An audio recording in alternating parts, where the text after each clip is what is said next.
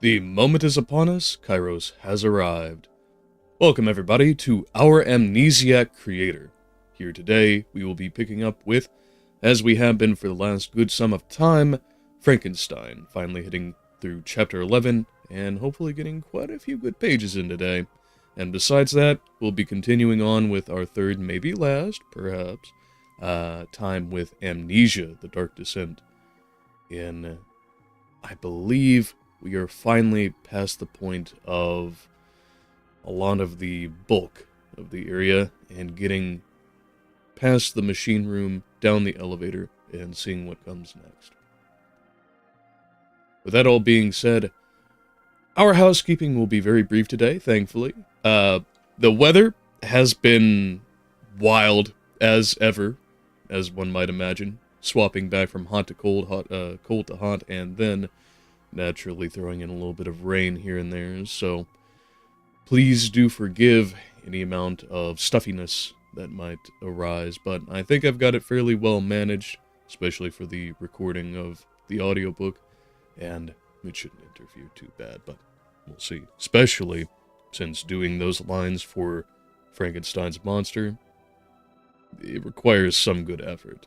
But between warm-ups and some delightful hot tea as ever, I think we'll manage. But speaking of the focus of today with Frankenstein, let's get right over into it.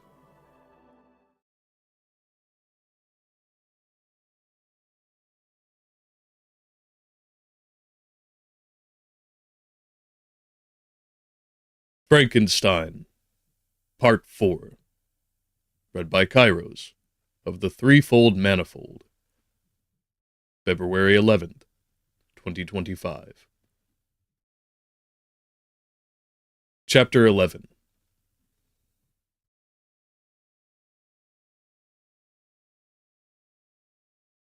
It is with considerable difficulty that I remember the original era of my being. All the events of that period appear confused and indistinct.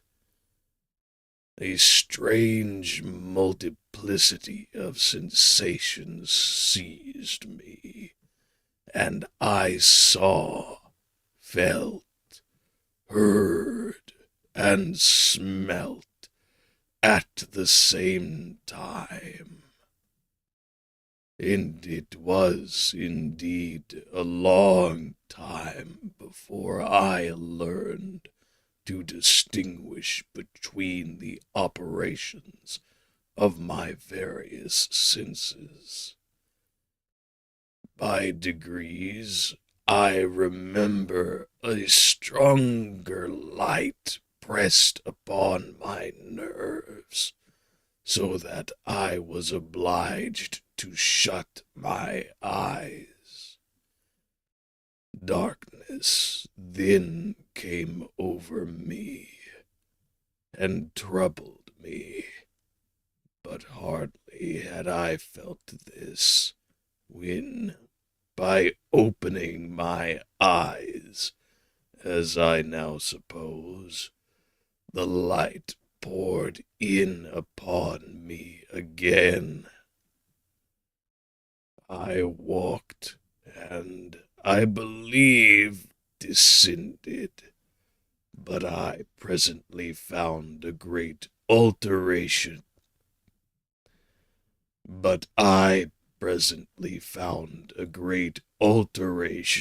In my sensations. Before, dark and opaque bodies had surrounded me, impervious to my touch or sight. But I now found that I could wander on at liberty, with no obstacles which I could not either surmount or avoid. The light became more and more oppressive to me, and the heat wearying me as I walked, I sought a place where I could receive shade. This was the forest near Ingolstadt, and here I lay by the side of a brook resting from my fatigue until I felt tormented by hunger and thirst. This roused me from my state, and I ate some berries which I found hanging on the trees or lying on the ground. I slaked my thirst at the I slaked my thirst at the brook, and then, lying down, was overcome by sleep. It was dark when I awoke.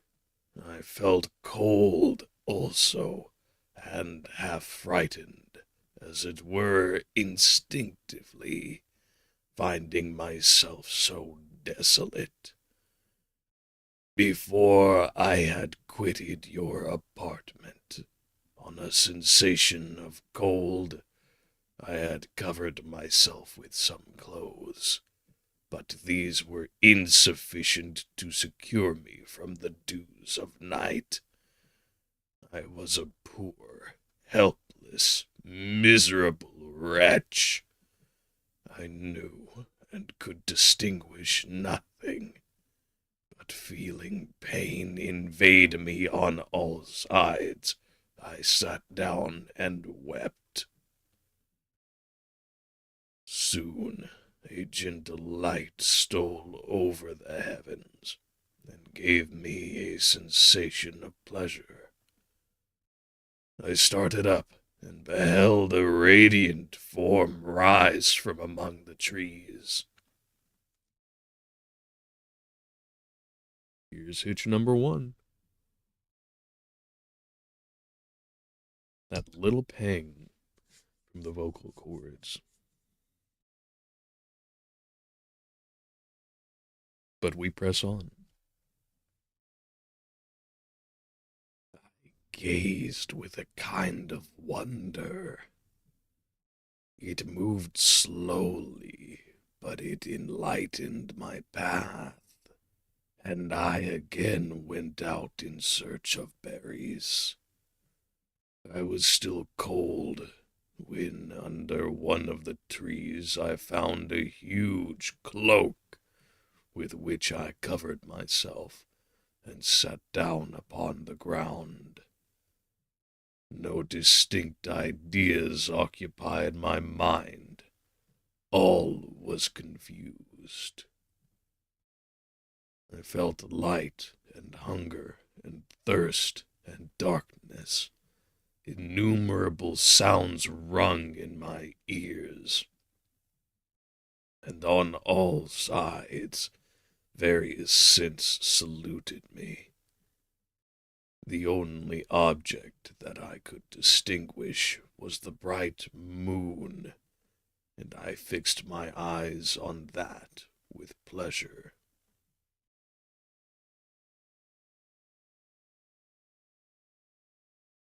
Several changes of day and night passed, and the orb of night had greatly lessened, when I began to distinguish my sensations from each other. I gradually saw plainly the clear stream that supplied me with drink, and the trees that shaded me with their foliage.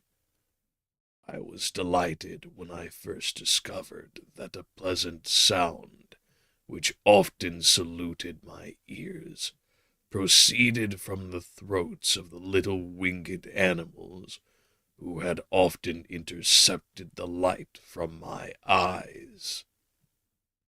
I began also to observe with greater accuracy the forms that surrounded me, and to perceive the boundaries of the radiant roof of light which canopied me. Sometimes I tried to imitate the pleasant songs of the birds, but was unable.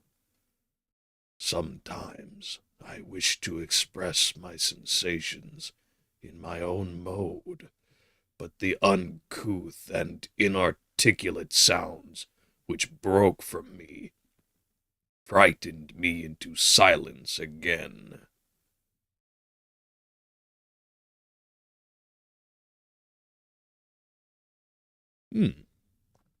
Good night, Indigo. Well, I'm quite glad to have you, even if I am vocalizing the soundtrack of your drive.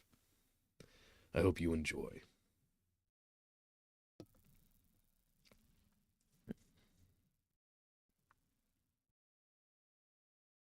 The moon had disappeared from the night, and again, with a lessened form, showed itself, while I still remained in the forest.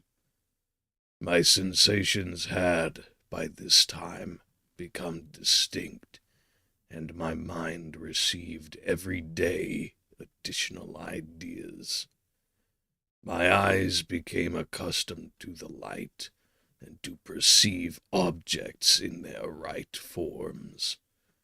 I distinguished the insect from the herb, and by degrees one herb from another. I found that the sparrow uttered none but harsh tones, whilst those of the blackbird and thrush were sweet and enticing. One day, when I was oppressed by cold, I found a fire which had been left by some wandering beggars, and was overcome with delight at the warmth I experienced from it. In my joy, I thrust my hand into the live embers, but quickly drew it out again with a cry of pain. How strange, I thought, that the same should produce such opposite effects. I examined the materials of the fire, and to my joy found it to be composed of wood. I quickly collected some branches, but they were wet and would not burn. I was pained at this, and sat still watching the operation of the fire. The wet wood which I had placed near the heat dried, and itself became inflamed. I reflected on this, and by touching the various branches, I discovered the cause, and busied myself in collecting a great quantity of wood, that I might dry it, and have a plentiful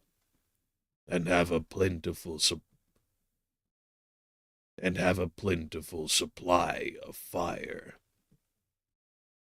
When night came on, and brought sleep with it, I was in the greatest fear lest my fire should be extinguished.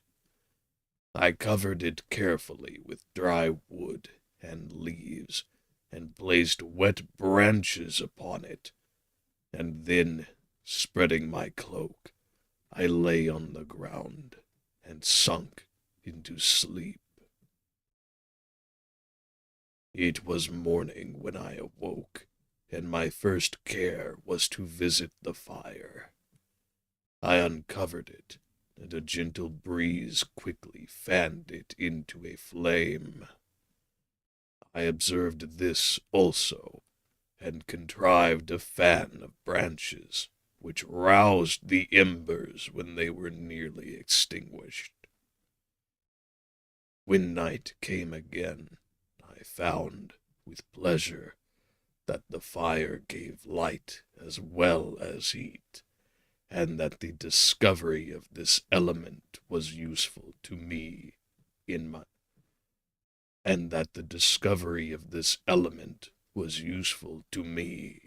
food, for I found some of the offals that the travelers had left had been roasted, and tasted much more savory than the berries I gathered from the trees.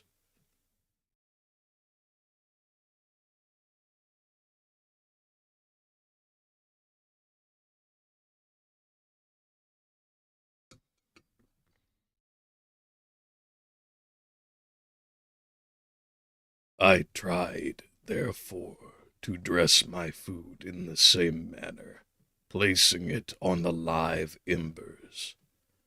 I found that the berries were spoiled by this operation, and the nuts and roots much improved. Food, however, became scarce, and I often spent the whole day searching in vain for a few acorns to assuage the pangs of hunger. When I found this, I resolved to quit the place that I had hitherto inhabited, to seek for one where the few wants I experienced would be more easily satisfied. In this immigration, I exceedingly lamented the loss of the fire which I had obtained through accident, and knew not how to reproduce it.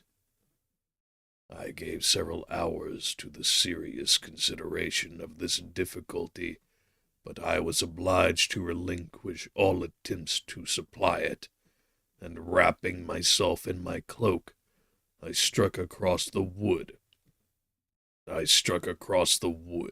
Towards the setting sun. I passed 3 days in these rambles, and at length discovered the open country. A great fall of snow had taken the place. A great fall of snow had taken place the night before, and the fields were of one uniform white.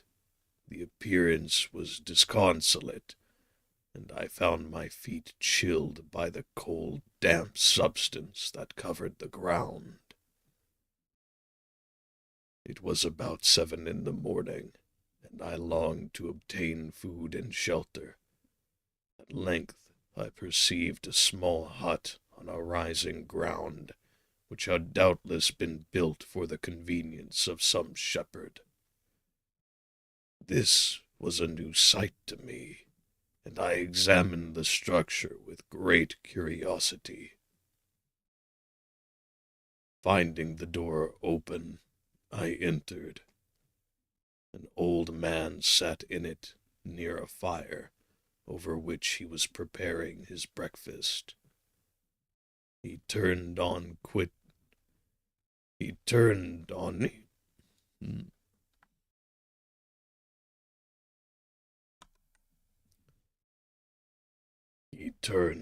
hearing a noise, and perceiving me, shrieked loudly, and, quitting the hut, ran across the fields with a speed of which his debilitated form hardly appeared capable.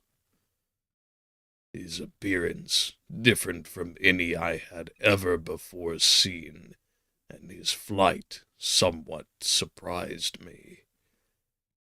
But I was enchanted by the appearance of the hut. Here the snow and rain could not penetrate. The ground was dry, and it presented to me then as exquisite and divine a retreat as pandemonium appeared to the demons of hell after their sufferings in the lake of fire. I greedily devoured the remnants of the shepherd's breakfast, which consisted of bread, cheese, milk, and wine. The latter, however, I did not like.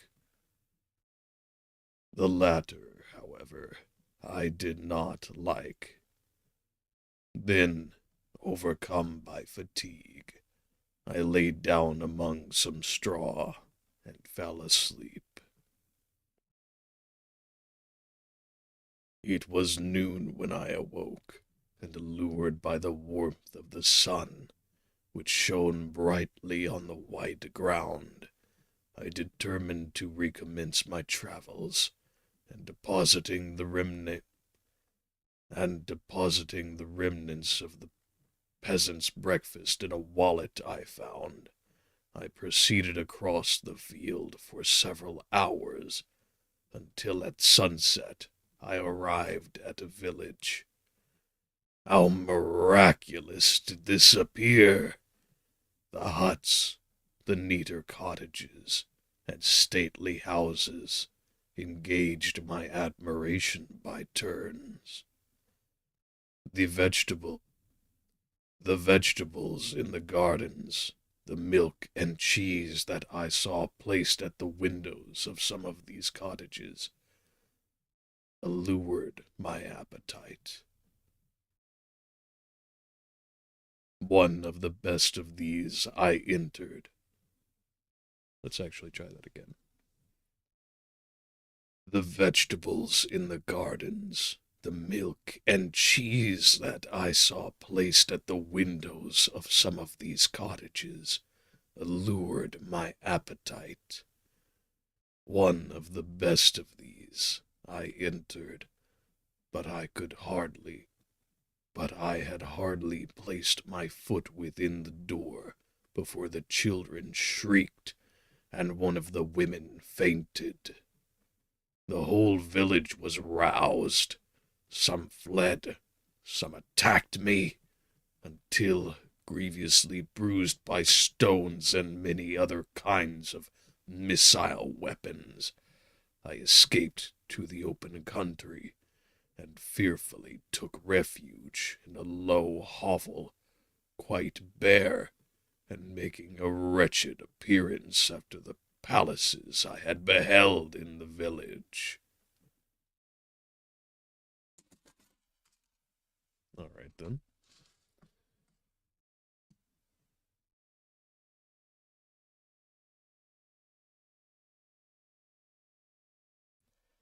Well, I suppose that lets me get another sip in anyway.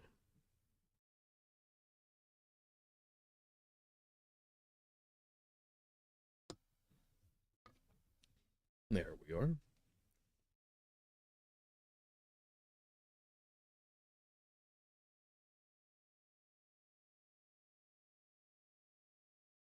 This hovel, however, joined a cottage of a neat and pleasant appearance, but after my late dearly bought experience, I dared not enter it. My my place of refuge was constructed of wood, but so low that I could with difficulty sit upright in it. No wood, however, was placed on the earth which formed the floor, but it was dry, and although the wind entered it by innumerable chinks, I found it an agreeable asylum from the snow and rain. Here, then, I retreated, and lay down happy to have found a shelter, however miserable, from the inclemency of the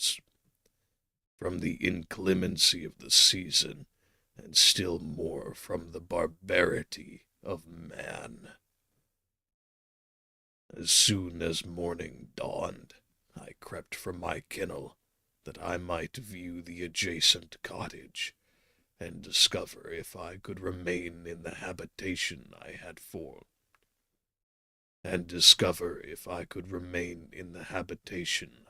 found.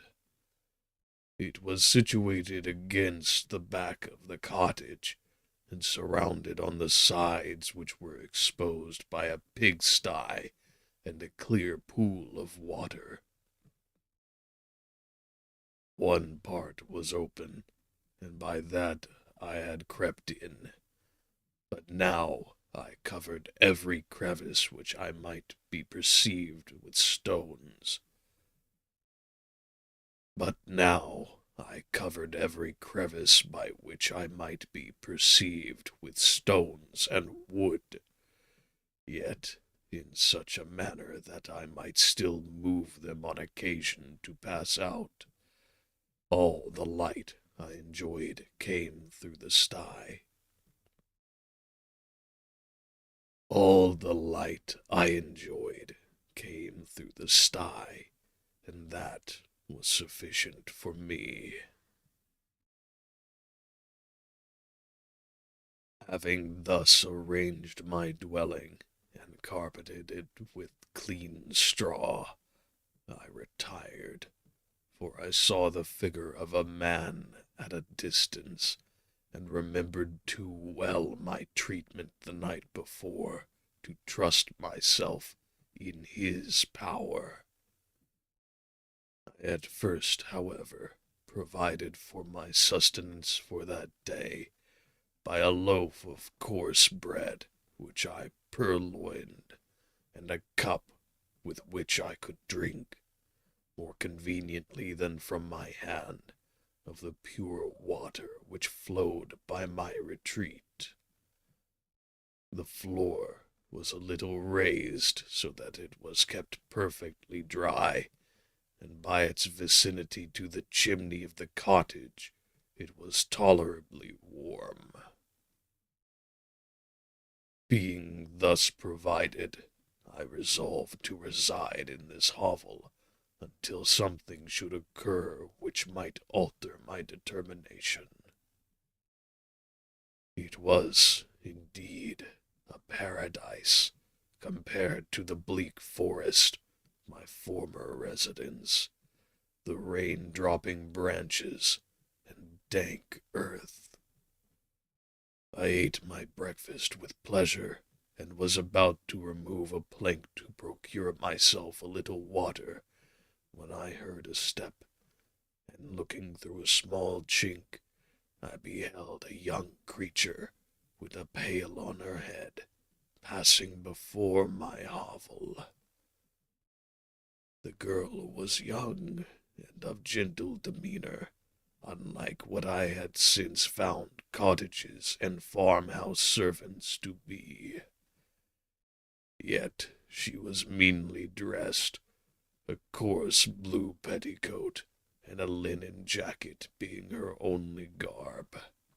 Her fair hair was plaited, but not adorned. She looked patient, yet sad.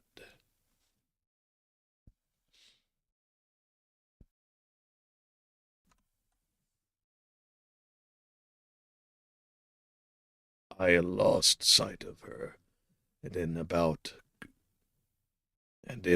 a quarter of an hour she returned, bearing the pail, which was now partly filled with milk. As she walked along, seemingly incommoded by the burden, a young man met her, whose countenance expressed a deeper despondence.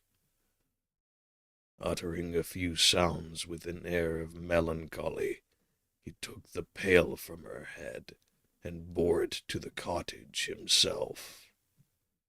She followed, and they disappeared. Presently I saw the young man again, with some tools in his hand, cross the field behind the cottage, and the girl was also busied, sometimes in the house, and sometimes in the yard.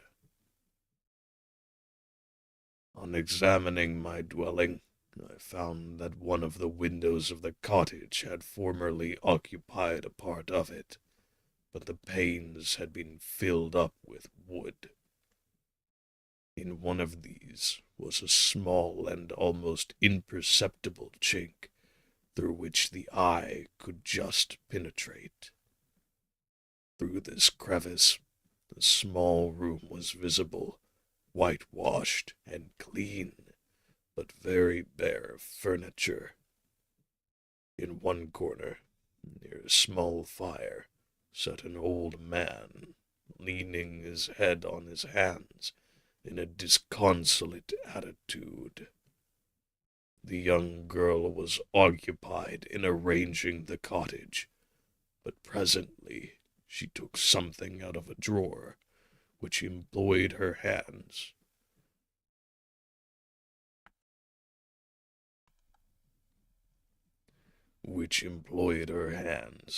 And she sat down beside the old man, who, taking up an instrument, began to play, and to produce sounds sweeter than the voice of the thrush or the nightingale.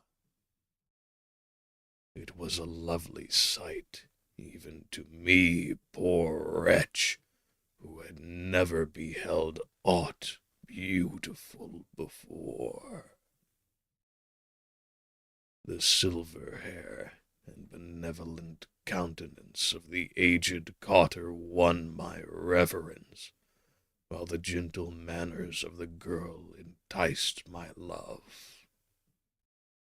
He played a sweet, mournful air, which I perceived drew tears from the eyes of his amiable companion, of which the old man took no notice until she sobbed audibly.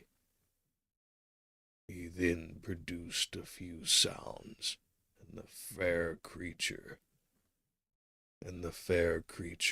leaving her work, knelt at his feet. He raised her and smiled with such kindness and affection that I felt sensations of a peculiar and overpowering nature. They were a mixture of pain and pleasure, such as I had never before experienced, either from hunger or cold, warmth or food, and I withdrew from the window, unable to bear these emotions. Soon after this, the young man returned, bearing on his shoulders a load of wood. The girl met him at the door, helped to relieve him of his burden, and taking some of the fuel into the cottage, placed it on the fire. Then she and the youth went apart into a nook of the cottage, and he showed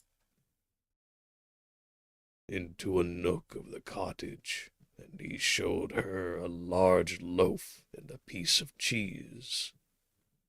She seemed pleased, and went into the garden for some roots and plants, which she placed in water, and then upon the fire. She afterwards continued her work, whilst the young man went into the garden, and appeared busily employed in digging, in pulling up roots. After he had been employed thus about an hour, the young woman joined him, and they entered the cottage together. The old man had, in the meantime, been pensive, but on the appearance of his companions, he assumed a more cheerful air, and they sat down to eat. The meal was quickly dispatched. The young woman was again occupied in arranging the cottage. The old man walked before the cottage in the sun for a few minutes. The young woman was again occupied in arranging the cottage. The old man walked before the cottage in the sun for a few minutes, leaning on the arm of the youth. Nothing could exceed in beauty the contrast between these two excellent creatures. One was old, with silver hairs, and a countenance beaming with benevolence and love. The younger was slight and graceful in his vigor, and his features were molded with the finest symmetry, yet his eyes and attitude expressed the utmost sadness and despondency. The old man returned to the cottage, and the youth, with tools different from those he had used in the morning, directed his steps across the fields. Night quickly shut in, to my extreme wonder, I found that the cottagers had a means of prolonging light by the use of tapers. Was delighted to find that the setting of the sun did not put an end to the pleasure I had experienced in watching my human neighbors. In the evening, the young girl and her companion were employed in various occupations which I did not understand, and the old man again took up the instrument which produced the divine sounds that had enchanted me in the morning. So soon as he had finished, the youth began, not to play, but to utter sounds that were monotonous, neither resembling the harmony of the old man's instrument, nor the songs of the birds. I since found that he read aloud, but at that time I knew nothing of the science of words or letters.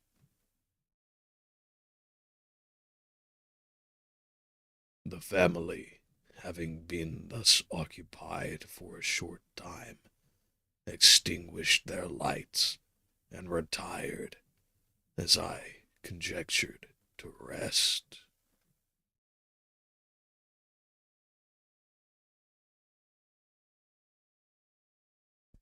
Okay. Well, I am going to refill my tea quickly, and then we are going to get into the recap.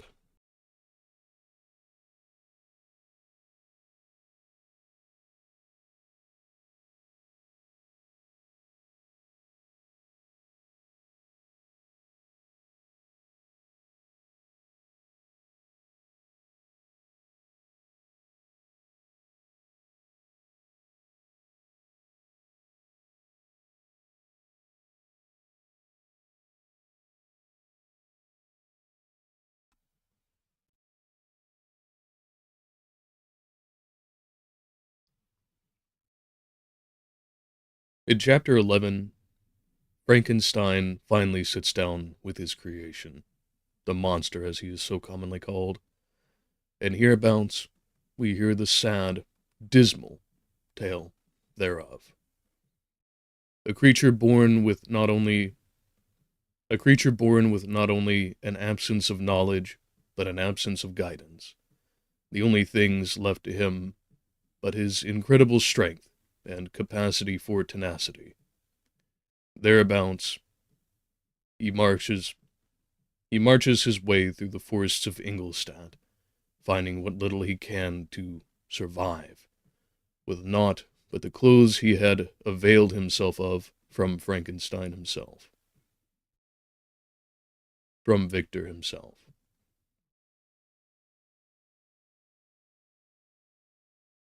In the forest, he becomes acquainted with all manner of things, from the dawning of the day to the falling of night.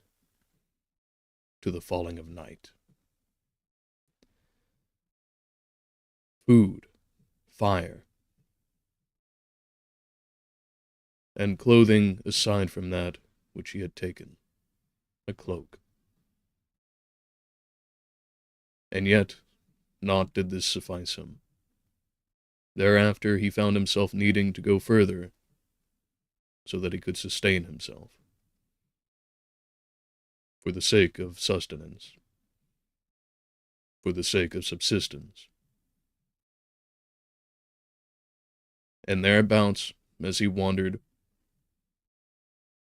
with very little familiarity, besides that of raw and unbridled nature. He encountered human beings. Each of them treated him, each of them regarded him as he was seen, not by what was inside. Not as the towering youth, which was bequeathed to him, and he yet at this point only still fostered.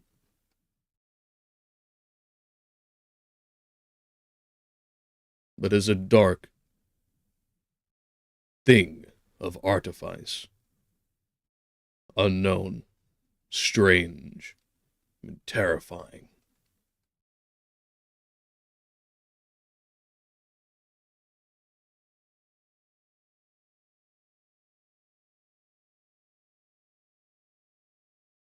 At one point, after attempting to make contact with the good village folk of the area, they, upon encountering him, began pelting him with all manner of things, from stones to whatever could be picked up and hurled. And upon such an assault, he fled and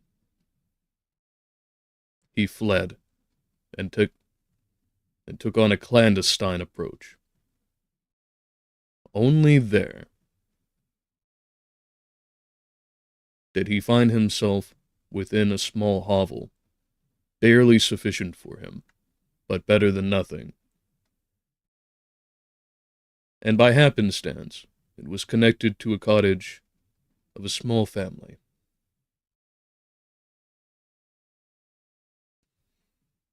Thus far described, a fair young woman, a hale young man, and an elder among them.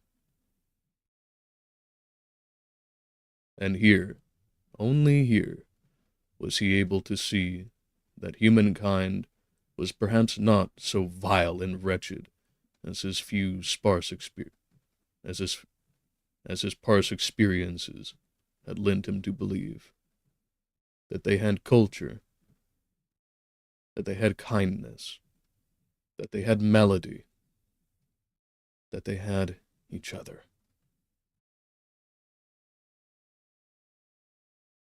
And with this very small window, through from his side of a dilapidated annex of the house to theirs, he begins to feel human.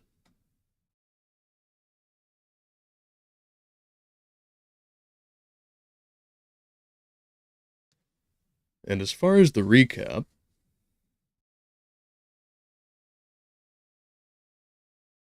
Chapter 11 provides, well, we tend to use that opening very often. Let's reformulate.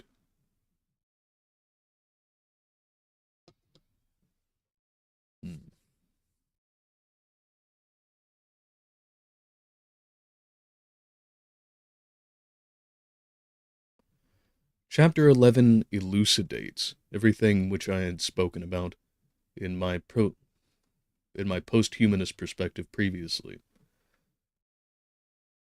That all of the features which we associate to humanity, sociality, solidarity, familiarity, and episteme, knowledge, each and every one of these is something that is a mere set of properties attained by the form of matter. And these forms of matter we call humans. Only by the fact that the essences, those properties aforesaid, are correlated distinctly with us. But they didn't simply arrive by happenstance or by exceptionality. If, and on the precipice of technology as we are today, not to mention familiarity with other species, with sufficient intelligence and cognitive capacities, all of these things, all of these essences we associate with humanity are portrayed as perhaps are portrayed as discreetly not limited to humans. And so the exceptionality of humanism and even transhumanism begins to evaporate.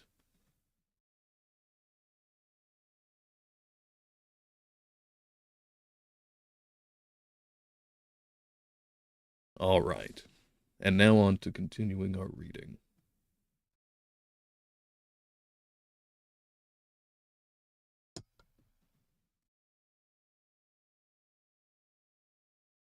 Chapter 12. I lay on my straw, but I could not sleep. I thought of the occurrences of the day. What chiefly struck me.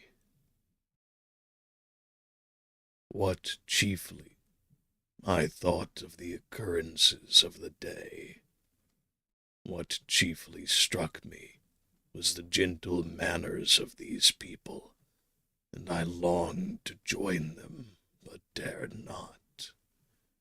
I remembered too well the treatment I had suffered the night before from the barbarous villagers, and resolved, whatever course of conduct I might hereafter think it right to pursue, that for the present I would remain quietly in my hovel, watching and endeavoring to discover the motives which influenced their actions. The cottagers arose the next morning before the sun. The young woman arranged the cottage and prepared the food, and the youth departed after the first meal.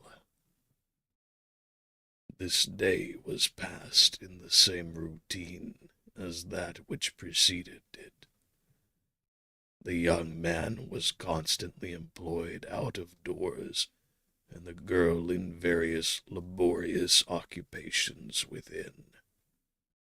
The old man, whom I soon perceived to be blind, employed his leisure hours on his instrument or in contemplation.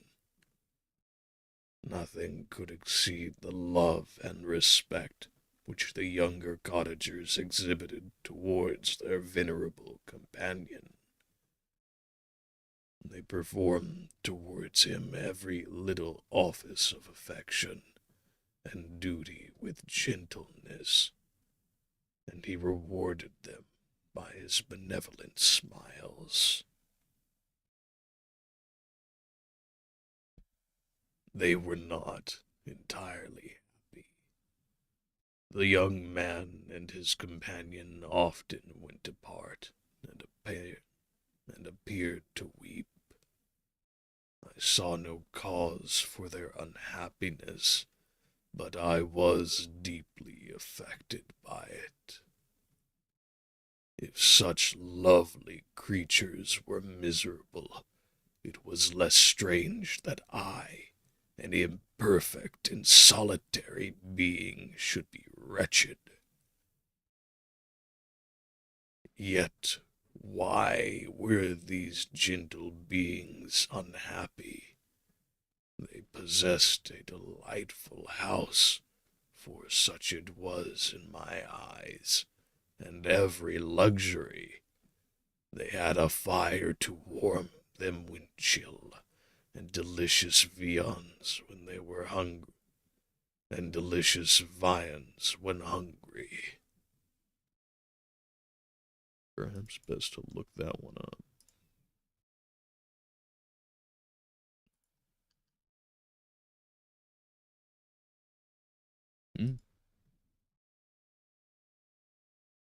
Oh, I seem to got it right.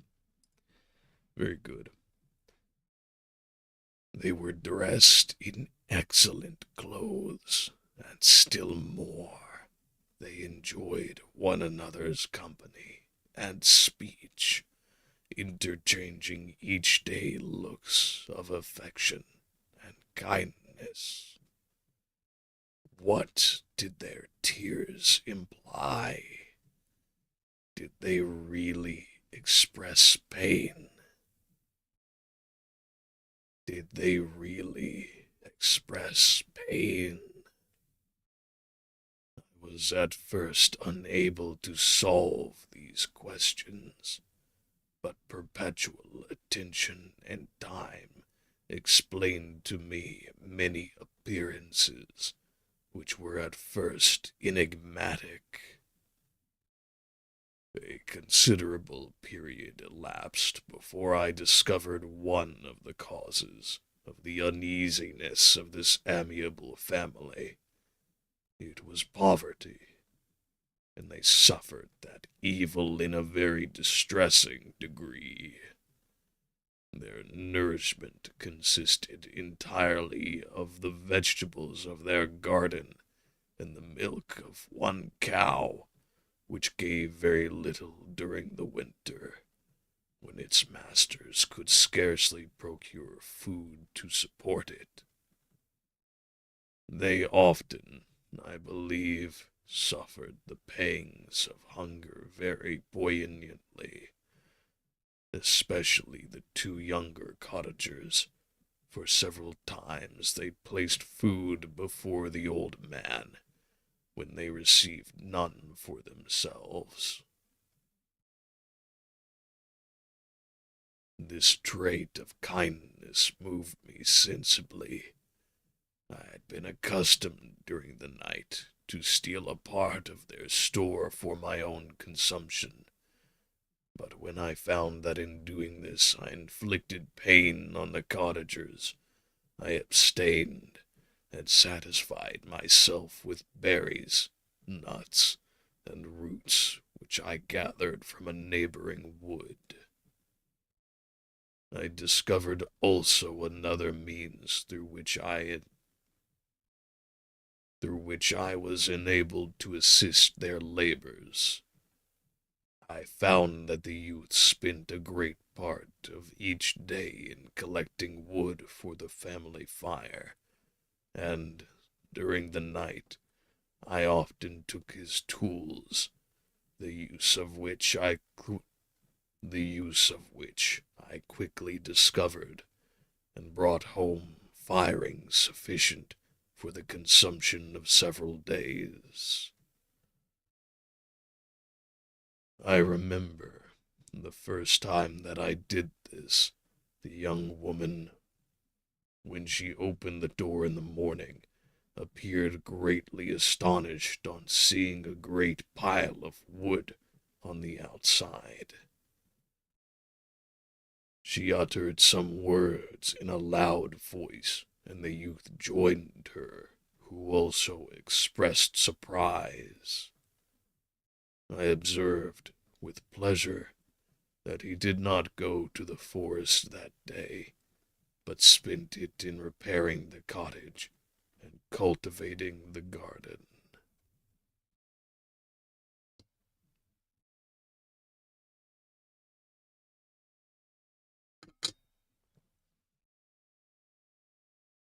By degrees, I made a discovery of still greater moment. I found that these people possessed a method of communicating their experiences. I found that these people possessed a method of communicating their experience and feelings to one another by articulate sounds. I perceived that the words they spoke sometimes produced pleasure or pain, smiles or sadness, in the minds and countenances of the hearers. This was indeed a godlike science, and I ardently desired to become acquainted with it. But I was baffled in every attempt I made for this purpose. Their pronunciation was quick, and the words they uttered, not having any apparent connection with visible objects, I was unable to discover any clue by which I could unravel the mystery of their reference. By great application, however, and after having remained during the space of several revolutions of the moon in my hovel, I discovered the names that were given to some of the most familiar objects of discourse. I learned and applied the words fire, milk, bread, and wood. I learned also the names of the cottagers themselves. The youth and his companion had each of them several names, but the old man had only one, which was father.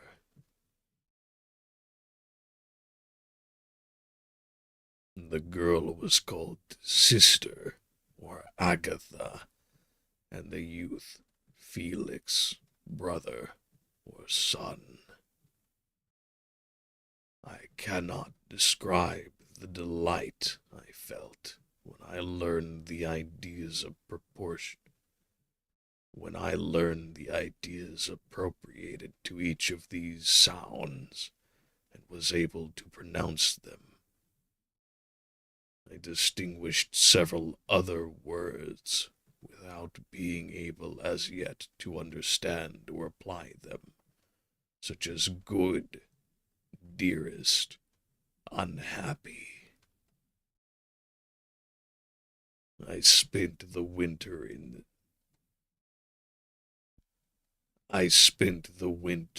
this manner. The gentle manners and beauty of the cottagers greatly endeared them to me. When they were unhappy, I felt depressed. When they rejoiced, I sympathized in their joys. I saw few human beings besides them.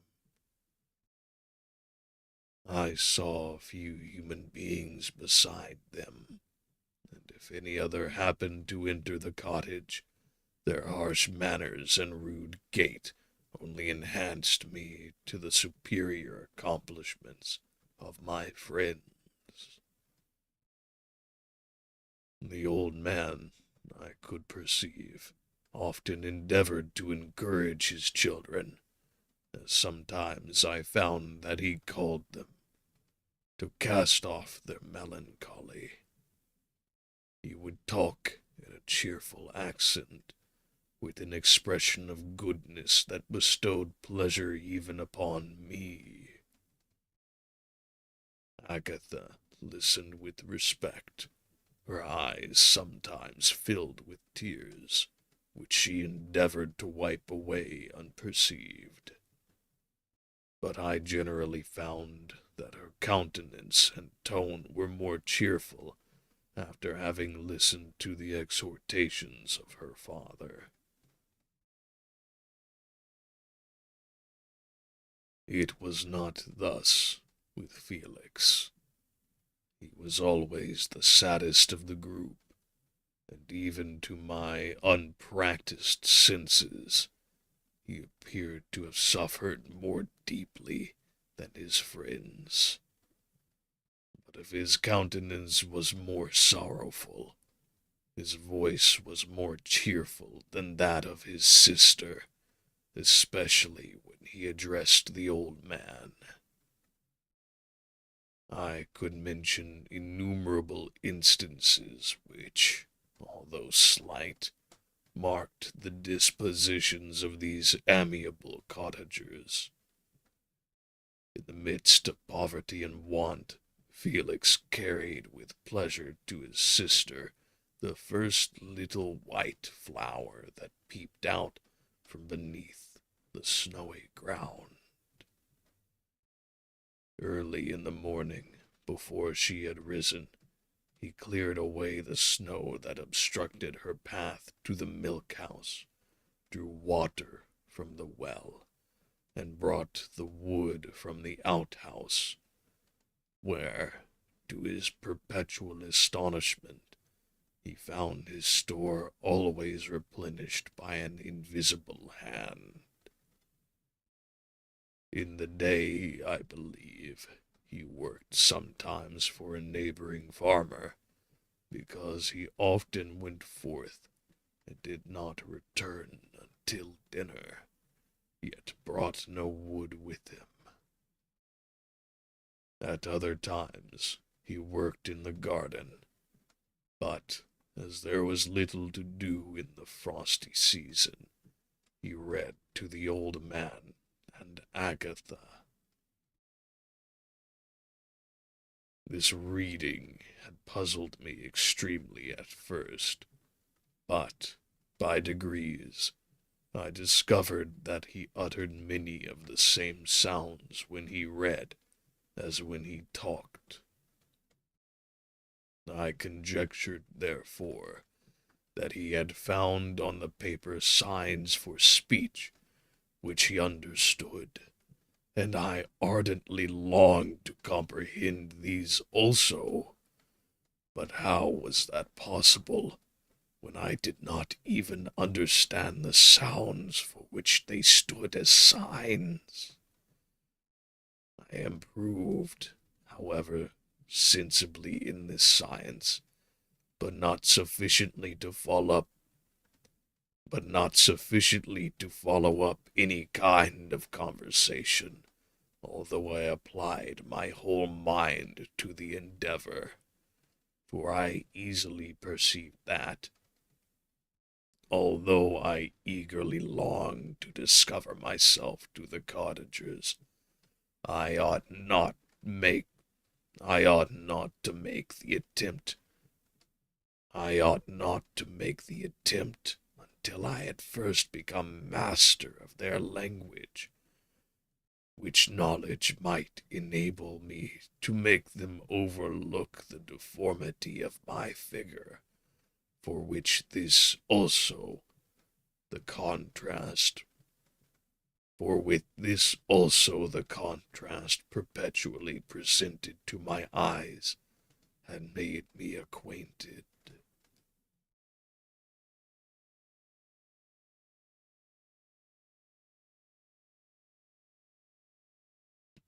I had admired the perfect forms of my cottagers, their grace, beauty, and delicate complexions. But how was I terrified when I viewed myself in a transparent pool!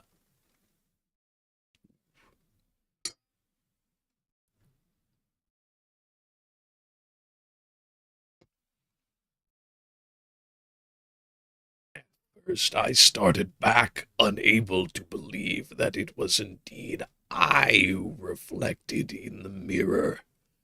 And when I became fully convinced that I was in reality the monster that I am, I was filled with the bitterest sensations of despondence and mortification. Alas! I did not yet entirely know the fatal effects of this miserable deformity.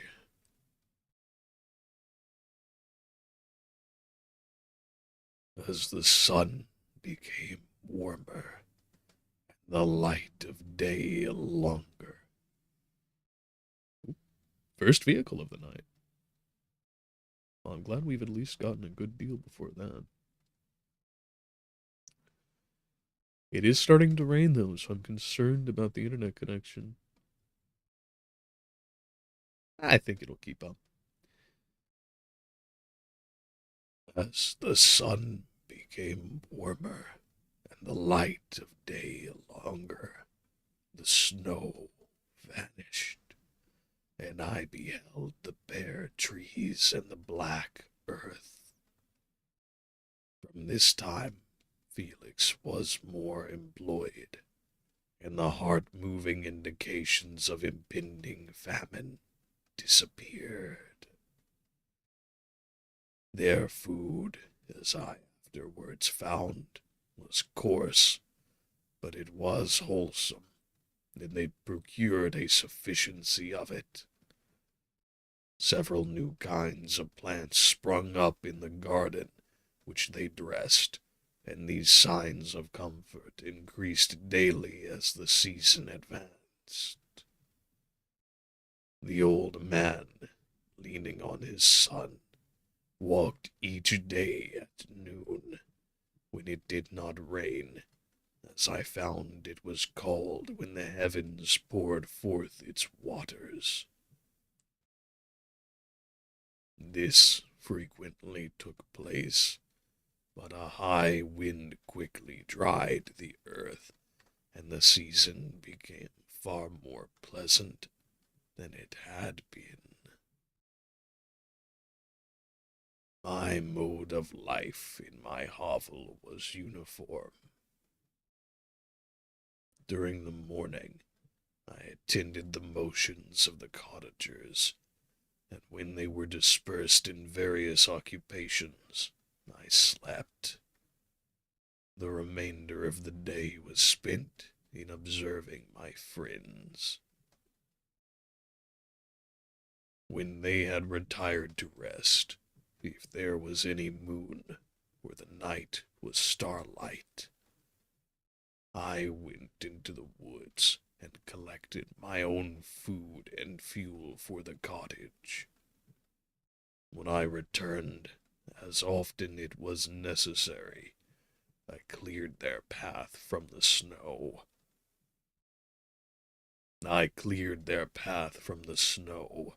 And performed those offices that I had seen done by Felix. I afterwards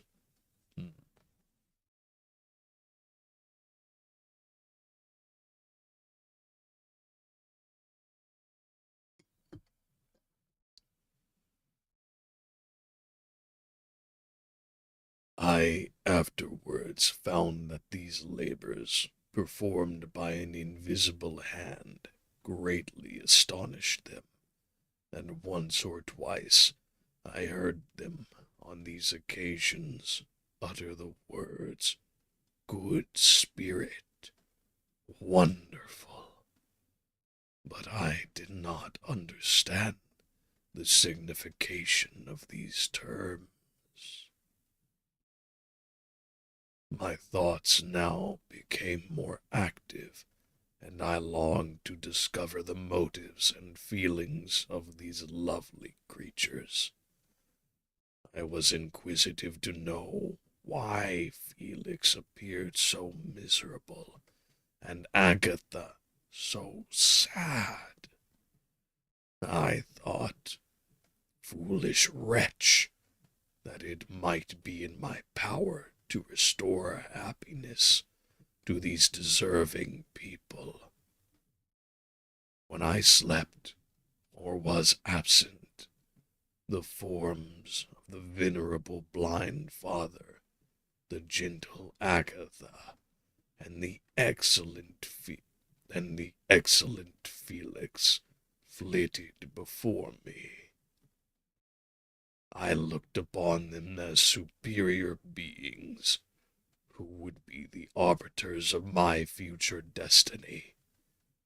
I formed in my imagination 1,000 pictures of presenting myself to them, and their reception of me. I imagined that they would be disgusted, until, by my gentle demeanor and consolating words, I should first win their favor, and afterwards their love. These thoughts exhilarated me, and led me to apply my fresh ardor to the acquiring the art of language. My organs were indeed harsh, but supple, and although my voice was very unlike the soft music of their tones,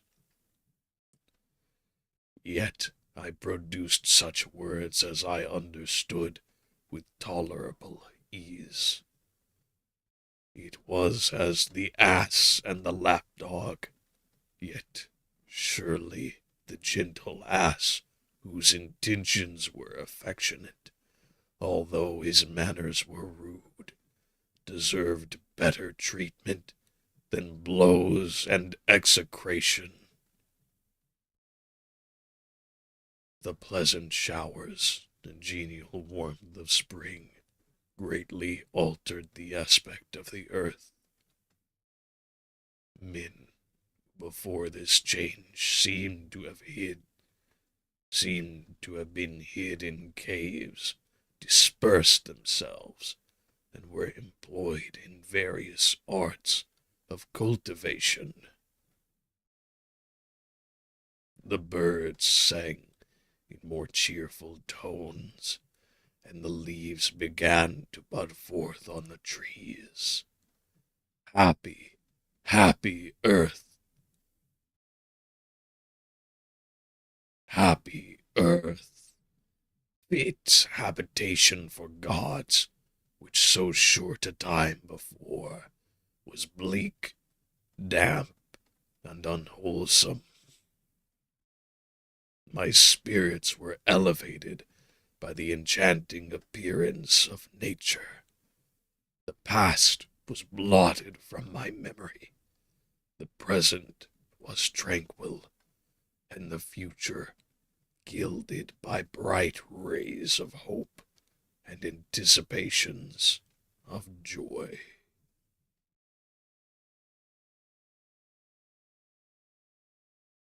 Ooh, started getting me there at the end. But man, we are making gangbusters progress.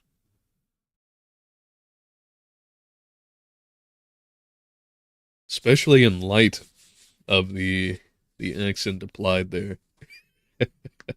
I really, really thought this was going to be quite the struggle, but I'm glad to see it is not so.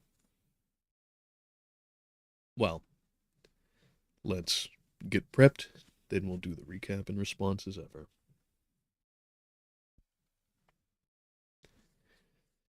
Okay. Hmm.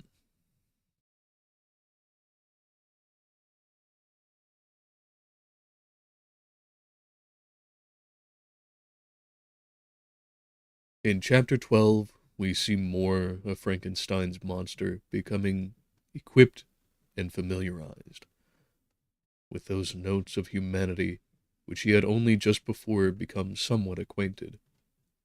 And furthermore, he's beginning to learn the language of human beings.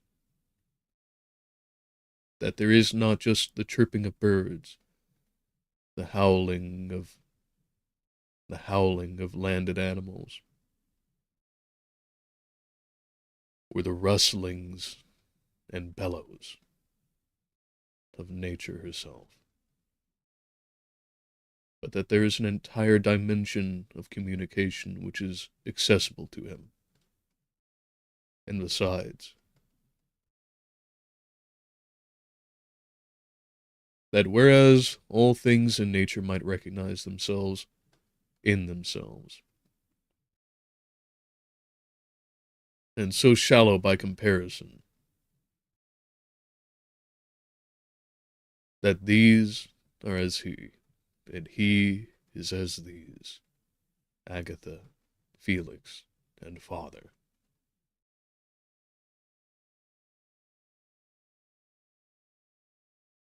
And that all of them might be not as a burden to one another as he had encountered with others, but not just boon, yet family.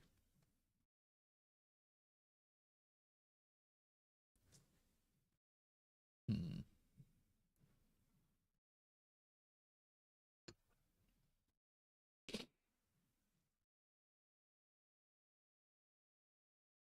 and in response.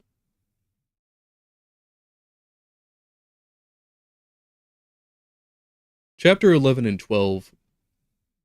In Chapter 12, we see... In Chapter 12, alongside 11, there was a great deal of... It felt, at least in my perspective, like this was the entire purpose of the book. And, given the preface that we encountered of Mary Shelley's words herself, I think that might be a fair suggestion.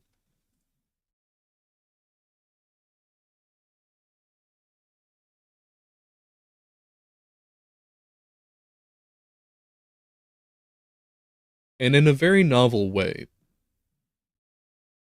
counter to what we experience in most presentations of monstrous figures, whether they have redeeming qualities or not.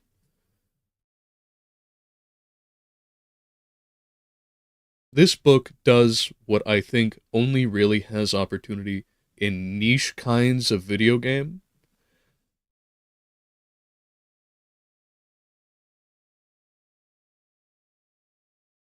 Meet movies, books, but especially tabletop role-playing games. In that,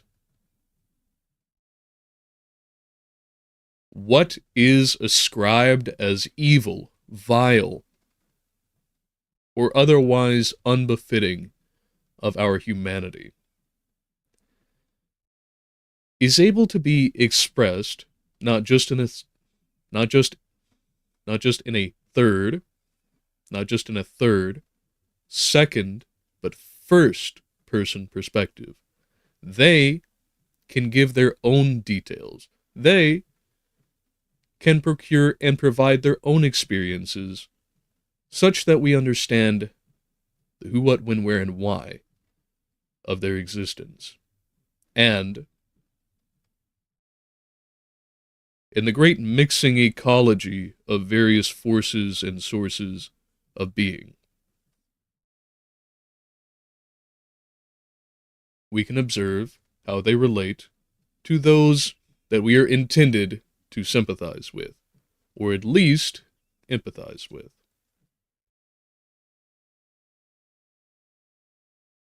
Or at least to associate with.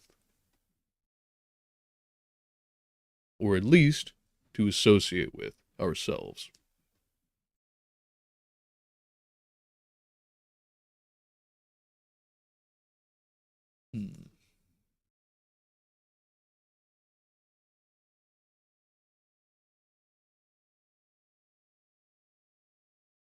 And while this might seem like a far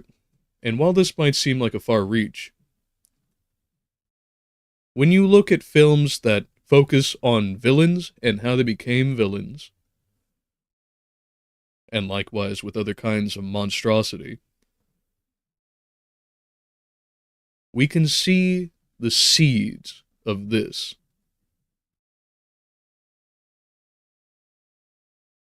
We can see the earliest seeds of this here, and displayed par excellence. Okay. And now, Chapter 13.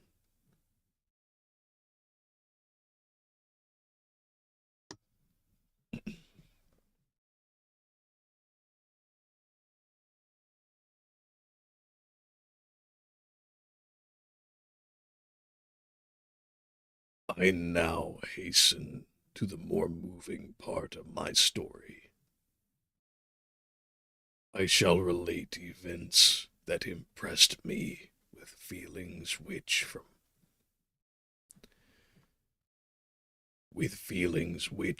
from what I had been have made me what I am. Spring advanced rapidly. The weather became fine, and the skies cloudless.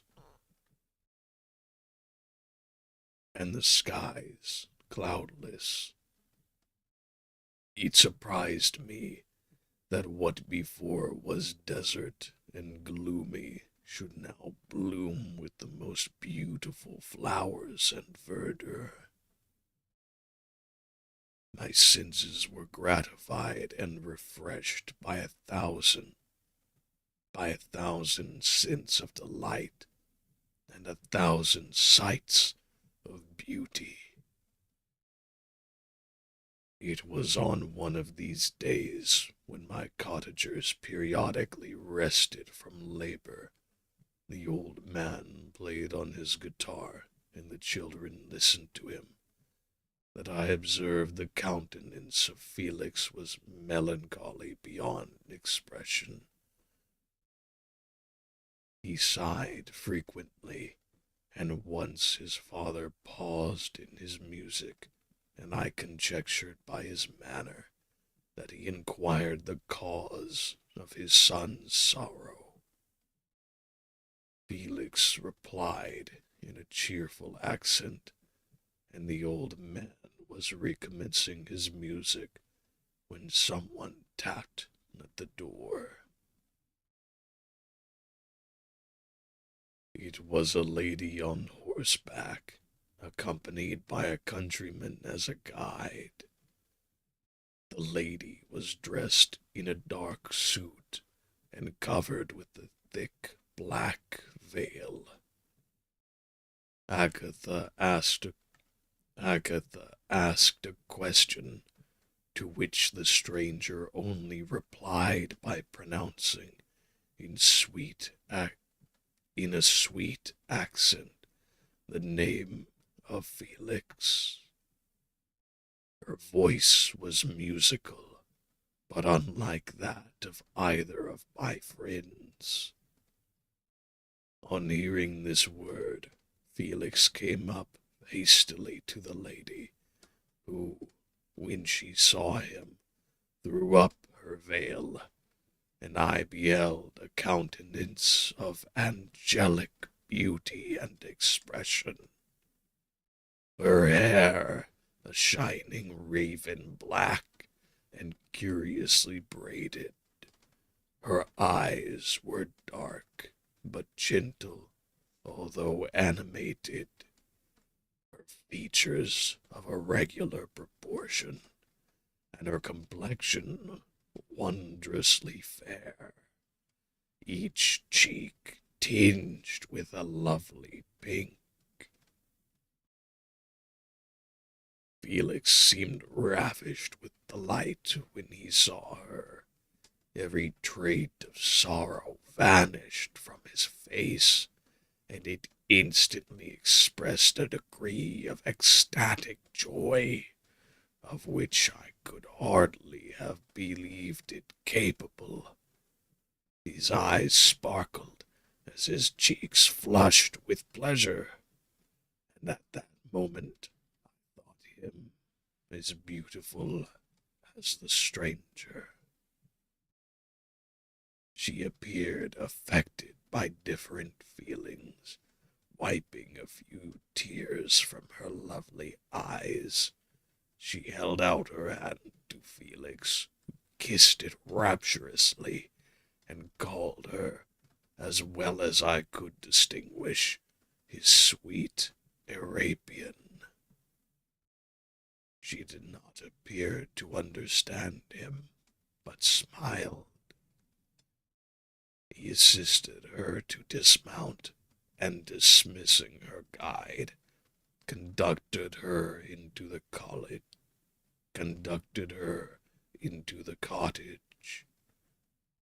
Some conversation took place between him and his father, and the stranger knelt at the old man's feet, and would have kissed his hand, but he raised her and embraced her affectionately. I soon perceived that although the stranger uttered articulate sounds, and appeared to have a language of her own, she was neither understood by, nor herself understood, the cottagers.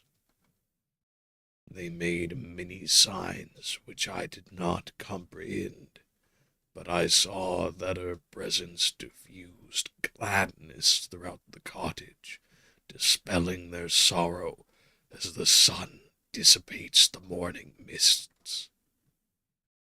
Felix seemed peculiarly happy, and with smiles of delight welcomed his Arabian.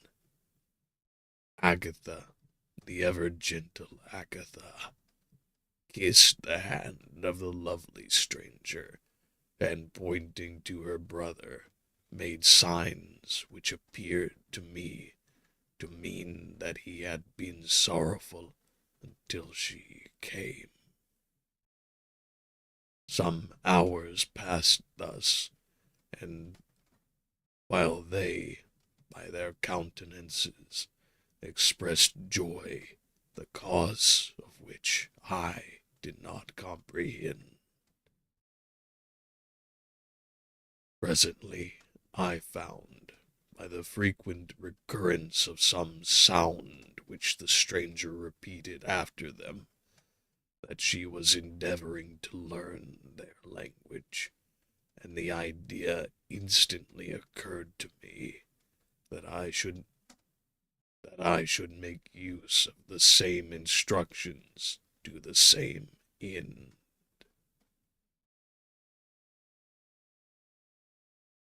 The stranger learned about 20 words at the first lesson, most of them, indeed, those which I had before understood, but I profited by the others. As night came on, Agatha and the Arabian retired early. When they separated, Felix kissed the hand of the stranger and said, "Good night, sweet Safie." He sat up much longer, conversing with his father, and by the frequent repetition of her name, I conjectured that their lovely guest was the subject of their conversation.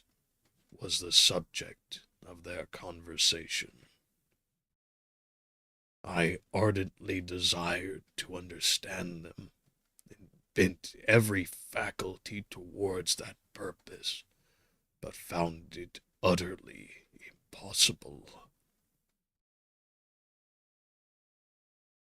The next morning, Felix went out to his work, and after the usual occupations of Agatha were finished, the Arabian sat at the feet of the old man, and, taking his guitar, played some airs so entrancingly beautiful that they at once drew tears of sorrow and delight from my eyes. She sang, and her voice flowed in a rich cadence, swelling or dying away like a nightingale of the woods. When she had finished, she gave the guitar to Agatha, who had first declined it. She played a simple air, and her voice accompanied it in sweet accents, but unlike the wondrous strain of the stranger.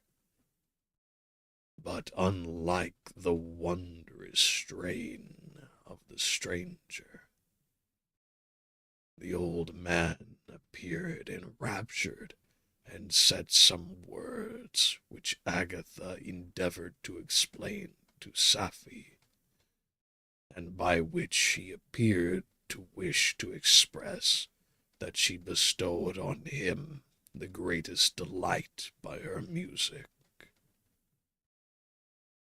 The days now passed as peaceably as before, with the sole alteration that joy had taken place of sadness, in the countenances of my friends.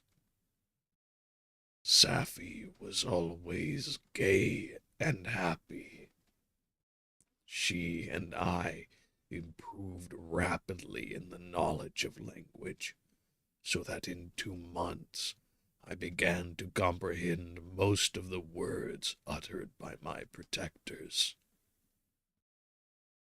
In the meanwhile, also, the black ground was covered with herbage, and the green banks interspersed with innumerable flowers, sweet to the scent and the eyes, stars of pale radiance among the moonlight woods. The sun became warmer, the nights clear and balmy, and my nocturnal rambles were an extreme pleasure to me. Although they were considerably shortened by the late setting and early rising of the sun, for I never ventured abroad during daylight, fearful of meeting with the same treatment I had formerly endured in the first village which I entered. My days were spent in close attention, that I might more speedily master the language, and I may boast that I improved more rapidly than the Arabian, who understood very little and conversed in broken accents, whilst I comprehended and could imitate almost every word that was spoken. While I improved in speech, I also learned the science of letters, as it was taught to the stranger, and this opened before me a wide field for wonder and delight.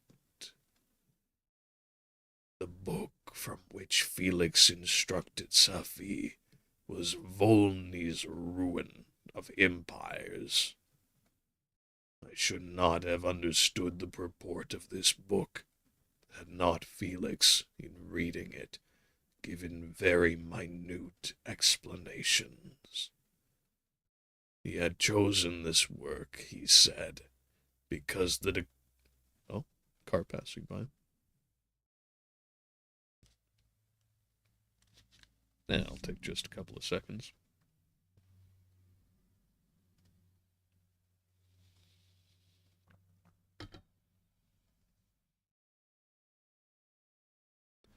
Always love it when they pass quickly.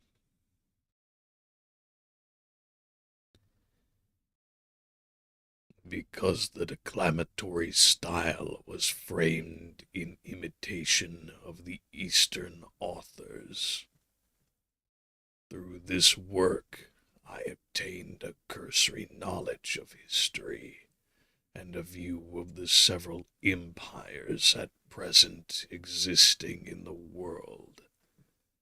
It gave me an insight into the manners, governments, and religions of the different nations of the earth.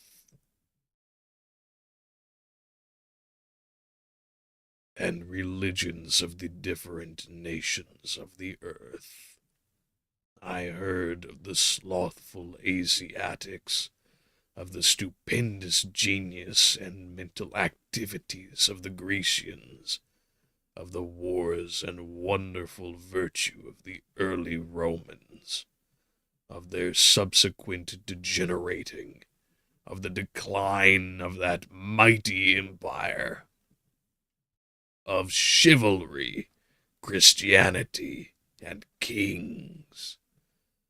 I heard of the discovery of the American hemisphere, and wept with Safie over the hapless fate of its original inhabitants. These wonderful narrations inspired me with strange feelings. Was man indeed at once so powerful, so virtuous, and magnificent, yet so vicious and base? he appeared at one time a mere scion of the evil principle, and at another as all that can be conceived of noble and godlike. To be a great and virtuous man appeared the highest honor that can befall a sensitive being. To be base and vicious, as many on record have been, appeared the lowest degradation, a condition more abject than that of the blind mole or harmless worm. For a long time, I could not conceive how one man could go forth to murder his fellow, or even why there were laws and governments. But when I heard details of vice and bloodshed, my wonder ceased, and I turned away with disgust and loathing. Every conversation of the cottagers now opened new wonders to me. While I listened to the instructions which Felix bestowed upon the Arabian, the strange system of human society was explained to me. I heard of the division of property, of immense wealth, and squalid poverty, of rank descent and noble blood. The words induced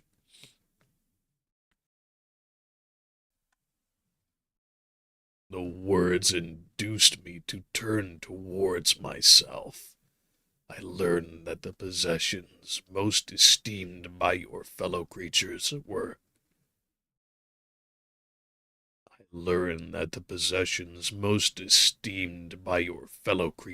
were high and unsullied descent, united with riches. A man might be respected with only one of these advantages, but without either he was considered, except in very rare instances, as a vagabond and a slave, doomed to waste his powers for the profits of the chosen few. And what was I? Of my creation and creator, I was absolutely ignorant, but I knew that I possessed no money, no friends, no kind of property. I was, besides, endued with a figure hideously deformed and loathsome. I was not even of the same nature as man. I was more agile than they, and could subsist upon coarser diet. I bore the extremes of heat and cold with less injury to my frame. My stature far exceeded theirs. When I looked around, I saw and heard of none like me. Was I then a monster, a blot upon the earth, from which all men fled, and whom all men disowned? I cannot describe to you the agony that these reflections inflicted upon me. I cannot describe to you the agony that these reflections inflicted upon me. I tried to dispel them, but sorrow only increased with knowledge. Oh, that I had forever remained in my native wood, nor known nor felt beyond the sensations of hunger, thirst, and heat. Of what a strange nature is knowledge.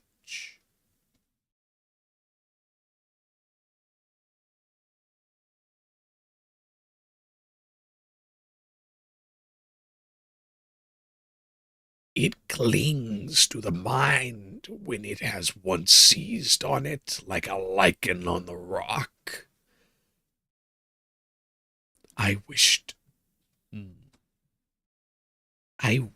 sometimes to shake off all thought and feeling, but I learned that there was but one means to overcome the sensation of pain, and that was death. A state which I feared yet did not understand.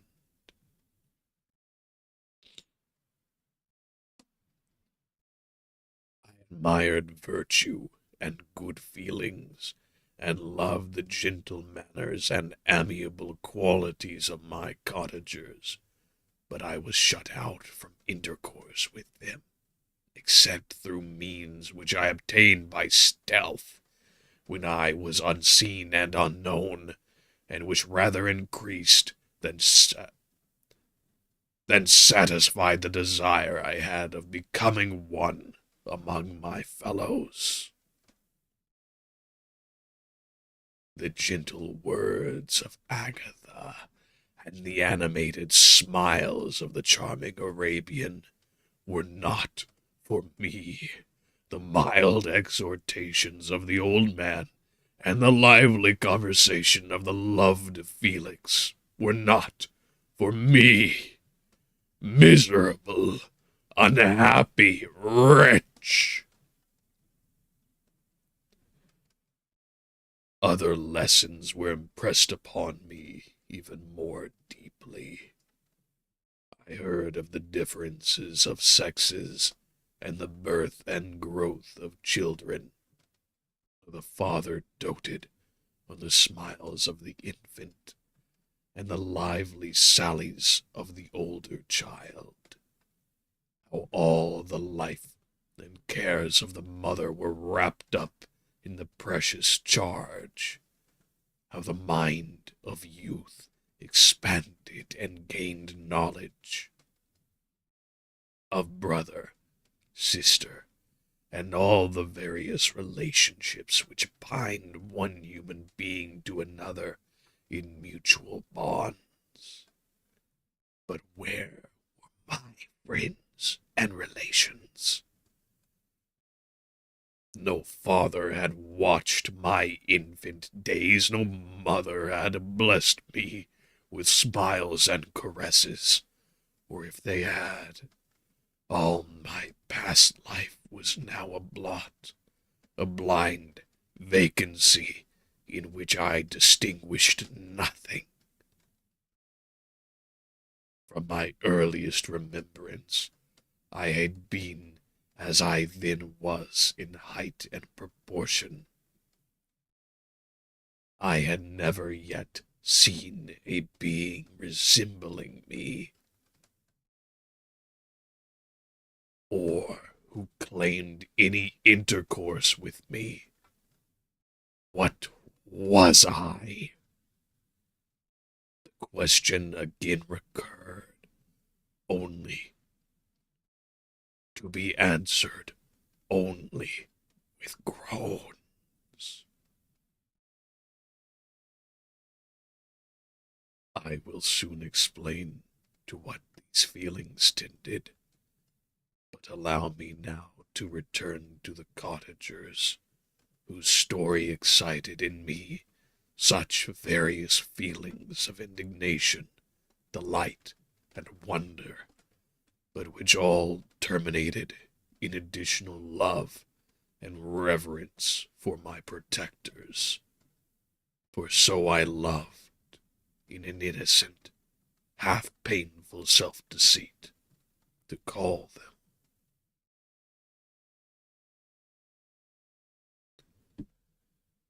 Okay.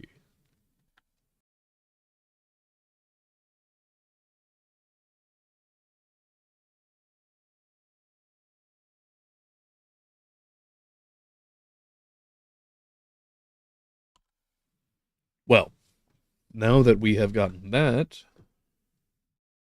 we are just about at the 2 hour mark, and I could probably get through like part of another chapter, if I pushed it, but neither have we the time, nor nor do I really want to strain beyond what I have. I admit. Hmm.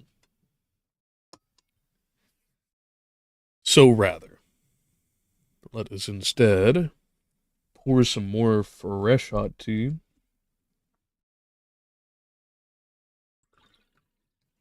And then we will get into the recap and response before we move over to Amnesia.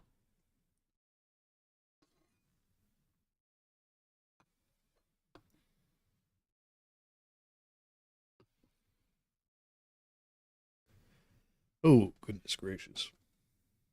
Hmm.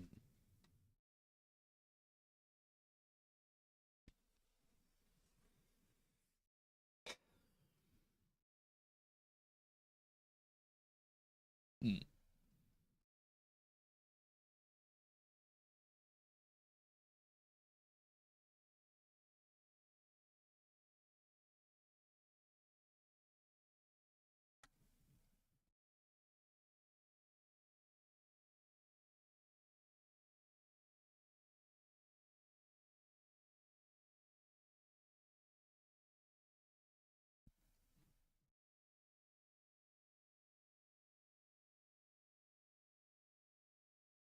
In chapter 13, in chapter 13, the unnamed monster finally sees not the bleak, sees not the bleak and precipitous times of winter in the forests surrounding Ingolstadt, but instead, but instead, spring. And there alongside, a new entrant to the family he had been staying next to. And as he in time comes to think of, alongside.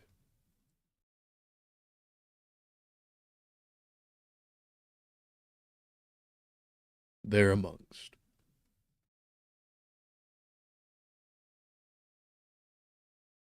Sophia, a yet little understood character in the course of the story,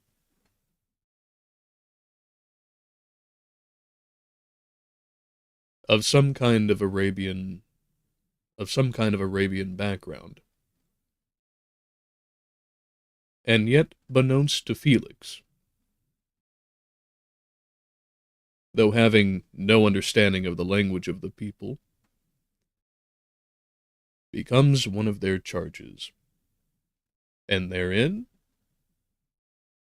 is taught not only a great sum of the language is taught not only a great sum of their language, but also a fairly thorough review of their history as they record it, of the virtuous and vicious characteristics of all humanity, of the highest nobility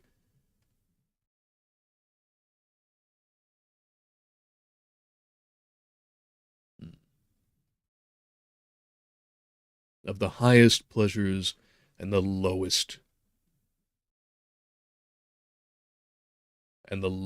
derelictions, of obscene wealth and miserable privation,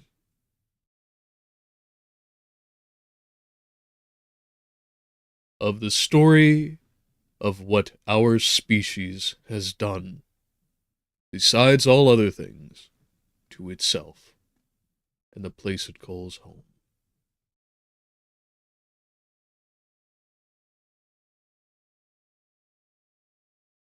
As the monster learns more and more of language, like the explosion of the Renaissance, his awareness of it all, his awareness that we are all in a story of our own, has awakened him. Not only to those whom he has called friend, yet never spoken a word to himself, but to what he is, and, more importantly, what he is not.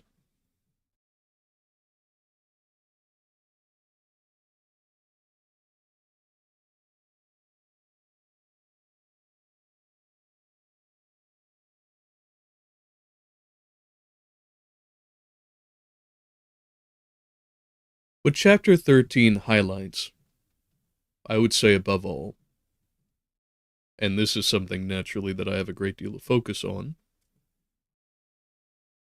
is the value of not just linguistics in abstract, but linguistics in concrete.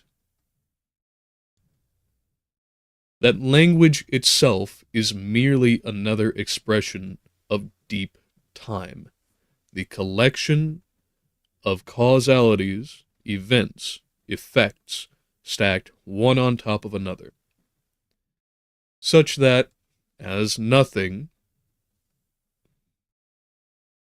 as everything itself is, in index to one another, language and the way that it is applied by any given communicator, be it the most minute of protobacteria to the most eloquent of rhetorician, each and every single instance of utterance and all of the things that it took to put them together had things that led thereto.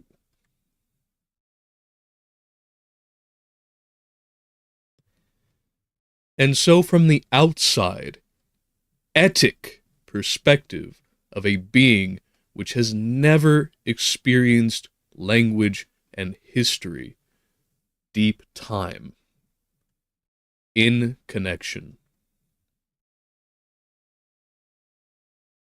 Not to mention all the things that are contained within this,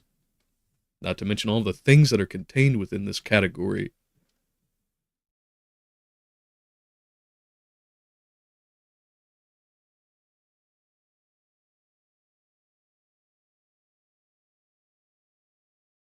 That this is the fundament, the foundation, the crux, the core, the root of all experience, of all second-order self-awareness.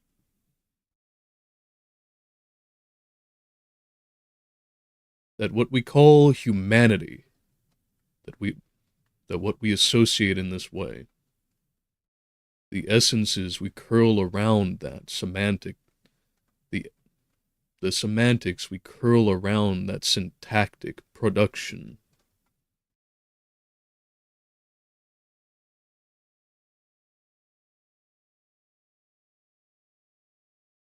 not only have ultimate reasons, but are in and of themselves representation chains that lead to more reasons.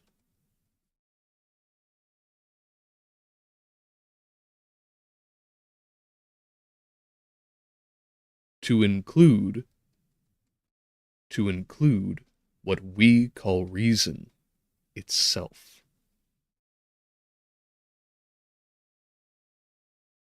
Okay. Hey, we're a couple minutes short.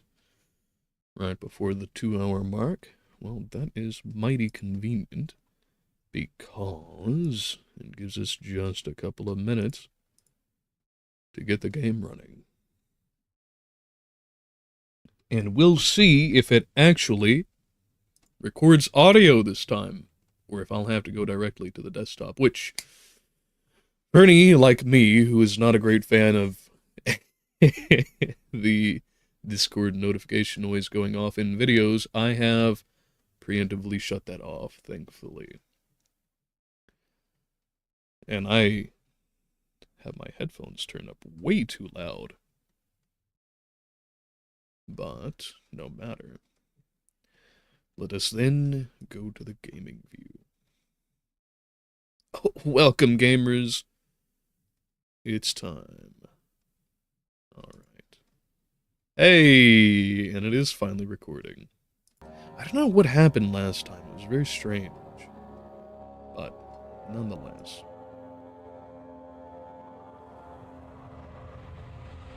And let's hope that we can remember our key bindings in the lot.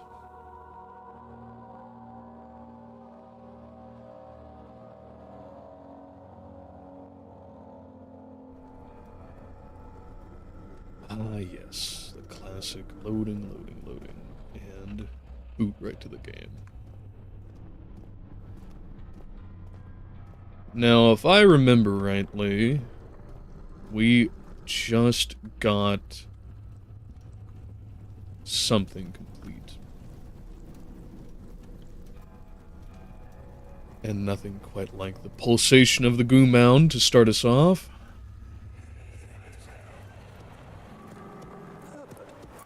How did we find this place?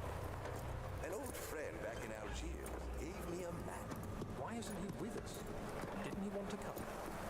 He wanted to, Daniel, but things don't always turn out the way we planned.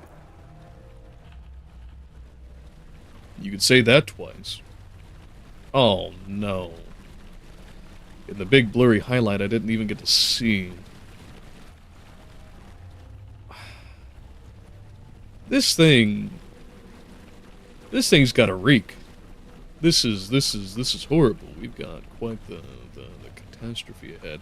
Specifically, and for no other reason than that where we had it before, we can no longer splash in the blood fountain. That's a miserable consequence. I can't believe they let this happen to us.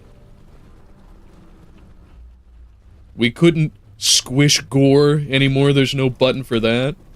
Now we can't even enjoy ourselves with the, what would you even call it? The tumor in our nice little fountain. How unfortunate. But we were just doing something upstairs. And I feel like... Yeah, okay.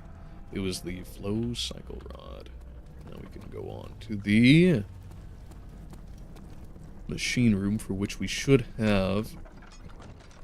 Hello? Should have one of those notes that lets us figure out which direction the flow needs to go. We have the cogs in place. Should still be fueled up with coal. I don't imagine they despawn that.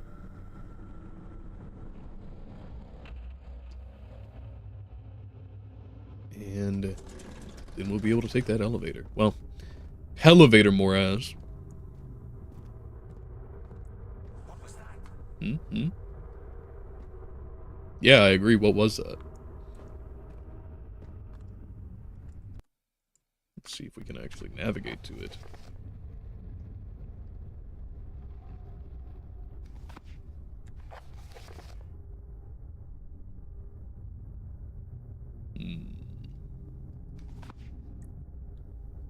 Okay. I should probably go ahead and say I rather suck at math. I'm gonna feel like a fool standing here and playing calculations in my head. Well, we already have one down at least. Let's assume we start from there. So we have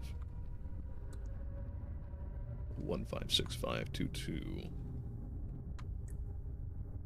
335124. Did I say 6? Okay, yeah.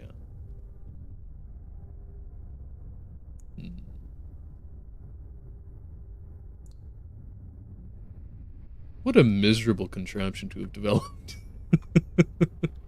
I say, they could have definitely done better, considering they had so much better down there with the cogs and all.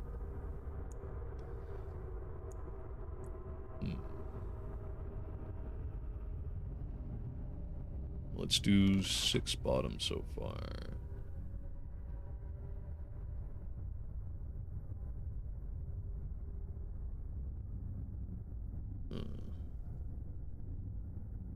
That's 8, 5, 6, 7, 8, 9, 10, 11. Yeah, that's quite too much. Let's go with smaller multiples first. So we have 4 over there, 5, 6. Throw you back up.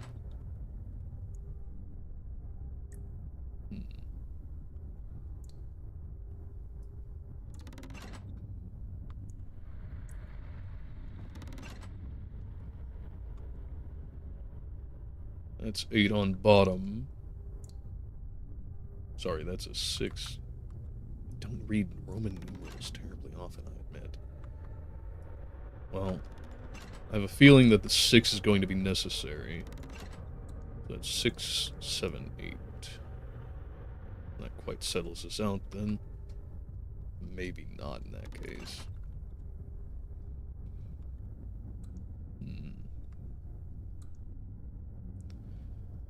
Starting with 2.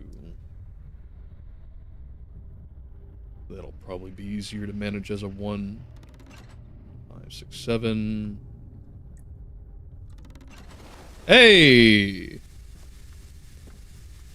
Well, that didn't take as long as I thought, but longer than I wished that it did. That's always the... and I immediately show myself the fool that I am. But that's always the way that it goes.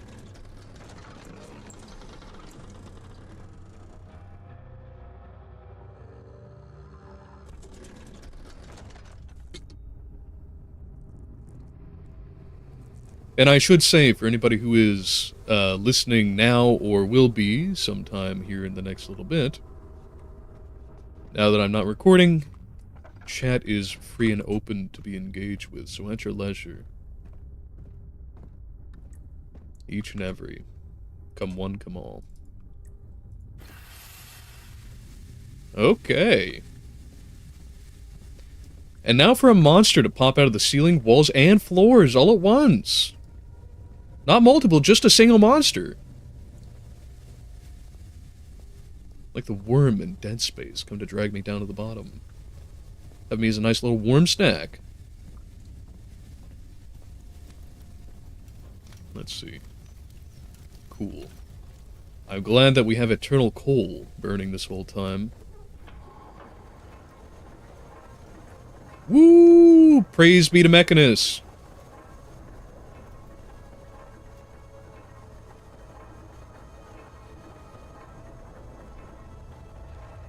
Okay. Well, my prediction was better than I thought it'd be, that's for sure. Ow. What the hell? I didn't even touch you. Oh, shit. Okay. Well, I guess that hitboxes don't matter for that one. It's gonna do what it's gonna do.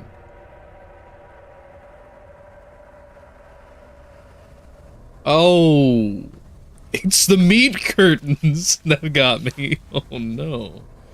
It's a great thing, in that case, that I have this great giant bottle of opiates. That will do me very well. I don't know why I came that way. Oh, you're in front of the door. It's like a big pile of dog shit that you can't scoot around. Hang on. There we go.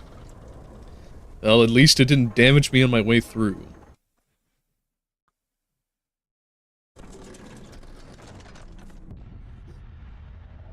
Okay, then.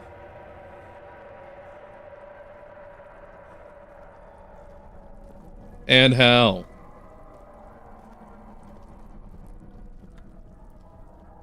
Oh. I had a quick moment of intrigue. I wanted to see... Might be back that way, but... Can't go there.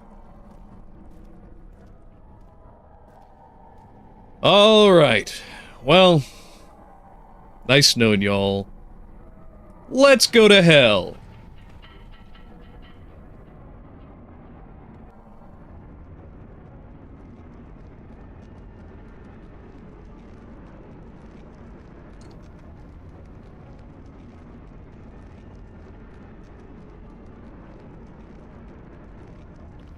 By the way, that line that just flashed on the screen, that is real.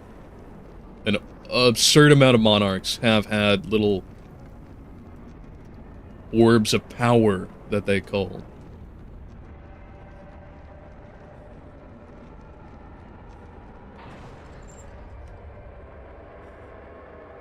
Hmm? Oh, boy.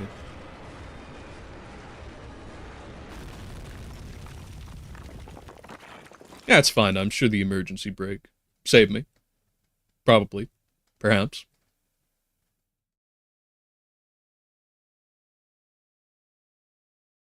This is actually really funny timing. The rain is starting to come down at the same time.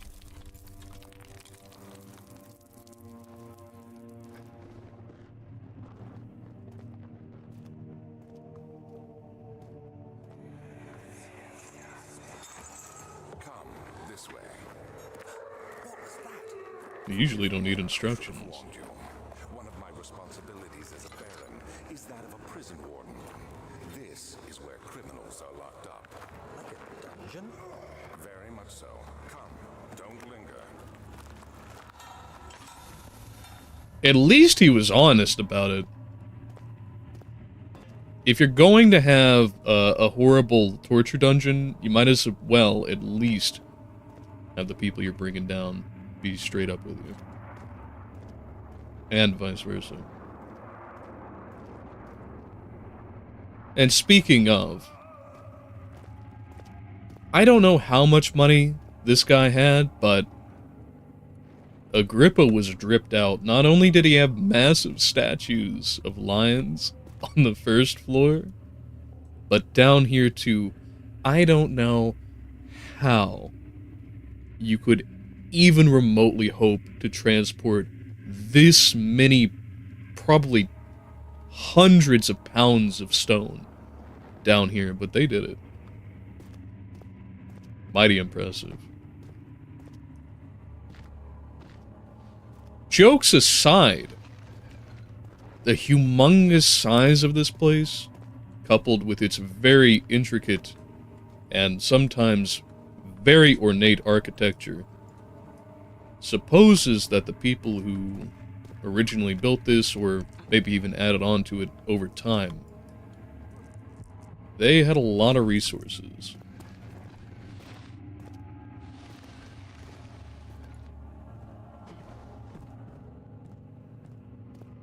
And in this way,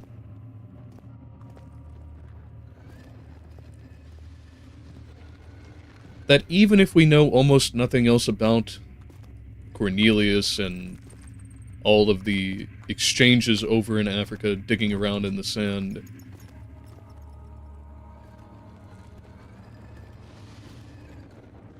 that not only is the owner himself powerful, but whatever he sees in this orb that we've uncovered is almost certainly just as, if not more.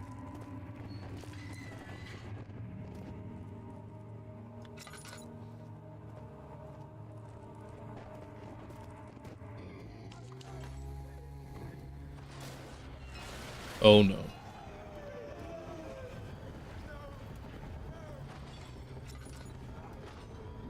I was super concerned that was for me. Hello? Lights? Please? Alright, I guess not. This is Monster Labyrinth, isn't it? I'm absolutely gonna get ruined down here.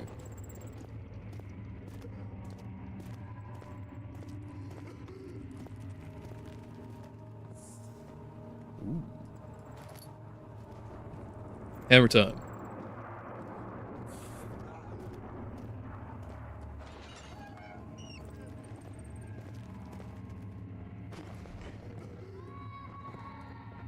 why you would allow one of your dungeoned individuals a bottle of oil. I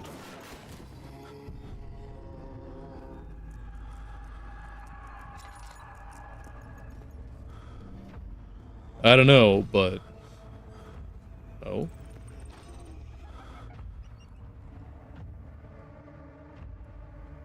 Will this do? Okay, I guess not.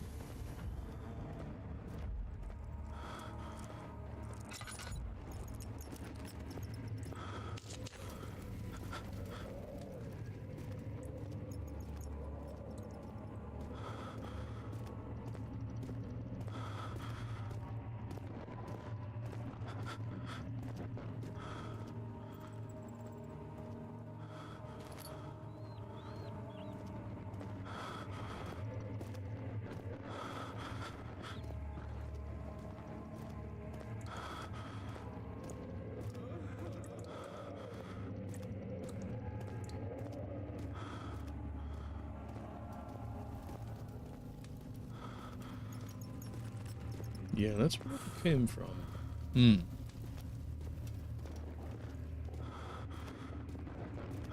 Oh, well, I'm glad they have a convenient little shop sign for this area. Just in case you're unfamiliar with the dungeons and for some reason you need to get around. Oh, shit. Nah, man. No, it's good. I assure you. I am ruined if he comes in here. Shit. Don't look in here, you heinous face eater. I am not tasty. I'm also not in here.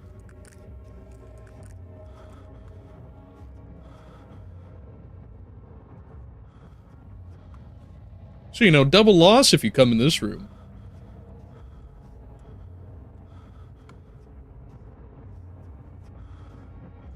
I guess I could barricade the door at worst comes to worst. What? I guess he did look in here and didn't find me.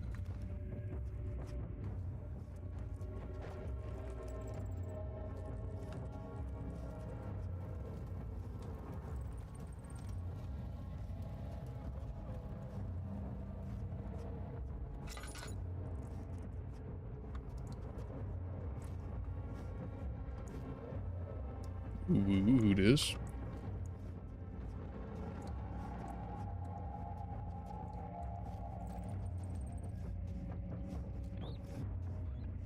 Shit, I think I went the wrong way.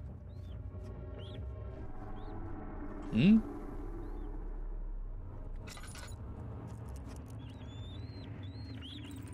Man, I hate it whenever my fog turns red. How miserable.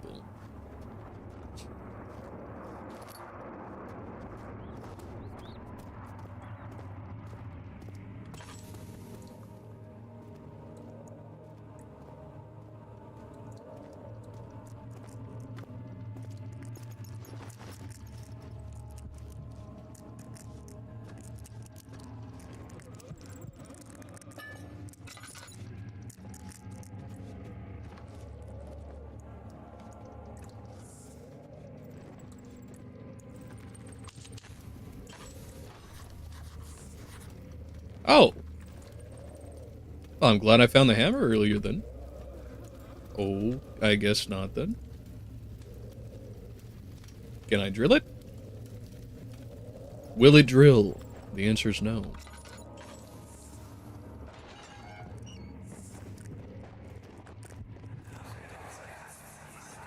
Where is she?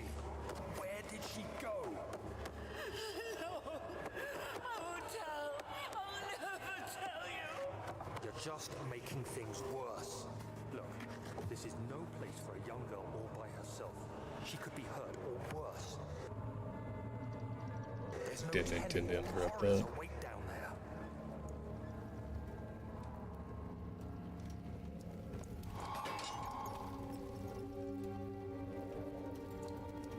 Oh. Oh, it combined and knocked the door loose, I guess.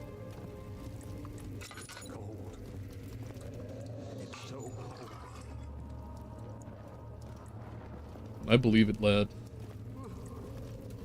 Again, I ask, why would you have an oil decanter in what is clearly a cell? Anti-storytelling environments, they also exist. And when they do, unless you have created a sufficiently compelling narrative and... Mother, I don't want to leave without you. Hurry, child. You must go. Find Gabriel, the Outrider, and tell him to alert the King's men. No, you come too. Please, we don't have time to make the hole any wider. Someone is coming. Hurry. I'll cover the hole with a bed. Everything will be fine. I promise.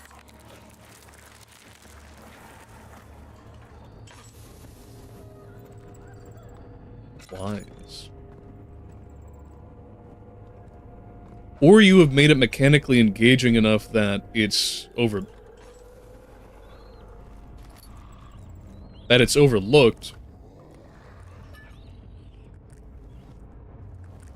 Those features? Oh, shit. Oh, fuck, I'm dead. I'm ruined. I am gone. This is the end, my friend.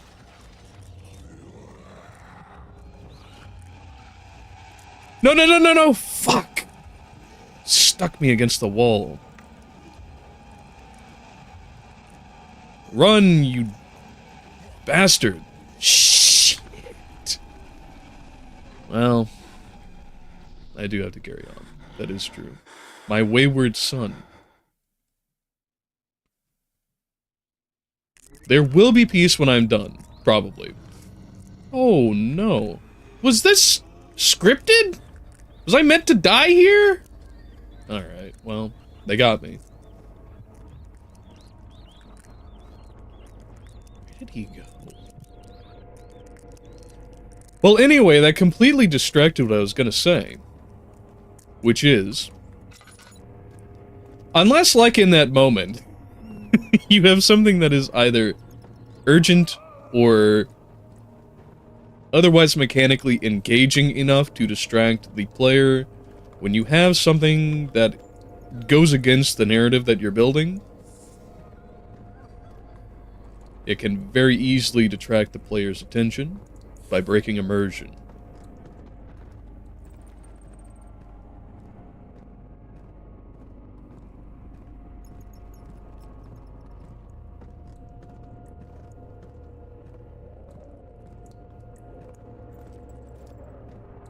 I know we found the area out, but I also know that if I don't run through, we're gonna miss some very important items. Maybe not to the plot progression, but definitely to survival.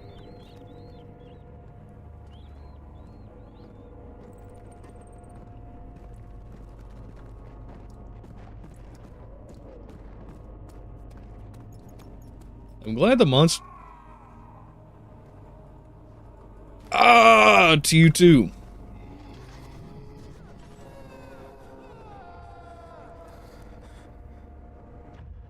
Might be in good shape, but...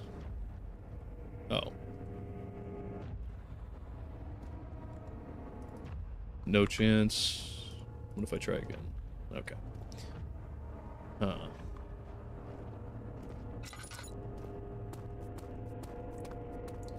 What if I burned a rock and smashed it in? Would that do?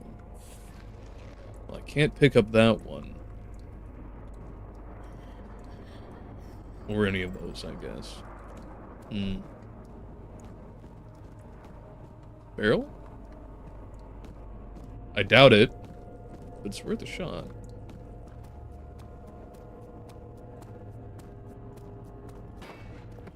No chance.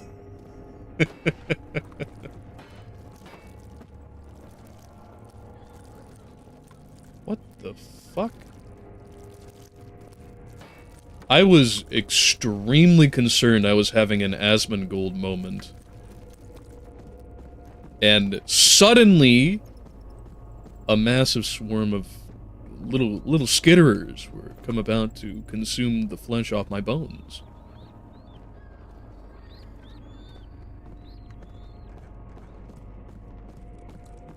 I can't believe that a 2010 game got me with that old, there's a spider suddenly in your screensaver trick. Man, I think part of my brain fell out whenever I got killed by the monster. Oh shit.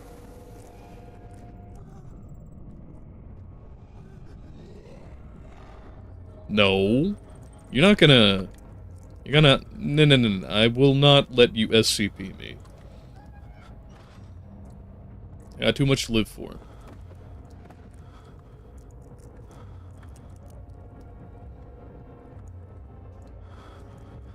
Way too much laudanum to drink.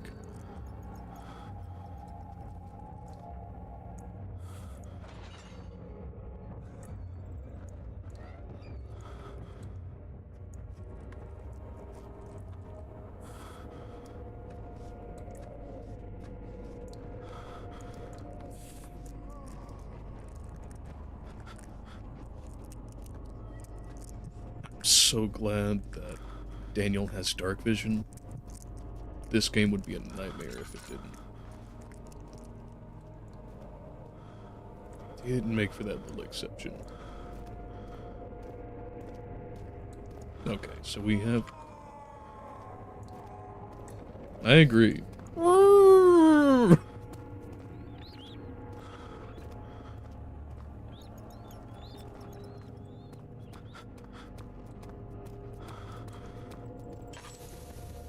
You're kidding me.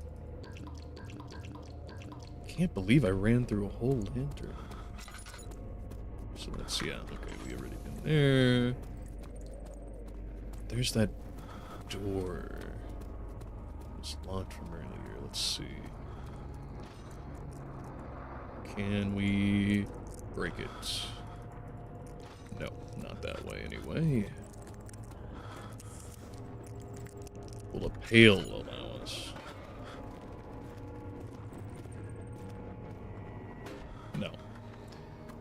And I certainly can't pick up any of these rocks. Maybe a chair? If it worked for a window, maybe it'll work for a door. Yeah. No chance. Alright, well, up to the top we go. Down the hole to where nobody knows.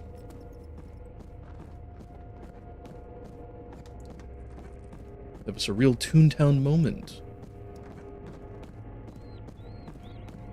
Alright. What? That too? Okay. I'm surprised that worked.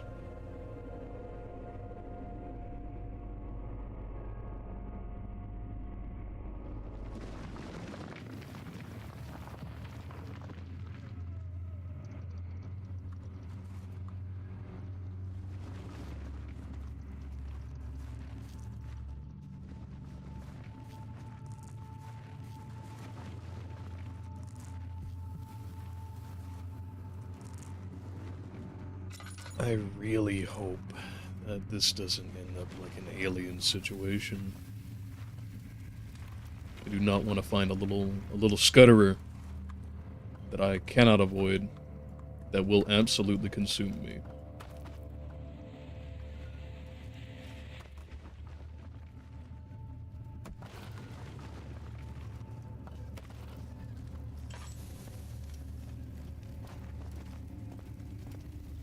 What do we got here?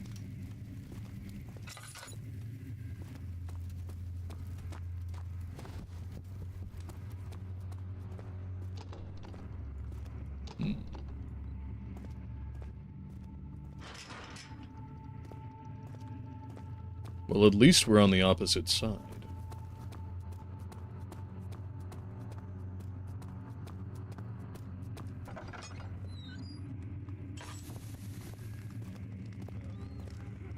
have we here? 2nd of August, 1839. I have arrived at the village of Altstadt. It's a haven in the midst of a vast forest and the last stop before my final destination. You're kidding me. Castle Brennenburg. It's late in the evening, and the outrider, who has been with the coach since Bremen, advised me to wait until morning before I venture further. I've arranged for a bed at Der Mühle, the village's only inn, and am now waiting for the sun to rise.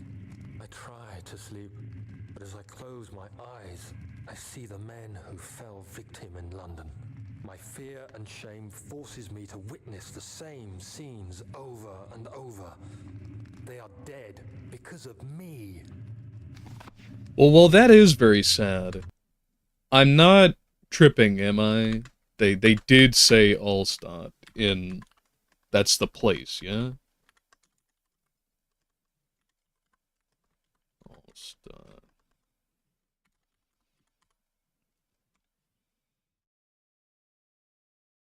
College.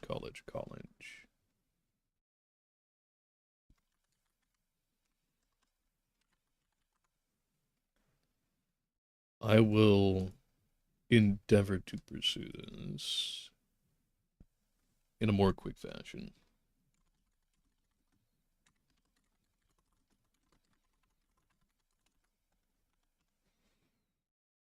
Ingolstadt. Duh. I knew that it didn't sound quite right. Here you go, enjoy a nice cheese. Or don't. Is the fire... Alright, well, that'll do, I guess. Is the fire solid? Oh, okay. The physics were just not cooperating. Well, I suppose Stadt is then probably a place name like witch in English. But I 1,000,000%. In you go. What the hell? What the fuck was that? Hang on, does that work with more? Alright, can we pick up some of these bags? Yeah. Okay. I guess we... No shit. Oh, okay. Well. Of all the interactions that I could have with it, especially after dissolving an entire pig and having its mesh stretch out across half of the screen, insert hand into acid is not what I anticipated. Hang on now. Up. How do we do this? Up. Oh, it's too distant, I guess. Up. Why did that work? Okay. Well, how about this then?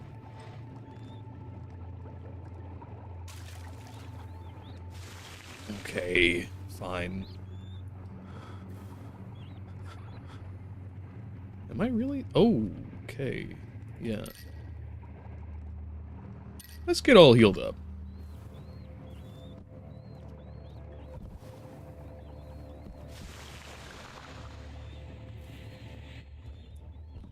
So it looks like the acid is, upon contact with any one of the physics-enabled objects, triggering an event, and then applying some sort of shader effect, which, thank you to the individual who taught me a little bit about shaders, that makes it appear to dissolve while it in fact despawns. Because I can't imagine any one of these meshes genuinely breaking apart topologically like that. That might be the case, but I would... It seems very resource intensive for the calculations. Very interesting. It's a pile of rats, okay.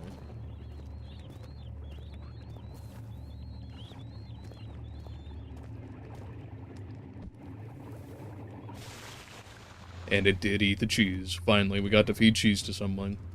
Well done.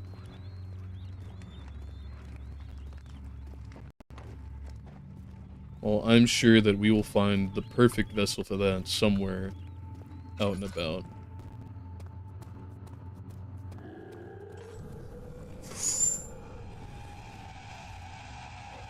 Can you see me? I really hope not. Oh, shit.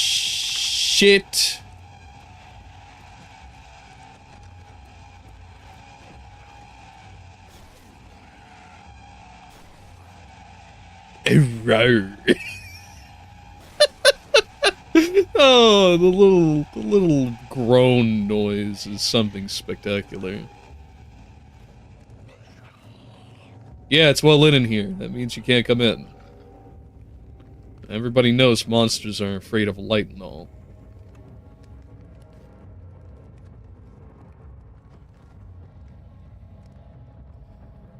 It would be just perfect if I could fling a vial of acid at that thing, D&D style.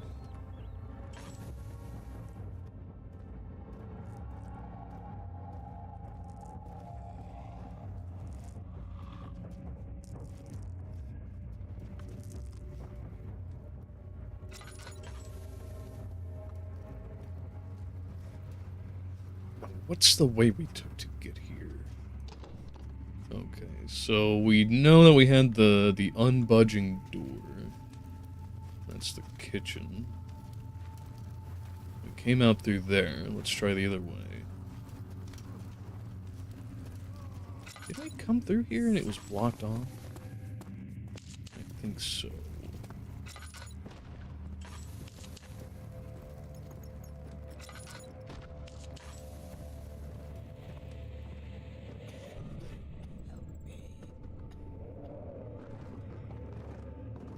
No can do, buddy. You got hit by the move Entombed. There ain't no recovering you. Not with my equipment.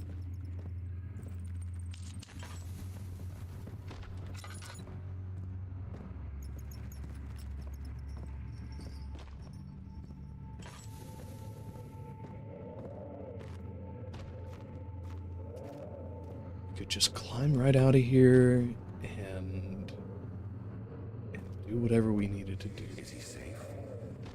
Well, it's for his own good.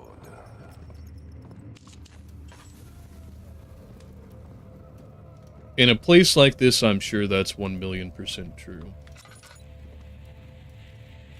Huh. Vast underground area. Weird, strange monsters. Shit found in the middle of Africa. Dissolving and torturing people for their soul goo. This reads very much like an interpretation of what the alchemist from Lovecraft probably had. You think about it. The guy there was also another ancient noble. He escaped? Where is he now? Voices and cosmic forces from beyond the veil interfacing with you directly and spontaneously generating and getting rid of a bunch of stuff. I'm gonna look this up after I'm done streaming, but I guarantee this is strongly correspondent to that book, which I do plan on doing a reading of, because it is very good, just as this game.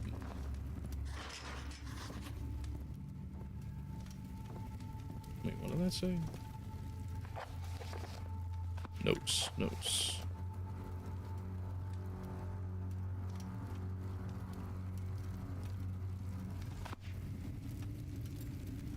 What did I just pick up then?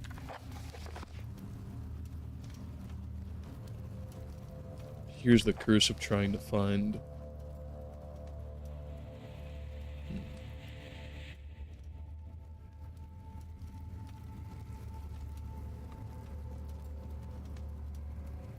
Okay. I guess that was just a note from the... You're kidding me. I guess it is a bloody great padlock. Hey, you! Stop! Don't come any closer. I just want to leave.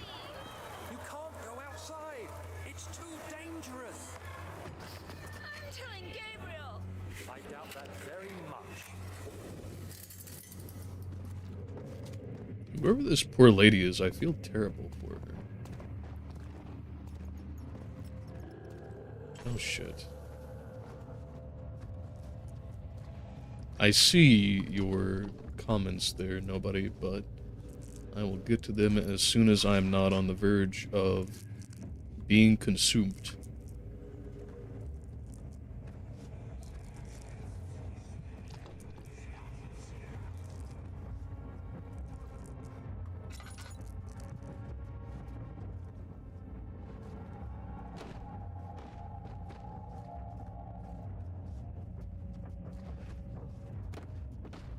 Really hoping that would work. Also, I should say, welcome. Good to see you. Good hearing from you. And now let's see what you actually did get over to. Ahoy! I seem to have arrived just in time to see you're playing with the acid vat. I spent a lot of time doing that. A lot more time doing that than I care to admit. And oh yes, there's definitely a strong alchemist influence in the game.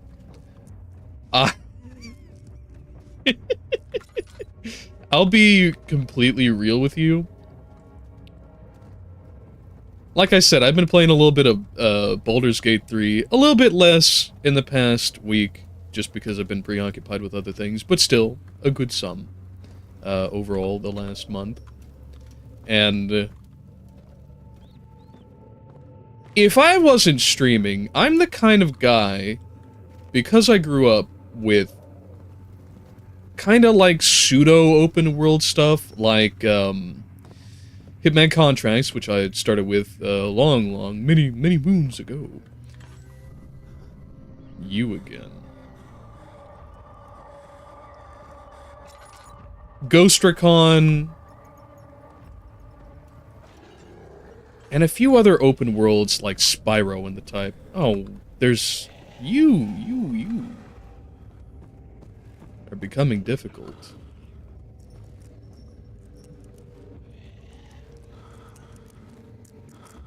But Spyro, Pac-Man World Adventures, that sort of thing. Half of those games is just fucking around and finding out.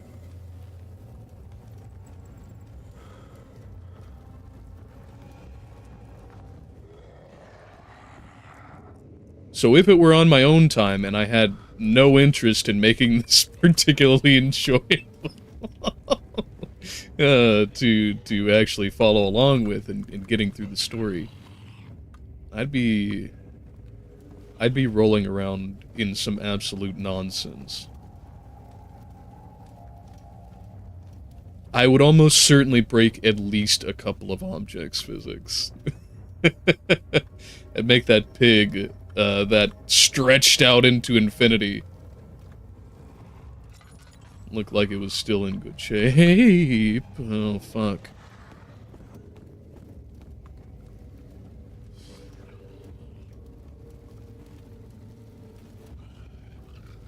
Oh! Shit! I can't get in here, can I? Ah, I can! My sanity will pay for it, but that's a loan I am willing to make.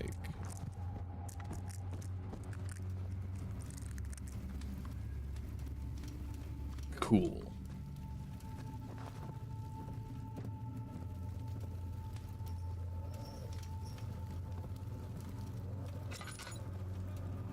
And as far as the alchemist, yeah, I think it's right on the face of it, which I am always happy to see. Anything that carries out an inspired story to its natural conclusion. I really am. and this is no exception.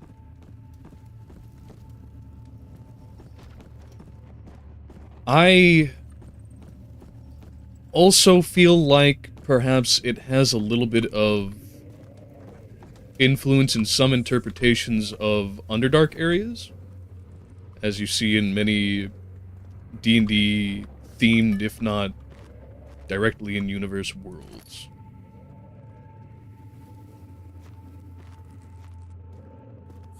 You can hardly go by without seeing, like, at least some Dwagar or Drow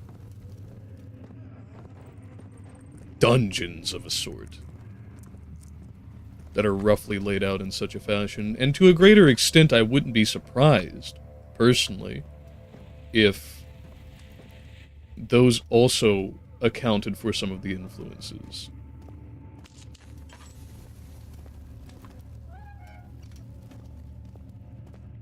That dungeons in and of themselves might have some significant crossover with the inspirations of The Alchemist and particularly the Mound. Because let me tell you, in my vast underground realm that I am going to have as the primary basis of one of my settings for the TTRPG system, it's also heavily inspired by the Mound.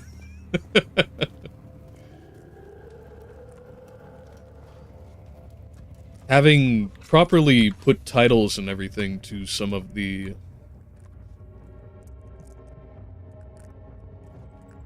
recap and review style stuff from back whenever I was doing the short stories and parts of the Dream Quest of Unknown Gadath, I really genuinely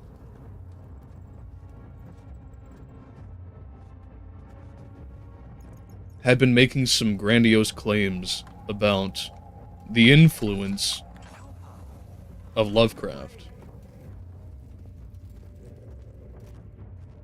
About how he is effectively the foundation for so many of the things which are not just tropes, things that are played out, cliches, but in fact the core essences of so many things that are taken for granted.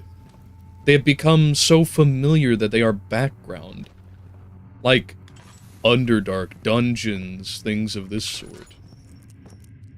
And their overland counterparts. And so I don't think, ultimately, that they are really all that grandiose. There are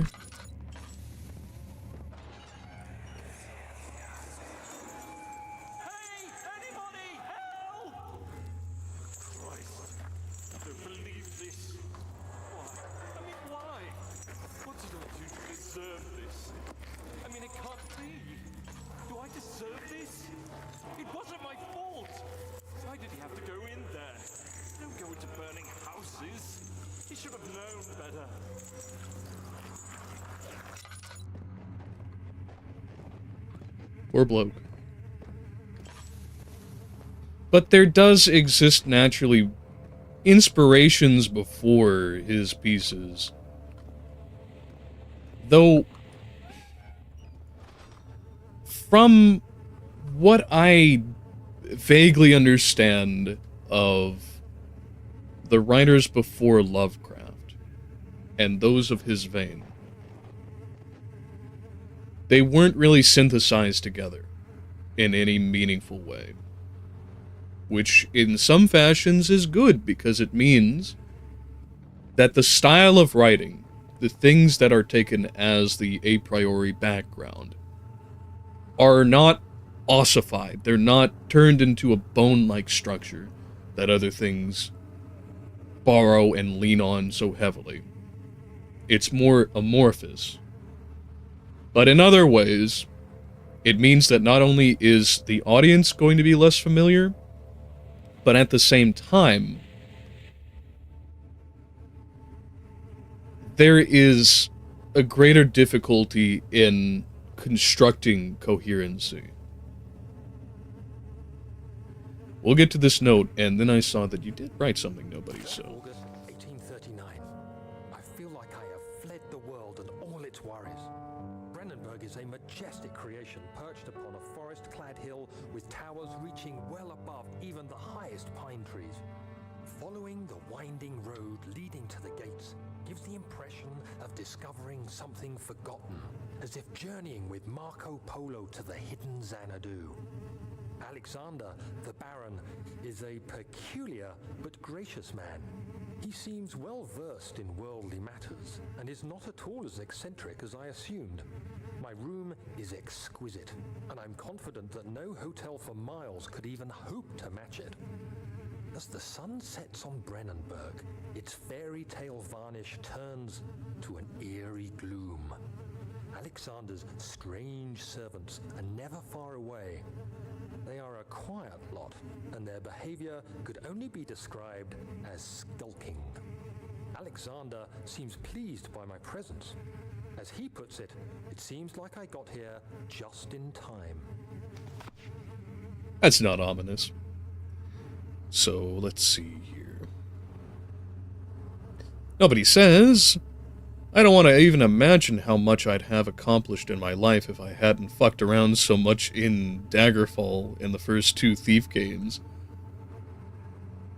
That's the reason I haven't played those games yet. I have... Oh, shit. I've watched a fair sum of media on them. I think it was, Civ XI's stuff that I watched a lot of in Thief, and it's very good. Civi's a great creator from what I've seen. Don't know anything about him personally, naturally, but great content. I've enjoyed a lot of it.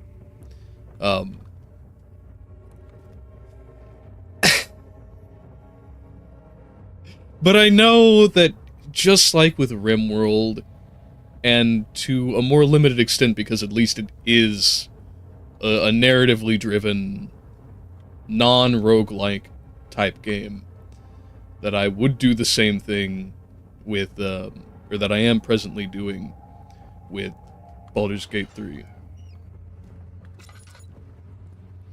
It would consume so many hours of my life, and I'd have a great time during the entire extent, but I'd get nothing done.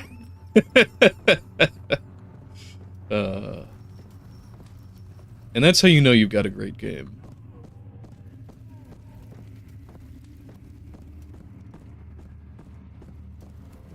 And otherwise,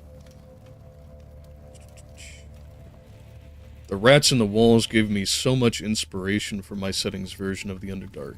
I can imagine.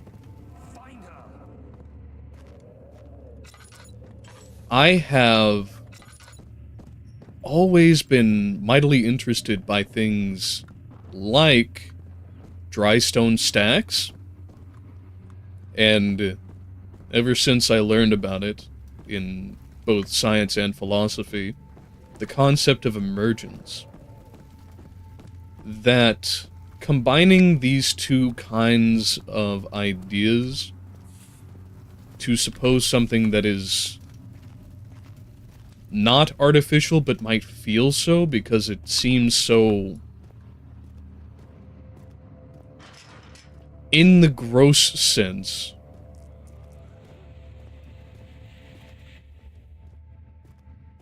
natural, but in the net sense unnatural. That having little gaps of this sort... What? Hello?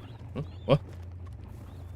I know this is the kitchen, but it is not mealtime. Piss off.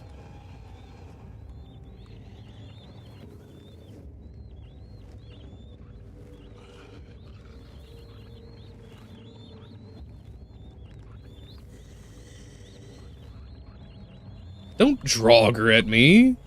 Go away. Get. Begone, thought.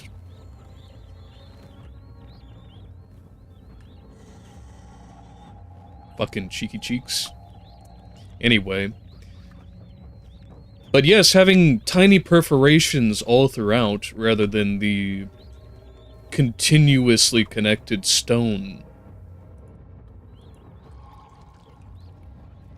in something that resembles an Underdark setting, is a massive inspiration for my kind of deal.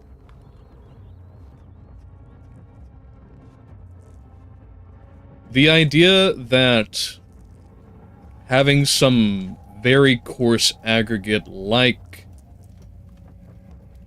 dry stack stones would be advantageous to any kind of civilization that's living under there, rather than expressly like well-cut blocks, for instance, has been something very apparent to me.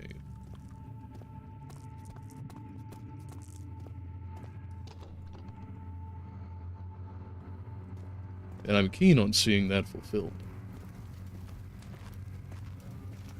But enough about my setting. No, buddy. Tell me more about yours.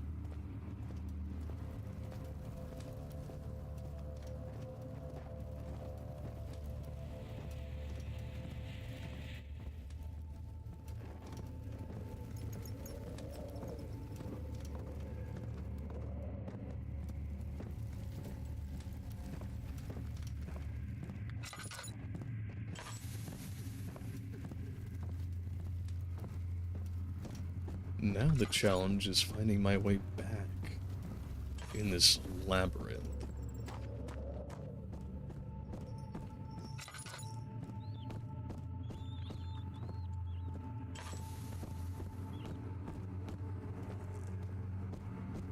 That room, I feel like I'm forgetting something in.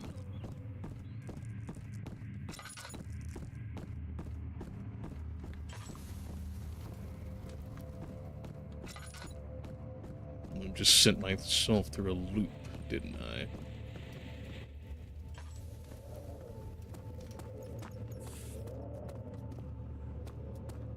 That one's another room, it feels like. I am 1,000,000% not paying enough attention to.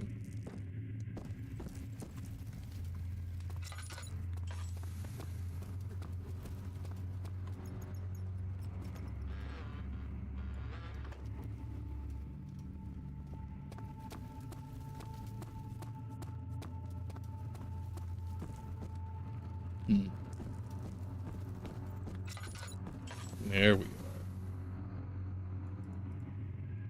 What? You're shitting me. Can I drill it? Can I chisel it? Can I light it on fire?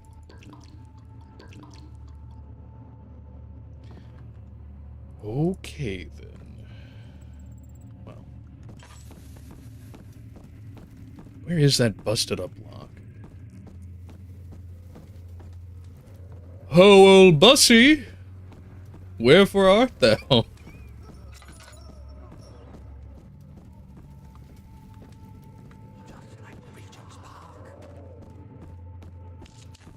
Yeah, what he said.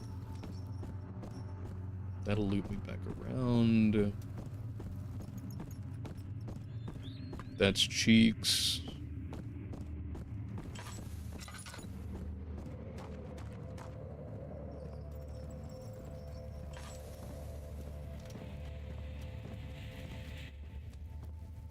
Perhaps this. Well, while I am bathed in firelight. Nobody says. Well, now I pause and scroll back up. My Underdark isn't all vast underground voids. It's separate pockets connected by magical nodes. Oh, fascinating. These nodes can be activated by burning spell slots, and not all nodes can take you to all of the others. I appreciate that. I've also got an interesting conception of how I would want portals and things of this sort to operate.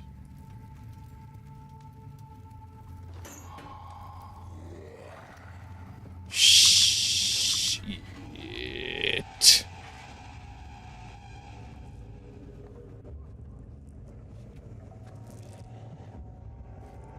The hell?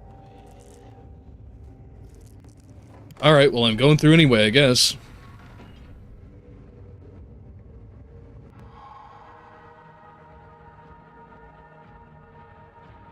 That's not a good sound.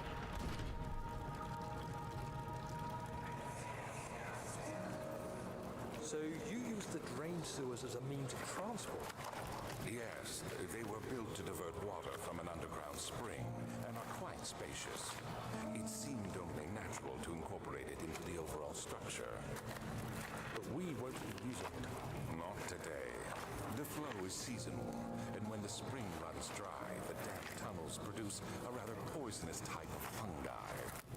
There is an antidote, of course, but we won't be bothering with it today. Come, this way instead. We're almost there.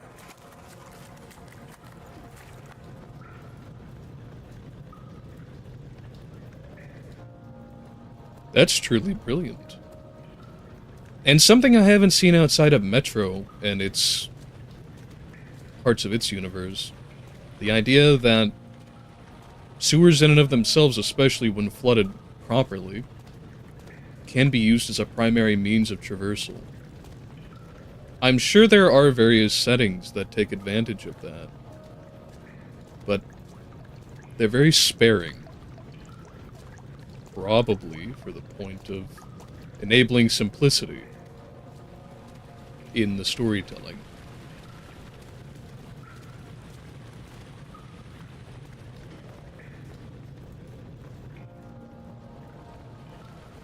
And yet, as a matter of fact, it would make the most sense for covert means of travel.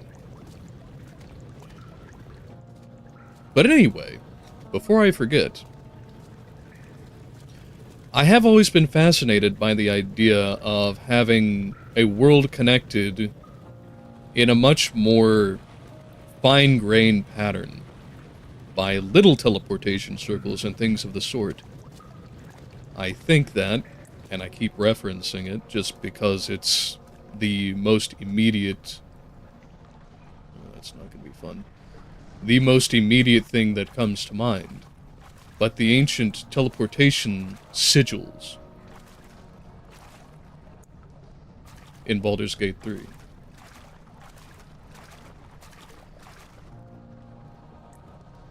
I do think that for a video game, their implementation of fast travel is good, but in one where the consequences of your actions have a great deal more versatility, flexibility, verticality, and laterality, it would be best to have something where you must at least perform something like burning spell slots and not have them all interconnected. And the teleportation circle does this well, with its requisite of runes. There's specific signatures. But I don't think that is good enough for a high magic world. And in addition, nobody says the party needs to find the right nodes to get around. Exactly, very good. Also, there are things that also use those nodes, and they know when others, like the party, are going to... They know when others, like the party, are using them as well. I should hope so. If you have a universalistic kind of magic system, at least one that admits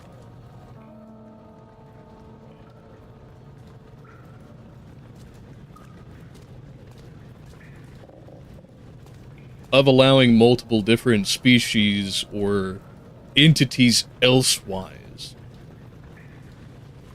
to participate, then you gotta let the monsties use them too. It's just the way that it is.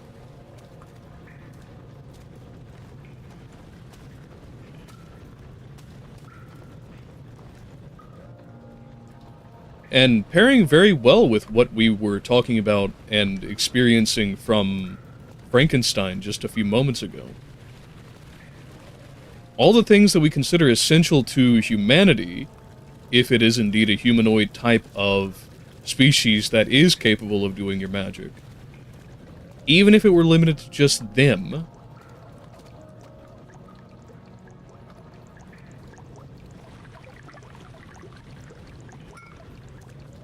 All of those characteristics are reproducible by creating, if not reproduced structures, then analogous ones.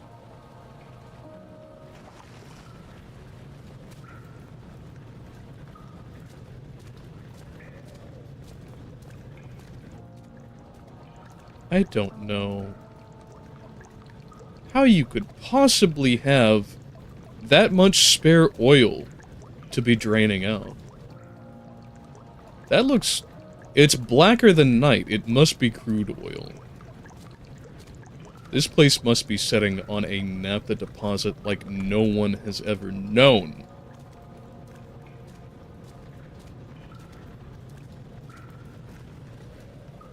And nobody adds, I borrowed heavily from the film Stargate. I have not seen that, although I have heard the name. I'm sure it is probably quite good.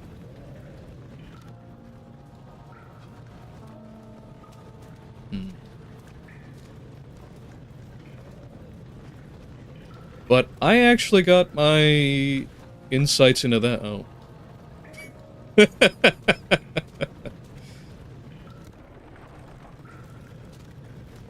I think from a combination of travel systems... Oh, okay. I think from a combination of travel systems that have existed in various games.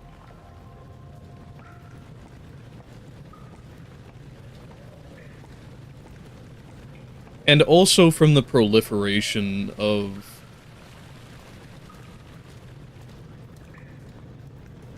portal-like options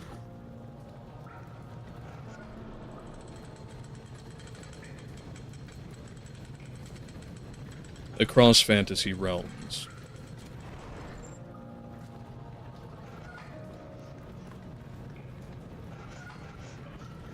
Well, I guess that one's just stuck for now.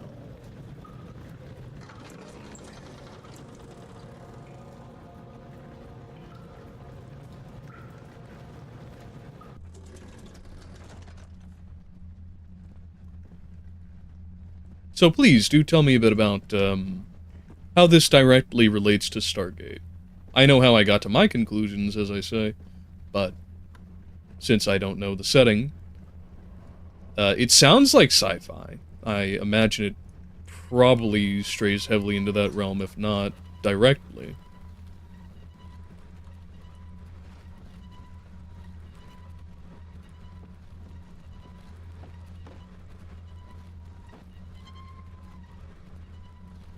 Does it burrow in the same tropes that we're familiar with?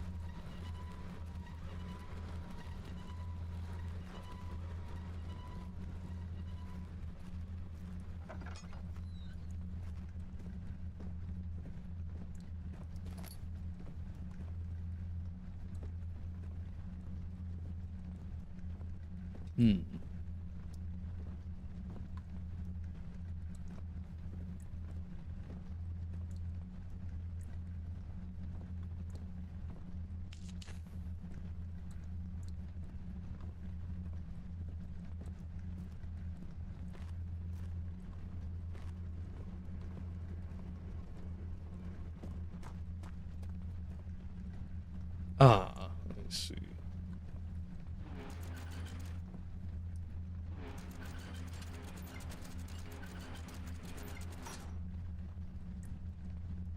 Alright, I don't know what that'll do.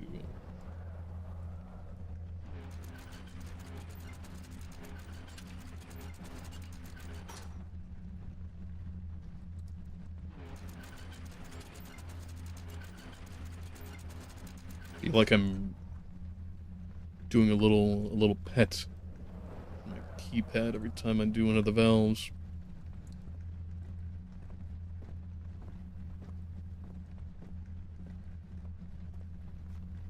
And let's see. Nobody says Stargate is about an alien tech that allows interstellar travel by artificially created wormholes, but each gate has its own address. I mean, that makes sense. Given that, okay then. Even if we assume that there is some kind of non-geometric topology to space-time, this is actually quite relevant to what I was learning just yesterday.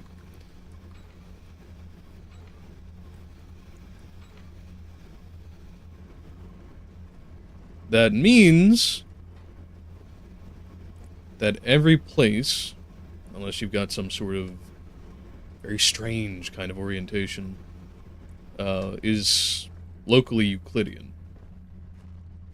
It's a continuous manifold. Which means, even if there is curvature or other distortions to spacetime, whatever points, whatever set of points that you're dealing with within that geometry is going to stay the same. So they would, by extension of that reason, if you had the capacity to create some mean of bending space-time, or at least poking holes through it to other locations, in a compressed fashion, they would have addresses of a sort.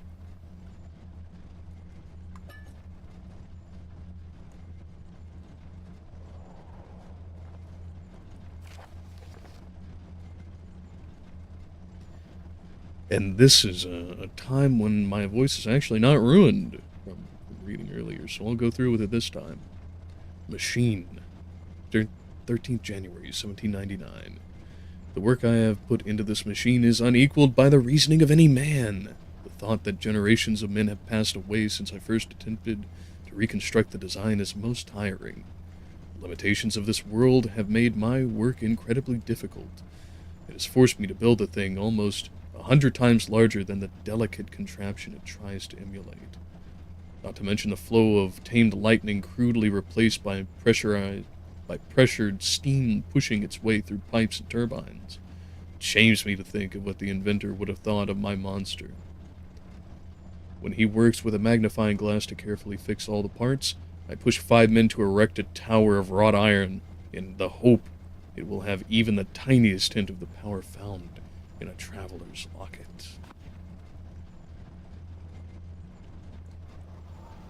I love the implications that come off of that. It's something I've thought about a good deal, and it's something that I am increasingly fascinated by as I encounter various fictions.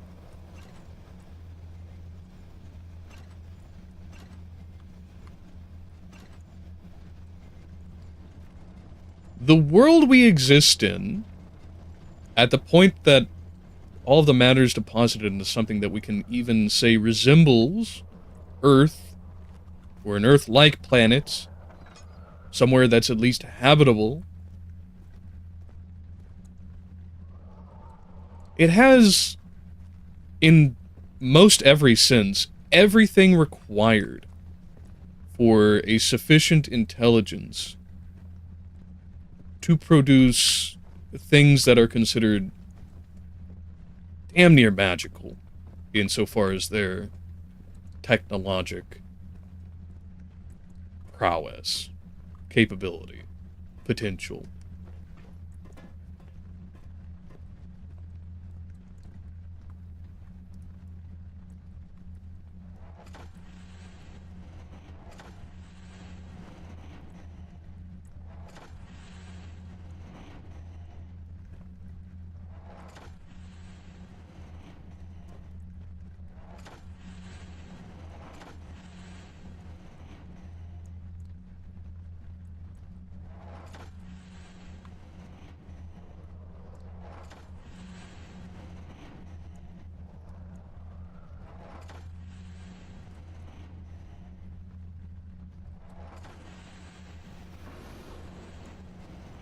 Well, that did something.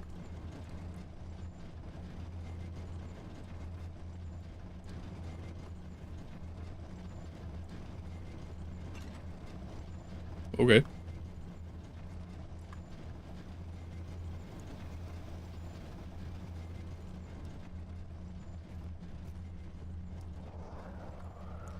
And nobody says, I use that concept for my underground road, my underground nodes. Each node has its own address and is capable of traveling to only a few other addresses. I would be curious, how do you justify the limitation of addresses? What is the foundation of your magic system, if I might ask? Or does it go directly on the standard model of D&D with the weave and the mystic traditions and all that? Now, what is this room for?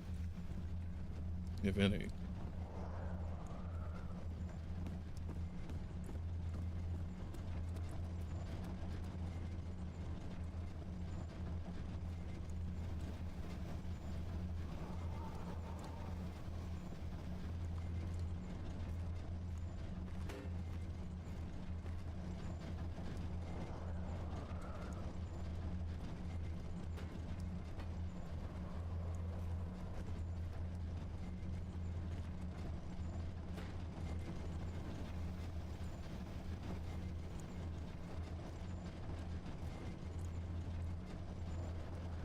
I guess I should set that down until I find the place it's necessary.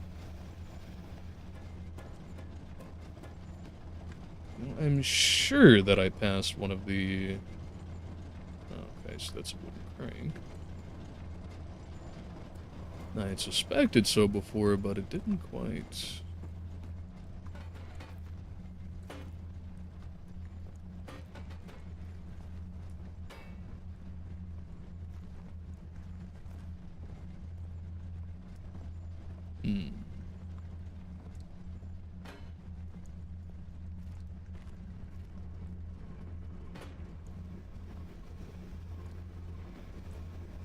Okay, well, I guess that isn't very necessary.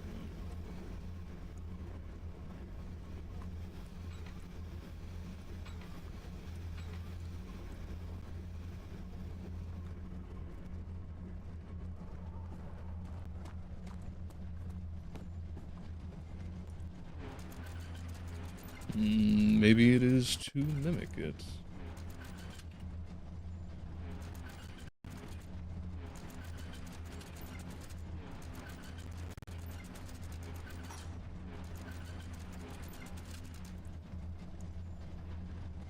No, the other way. Come on.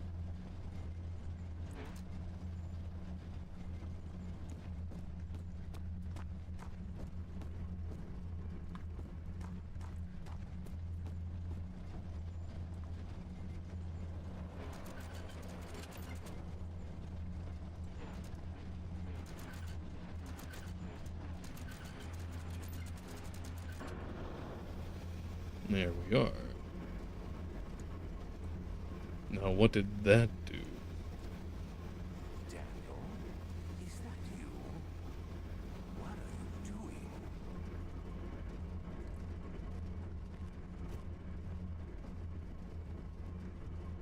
Was that a fourth wall break? Or am I losing my mind?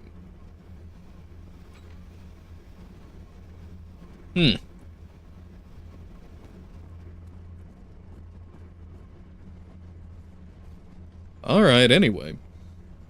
So nobody says, the world of my setting is rather large. My initial thought behind making it so big was admittedly flawed. Hey, don't let your dreams stay dreams. I obviously can't tell you what your world does and doesn't need, but... expansivity? I'm generally quite in favor of. It gives a lot of leeway for... feedback loops to spread out and engage with one another, so... there's a distinct bias there. And in addition, I just sort of justified this by requiring spell slots being used and keeping the nodes tied to wherever I need the party to stick around. Man, I need a bigger screen. But yeah, that's fair. As I say, I think that fast travel is perfectly reasonable, and it can be made immersive and, therethrough, realistic. It just requires the touch of ingenuity and inventiveness. The thing about anything, any world, any setting, anything that the mind can participate in a creative sense, is that so long as you don't have a system which can derive a contradiction, the word for that being consistency, so long as you have consistency, all is well. It might lend to some very interesting conclusions, which you did not foresee, but that's the nature of dynamic systems. And in that, I see a great virtue.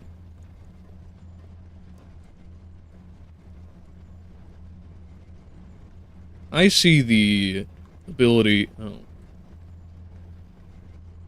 Your 6 feet fall distance onto relatively soft, wooden floor is enough for fall damage.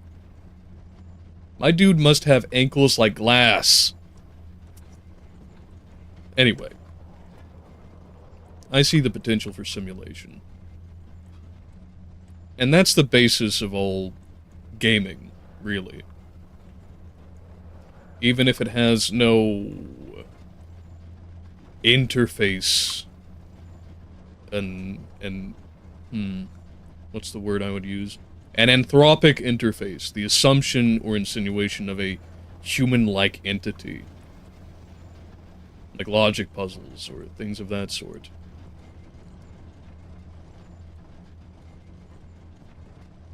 You're still simulating an experience, even if it is purely syntactic, in the way of those logic puzzles, as I had mentioned.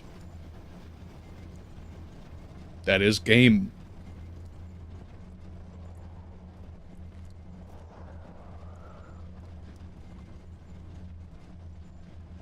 Where the hell am I supposed to go? I guess I should probably just backtrack a little bit more. Because there's somewhere this crank has to go. It doesn't seem like any of these places.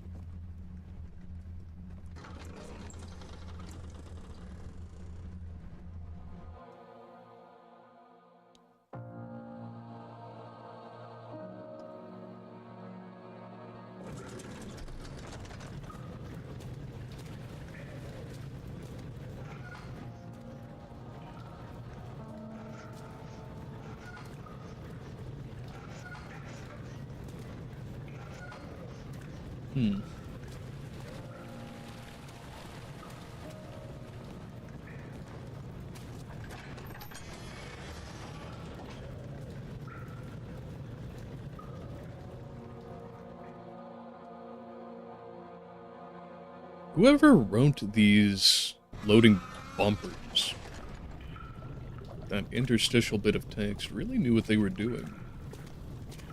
I feel, because of the way that they're written. You're conserving water from the spring. Yes, it enables me to control the water in the drain sewers to some extent. Also, it can be used for all sorts of purposes. Like for drinking. Well, that too. But mostly to run different machines. Ah, like water mills. Exactly.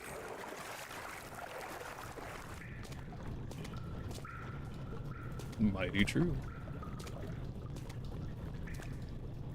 Yep, I knew that was going to work. Oh, there's little fish.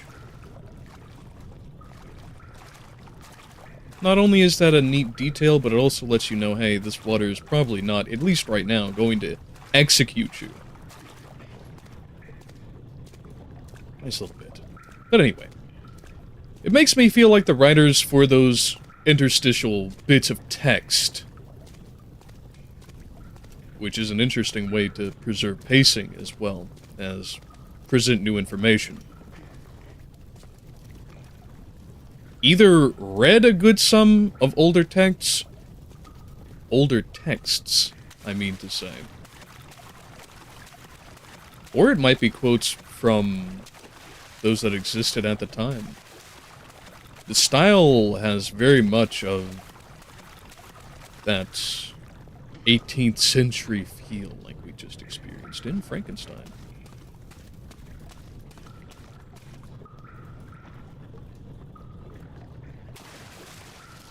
There's gonna be water monsters in here at some point, I guarantee it, since we have those stones.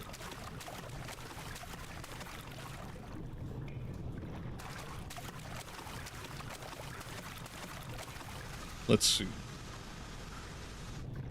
Oh, what he says, he also added the monsters being hip to the nodes, being used as a way to keep the players from constantly dipping back and forth through them to cheese the adventure. That's wise.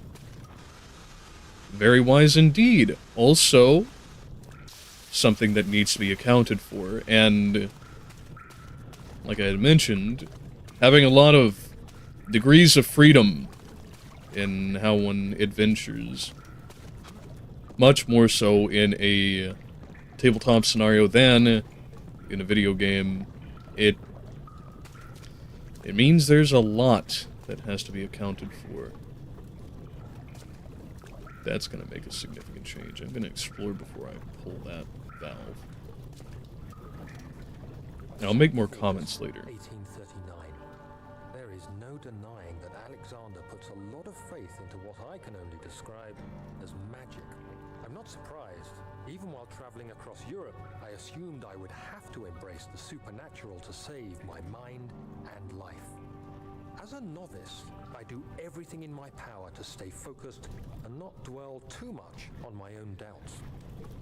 Alexander woke me up early and told me it was time we got started on our work. He was obviously excited to get going, and we headed downstairs to the old dungeon, where he preferred to attempt his rituals. It turns out that Alexander is a true Renaissance man, paralleled only by Da Vinci, I'm sure. He showed me several rooms fitted for specific research, such as anatomy studies, alchemy, and botany. The crown of Brennenburg must be the inner sanctum, a most hallowed ground where we shall attempt to permanently banish the orb's shadow.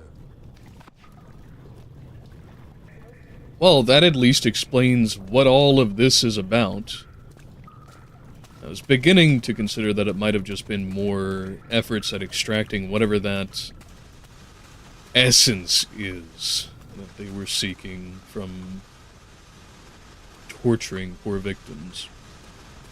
But I need to take a quick recess right before we hop off in about something like 45 minutes or so, and thereafter I'll continue on with the game and the responses. Be right back.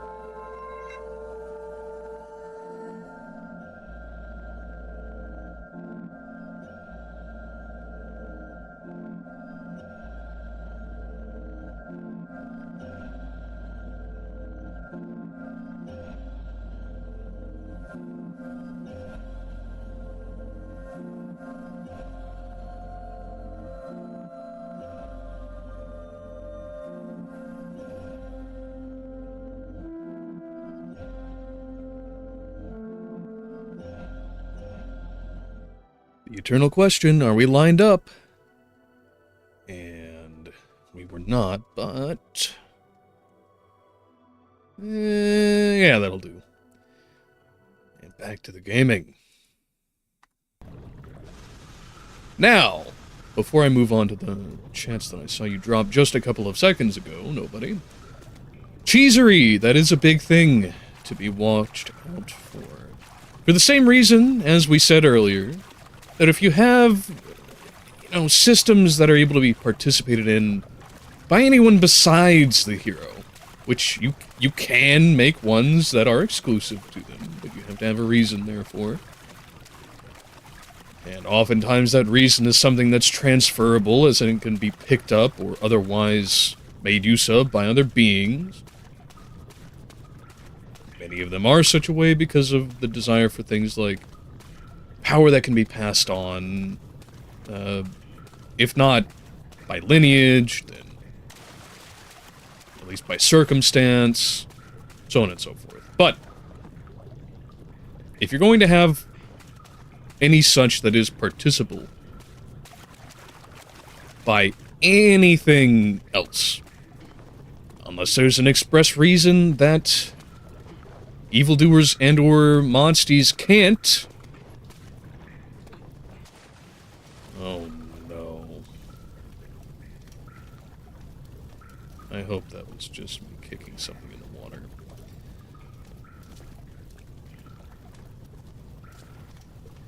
Then you simply have to make it not cheesable. Otherwise it completely defeats the purpose, unless your world is built on something that is cheesy, which is totally fine. But it can deflate tension very rapidly. 8th of August, 1839. I could never be certain until today that I was on the right path. Using my orb, Alexander managed to channel its power unto us. The inner sanctum flared with blue, fiery light, and I could feel the same things I felt in the dark chamber in Algeria. It was like standing in a mad whirlpool of impressions. It was terrifying, but Alexander kept calm and wielded strange tools of science in order to tame the storm. Suddenly, the blue light was stained by strains of red, and the walls burst with pulsating tissue resonating with the scene. Alexander quickly covered the orb in some cloth, and the unspeakable thing vanished. Apparently, the orb's shadow is closer than Alexander thought. He said I should prepare for a warding ritual tomorrow. I'm not sure what he expects, but I have a bad feeling about this. That is some very calm language for an individual who literally just saw magic. Literally. Not just regular magic either. Not like your wizard warlock woo-woo, but genuine artificer type shit. I'll tell you, I would be a lot more, interested, at the least. Now, I guess there's at least 2 vows, so I should have thought about this before shipping off, but I might as well turn it on. And anyway. Let's see. Nobody continues. Just getting from point A to point B is resource intensive, as it should be. At no point I'm gonna tell my players they can't just go wherever they want, but I did make it so that they don't just hit the road on a whim. And when they do travel, it's often an adventure in itself. I love making random encounter tables, almost as much as I love using them. I feel you. Having a random encounter... yeah. Opportunities are infinite.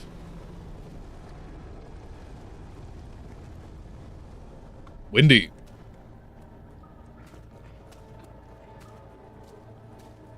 And as far as I'm concerned, unless there's a pressing reason that you just can't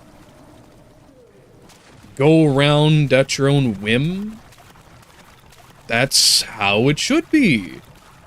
Unless you predicate your campaign on being railroaded, it is dishonest, at best, to take the right of choice from your players. They're players by virtue of having choices to make at all, in the first place. The way that you combine that principle, the principle of choice,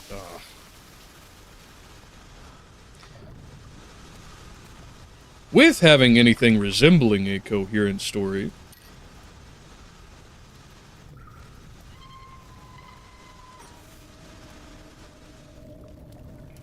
I'm an idiot, I should have done that before,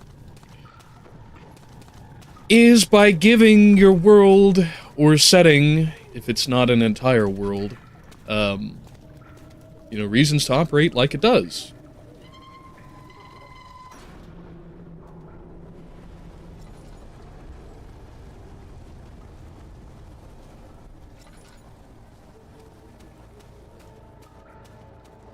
In the case of travel, even if you're not playing a brutal style of campaign, there's still going to be like, food.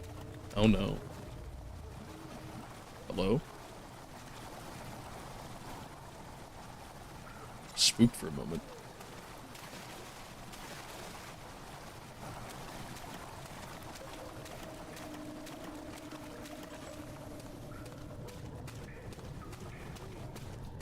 But yes, rations, inventory, all of the things that you would assume and associate.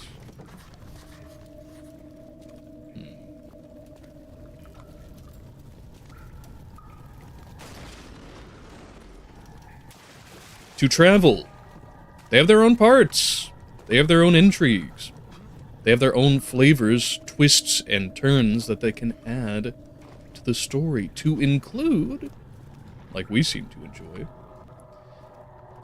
having a little bit of random chance involved in those interactions. Random encounters, like, I think was best exemplified and gave it so much presence and playing power in Organ Trail and all things that are derivative of it, to include characteristics that you see even in, like, Pathfinder Kingmaker, which, like it or not, it's pretty faithful to the whole experience of TTRPGs, and I would argue is a good game, is that it's not all bish-bash. These are living things that are being dealt with, that are being played with, that are being experienced. 9th of August, 1839. It is still early, and Alexander is busy preparing for the ritual later today. Seeing him this worked up makes me question why. What does he stand to gain? I realize he is curious about it all, but surely there must be more. Is he so foolish he will attempt to tame the power of the orb? I must admit that yesterday, when Alexander flooded the inner sanctum with blue light, I realized we had but graced the orb's true potential. This might turn out to be more than escaping a creeping shadow. It might be the beginning of something truly extraordinary. Yeah, I think magic would do that.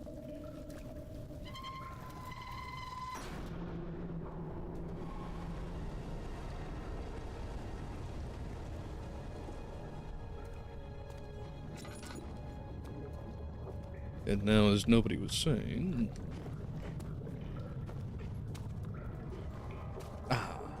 no progress yet.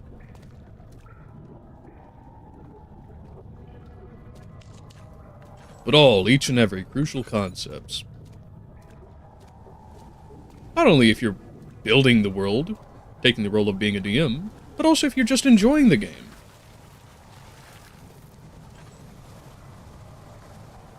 The thing about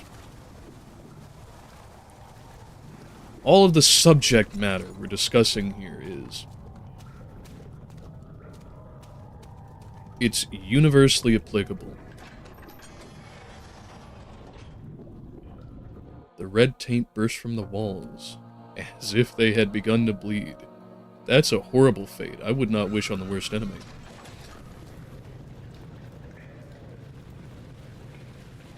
Kinda reminds me of Red Lyrium, too.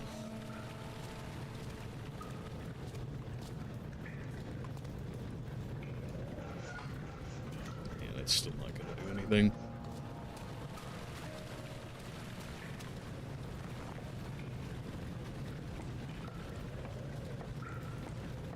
But being a player, and having a good understanding of the tenets, the principles, the ideas that make up gameplay itself, enables you to play the game.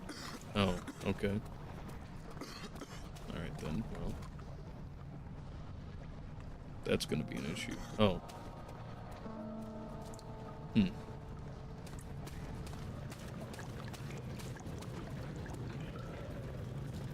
It'll enable you not only to play the game a lot more richly, but kind of predict and model what's going to happen such that you can prepare in a way that does not break your immersion and it doesn't become metagaming. Because the difference between theoretic knowledge of game structure, poetics, because that's the basis of it, a grasp of the structure of linguistics, and how they interface and correspond with objects,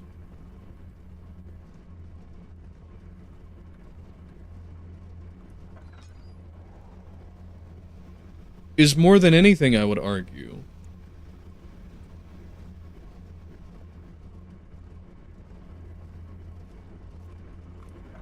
that one is universal and is what gaming supervenes upon.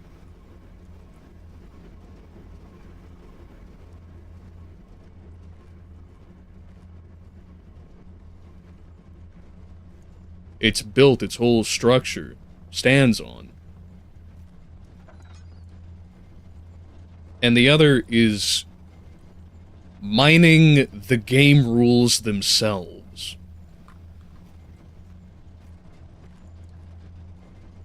That next order, that higher magnitude upon which language and object recognition is built.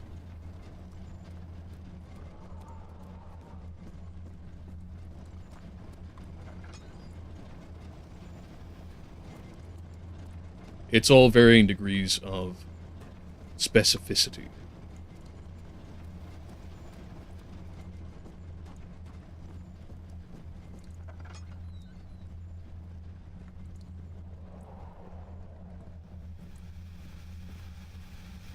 This room still feels like it has a purpose. I'm just not getting.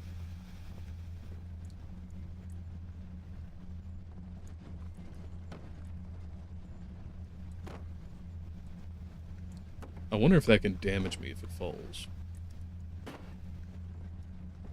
I can't look straight 90 degrees up, but I can at least move. Oh. Nope, apparently not. And we do have a rigid structure. That's intriguing. That high up. But I did see the chat jump. Tying methods of travel to party level can be considered a bit railroady, but it's also something of a mercy. Giving a level party an airship might seem like a fun idea, but when they decide to make it fly to the big bad's base and crash it into their tower, well, let's just say that it's not a very satisfying story to tell or play in. Agreed! Not only that, but in a world with airships, such that the party can acquire one, unless they are literally like new Messiah-type figures, or come from a place that is wildly different in levels of tech, and they either build it or port it over, yeah, they're gonna have things like air defenses, or something that is versatile enough, like, I don't know, launching giant balls of magical fire, grape shot, in the mundane sense, something like that, to plop those bastards out of the sky.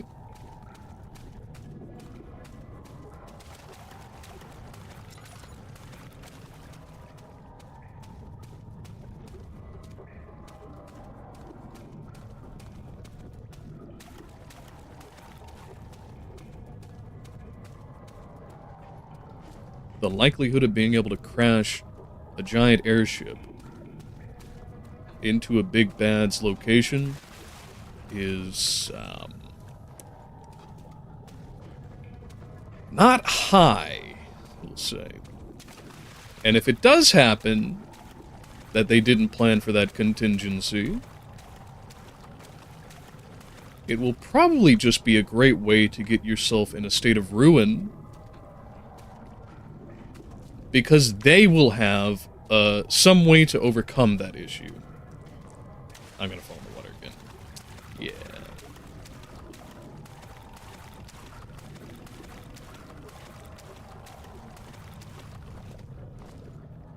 Plus, if you reflect on playing the kinds of open world games like we were talking about earlier, let's think Grand Theft Auto, Mercenaries, classic favorite of mine, Far Cry, all of the games that you can go back to and consider where you can just skip over massive features of the terrain and fly through the air. Okay, sure, you can have that. It is very convenient, but story is really not a feature of convenience. They participate in one another because the ultimate inconvenience is death. That's the big thing that'll prevent you from moving forward.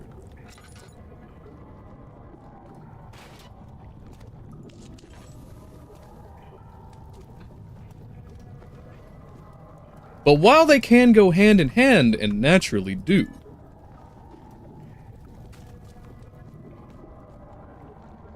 if you have too much of one over the other, you're going to eliminate a great deal of potential, which is what inconvenience is. And that isn't just limited to games. It's pretty much the whole quest of everything. I would argue that it's not necessity that's the mother of invention, but rather inconvenience.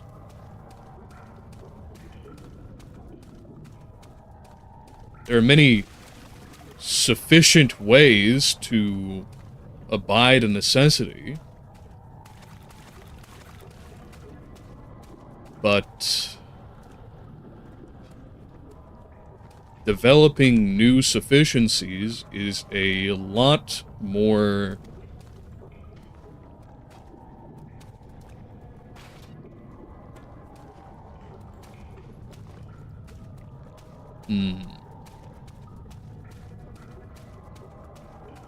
well, one might say challenging, story-driven.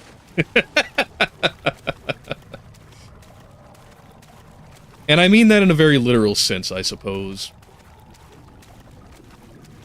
As we say, all matter has a form, and that form is something that necessarily participates with other forms. And because that is the case, when we have those forms, what do we call those? Well, you might say that they are particular encodings or collections of information. So when you cross enough information over itself, time over time, in feedback loops, that is going to necessarily yield some kind of outcome. It's going to render something. And so to recapitulate, life is, in and of itself, a story, and the things that produce invention are the interactions of that story. As we said earlier, gaming is simulation of something, whether it is predominantly a matter of structure, significance, or context. And because of that, inconvenience is the thing that is being simulated in talks, in conversation, in dialogue with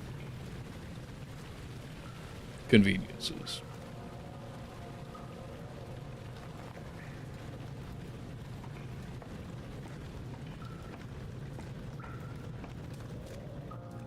I'm at a loss here.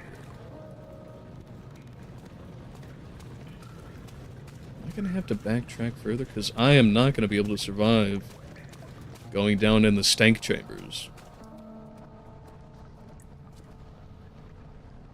It's apparently lethal.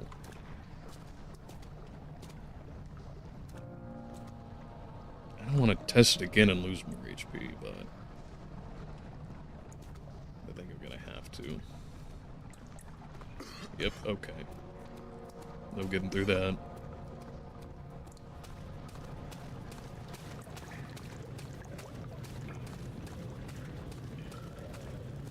I know the key is in getting that catwalk down, but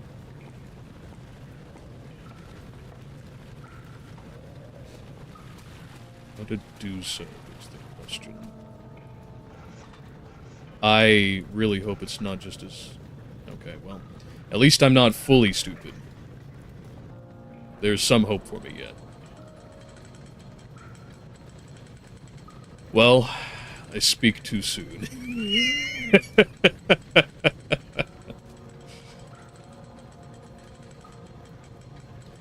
But I've been babbling for a while. Nobody says. Well, let's just say it's not... we've already said that. Or even wyvern riding henchmen. That can be so.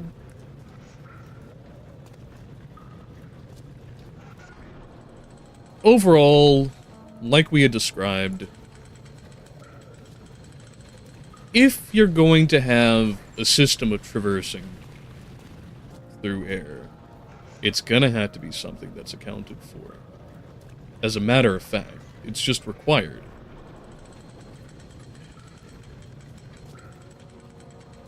Otherwise, you're going to end up with a massive imbalance between what the players can do and what the creatures in your world can do. And if you want to have an interesting dialogue of conveniences and inconveniences in your simulation, literary, visual, audio,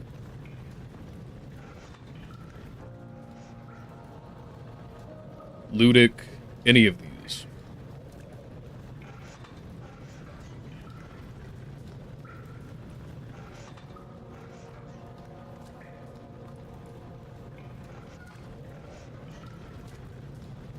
You have to have something that's crunchy, something that's engageable with.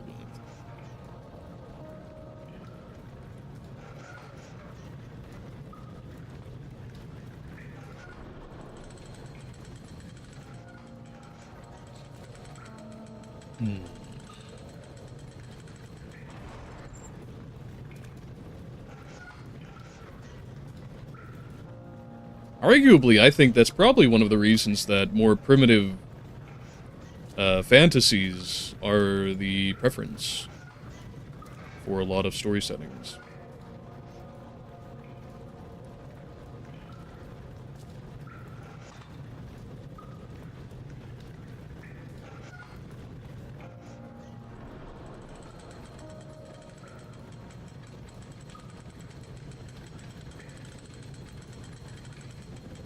And as a matter of fact, while a lot of movies don't tend to focus very heavily on the contemporary period where we have effective mastery of communication over great distance, in addition to really significantly convenient modes of transport. It expedites everything. It reduces the challenge to being from a coarse, grainy, difficult matter-of-fact thing to kind of like mashed potatoes.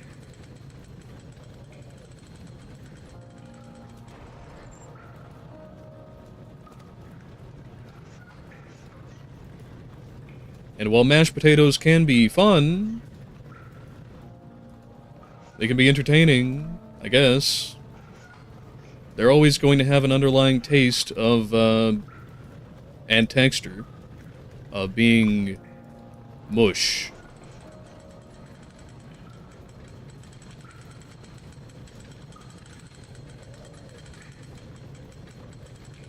Unless you get into the weeds of things, of course. You can do that happily, and many sci-fi settings do.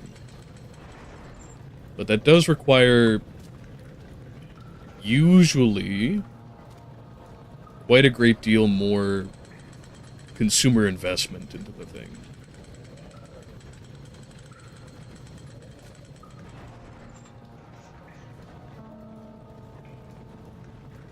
I'm just fiddling around with these and not getting very far.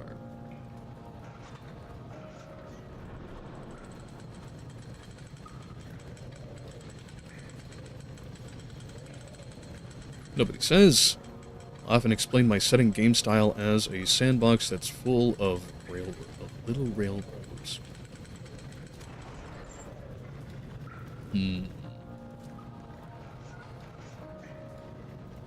I wouldn't say that that's too far off from the default.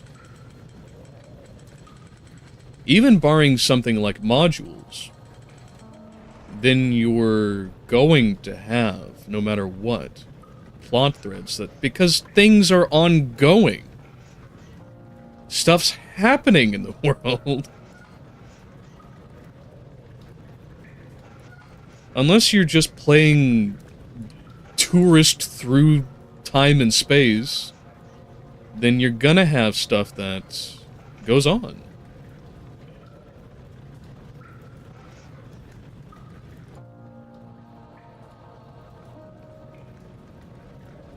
Yeah, this is not working.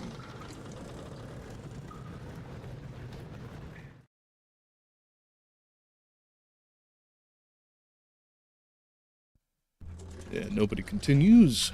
You can go pretty much anywhere, but you're stuck there until you get through whatever is waiting. Like what's happening in Balcaron, which, for the context of anybody, is a place in his setting, which is detailed in the Discord. Join below. Join. Shameless plug. Shilling for the Discord server. Hoping to make the place a place of content, creators, community. The CCC. And don't forget to play, so we can have a pee on the end.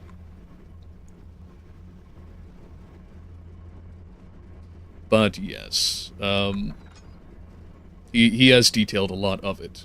I would highly suggest taking a read of it, because it is fascinating. If you have any mind and any taste for anything fantasy, with a little spice, a little pizzazz of sci-fi thrown in there, because Illithid's mind flayers do play a pretty significant role thereabouts. I'm gonna have to look up how to get through this, because I'm stuck.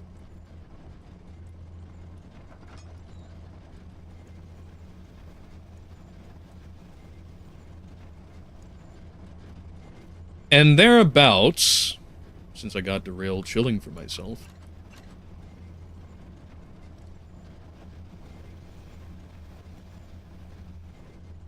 there are a number of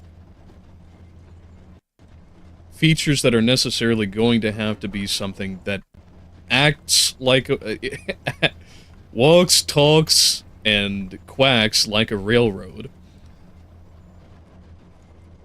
Unless, again, you want the story to go from something that has texture to something that is entirely smooth. Something that has no firmity, no form, no meaning. Think about it like this. If you have a character, that character is necessarily, unless you're like just a non-entity. You just spawned in your T-pose and all, fully prepared for whatever they're going to do next. Which is some, but it's very rare. It's rare for a reason. They themselves come built with railroads. They have backstory, they have structure, they have the things that I just was talking about. If you haven't that, then you don't have a character. You have what amounts to a pawn on a chessboard.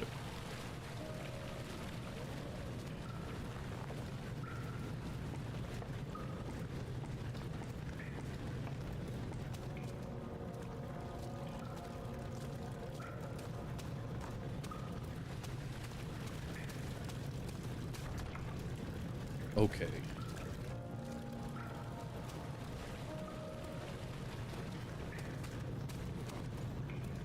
So before I put my full incompetence on display and look up a guide for this, I'm gonna risk it for the biscuit and try to go through the Great Gas Among Us. Let's see if I can get anywhere forward. Almost certainly going to kill me.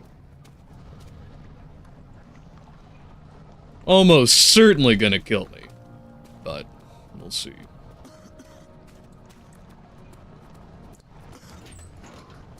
Oh, come on.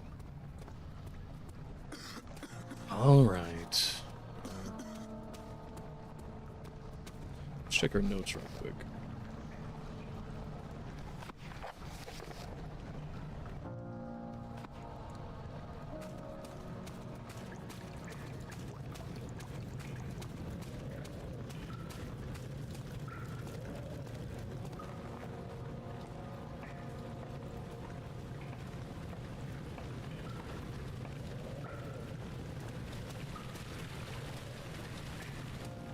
I think I tried this already. Almost certain.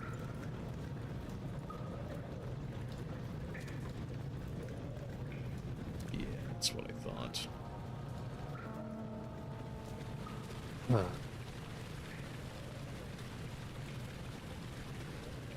It has to be back here. I'm already at time. Shit.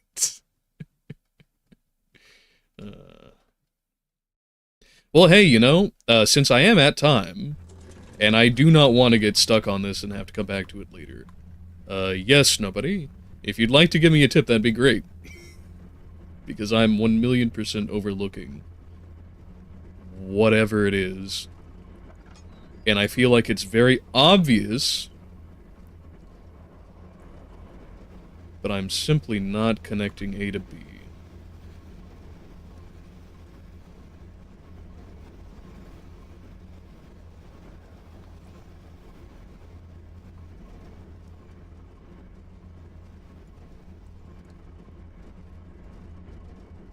I would much rather you give me the details besides having to do the type of shame. You're kidding me. What do you mean, walk up onto the jammed catwalk? That thing is way up there. And I'm down here. If I'm down here and it's up there, and this bridge is over here, and we're standing in the here, what am I to do? I guess I could try and get over to the balcony. I thought about it, but it it seemed like there wasn't enough debris to do so.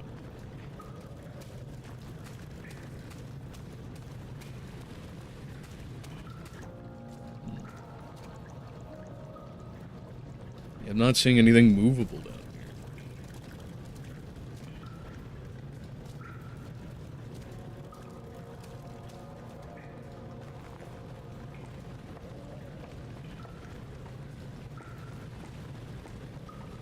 Oh! You're probably referring to the waterworks that I was in earlier. I mean, I've already gotten that.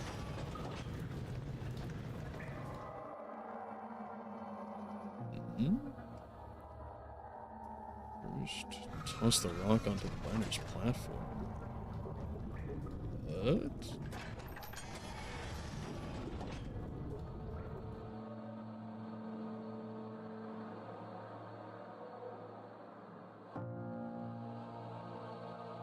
I'm really not sure what you're referring to, though.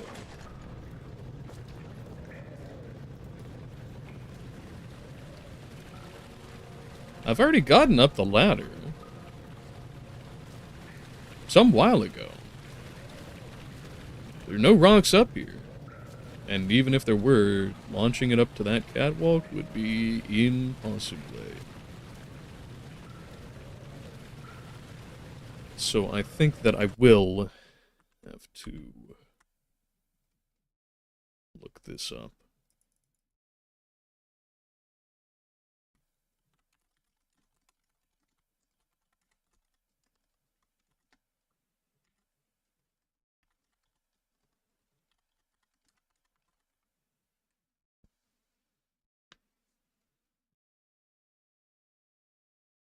Oh, I'm apparently not the only one either. One of the first things that pops up is Amnesia the Dark Descent. Cistern Bridge. Oh.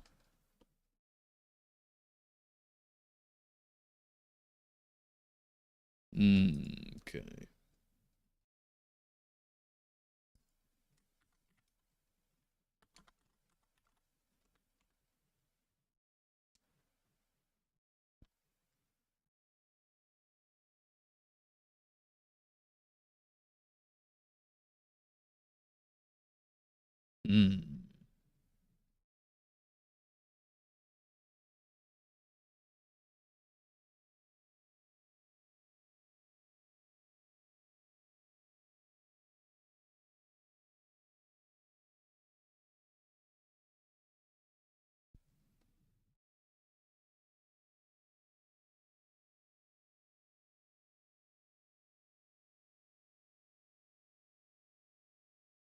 Oh.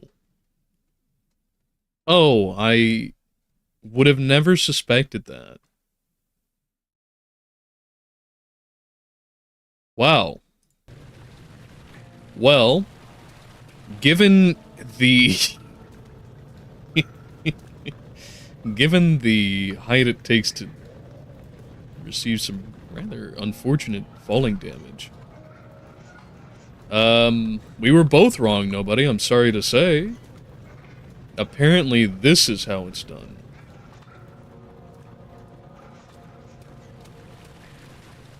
You have to hop up... Yeah, okay.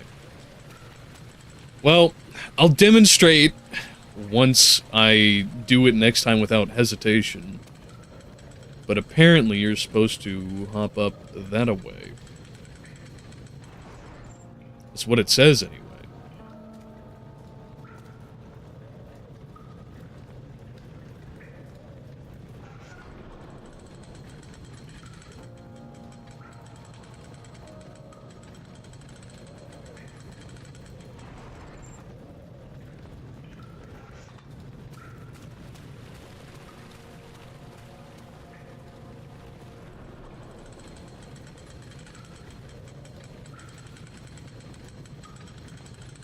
Will require a running start, it mentions. I'm really glad that I looked this up because I would have never guessed. Yep. And death. Okay, well.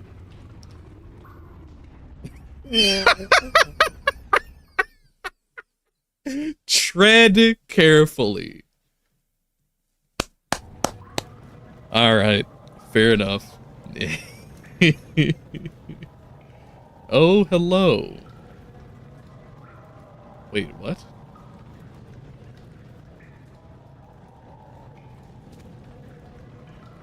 Okay.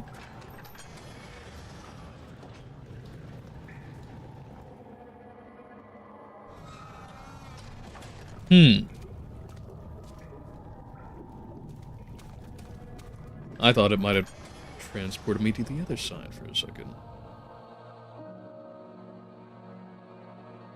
Well, you know, nobody, apparently this isn't the way.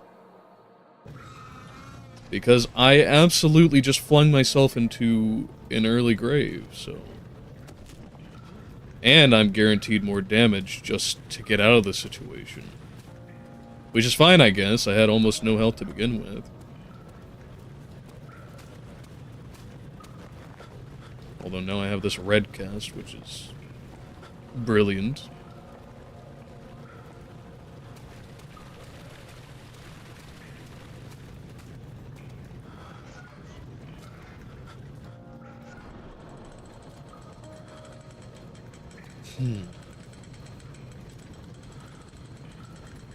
With old games like this, I'm always very concerned that I have accidentally soft-locked myself in some way. Alright, let's go back to that guide.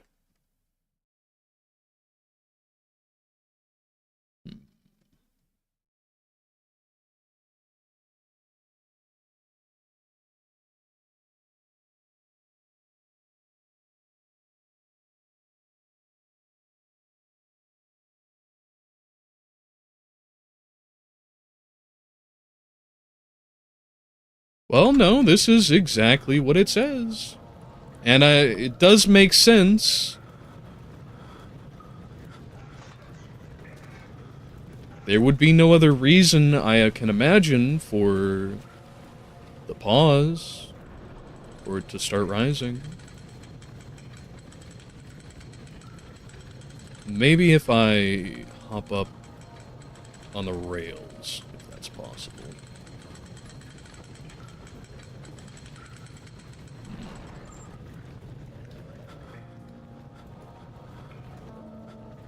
I've already died once.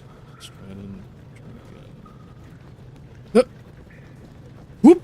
And plunge. Nope, that's definitely not it.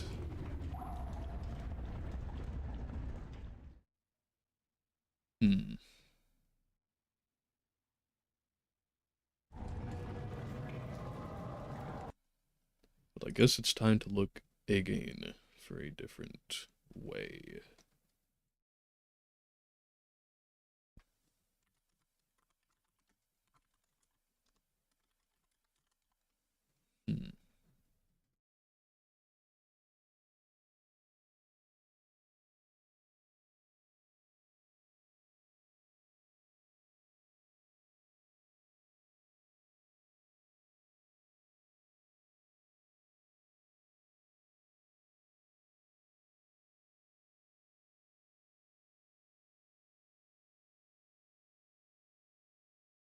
Because I definitely can't build a vaccine out here, that's for sure.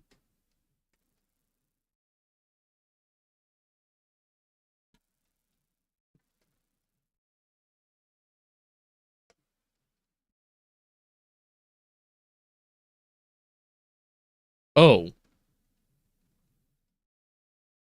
Huh.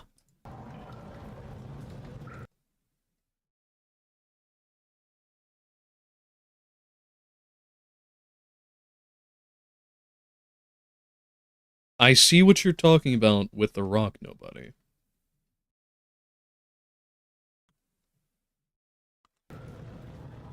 But I'm not at that stage yet. There is, apparently, some machinery that still needs to be fixed, which is just grand, because I still have no idea which bit needs to be fixed. I have this handle, I don't know where it goes to.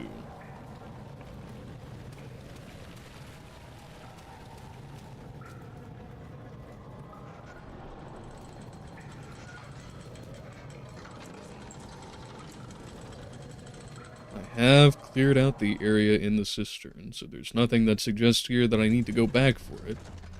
But where, oh where, does this handle attach to?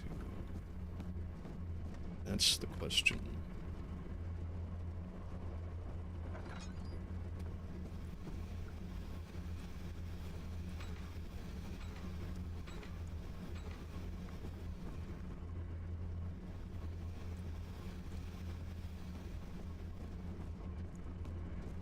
The walkthrough didn't mention anything about a handle either.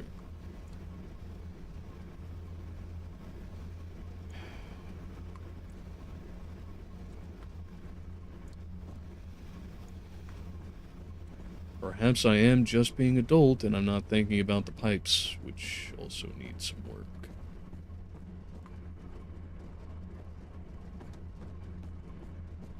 Yet I don't see a flange for it on that side. So that would suppose that that area is at least in order. And all of these are fixed, as they are in the appropriate spot.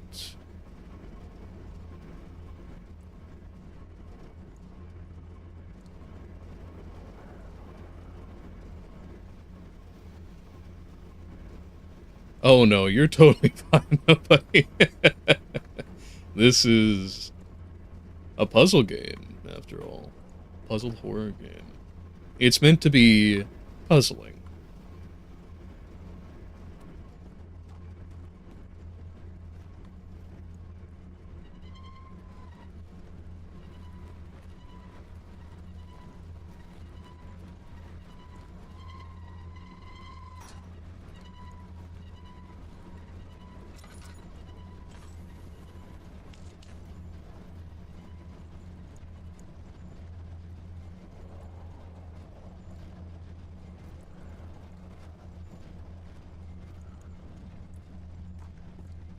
Might be that my original thought was right, and something in that rearmost room is, in fact, missing.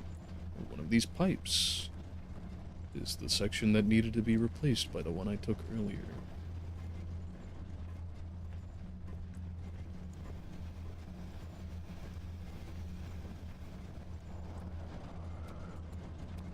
Or could be my other intuition in that I accidentally soft-locked myself through a glitch. That is always a possibility.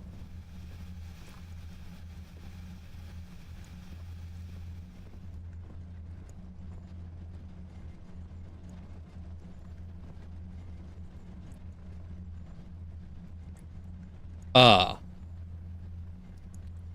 So that's why the cog is up there. Okay. That at least explains itself. Confounded by my own ignorance. That the tryptophobia wall should of course be the place where the pipes connect, naturally.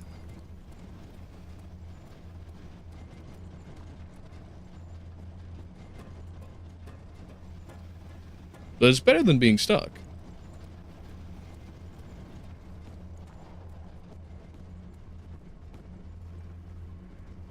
I do wish I didn't port all these pipes back to this room, though. That would have been much preferred to not have it as such.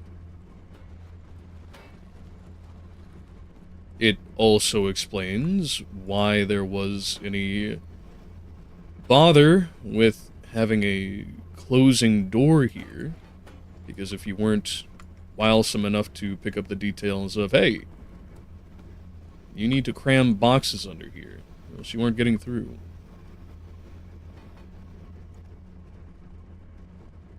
You'd be rather stuck.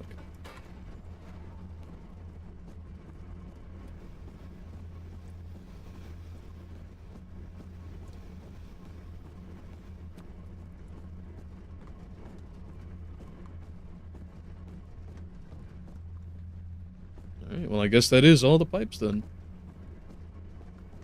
We'll find out, most certainly.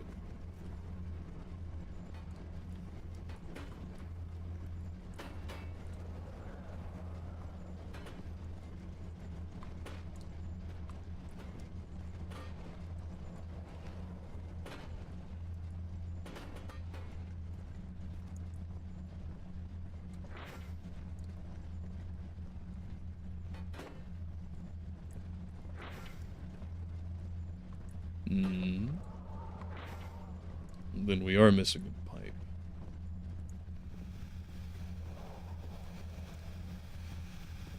Una peep.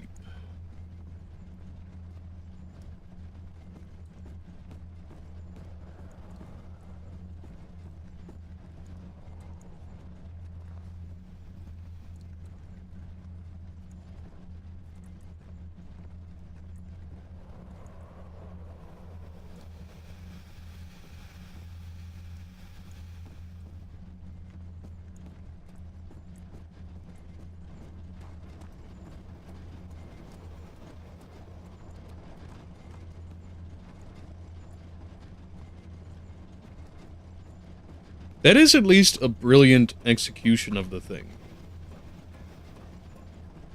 Instead of having a very broad, obvious highlight for all of these minute details, it simply appears as another selection of debris.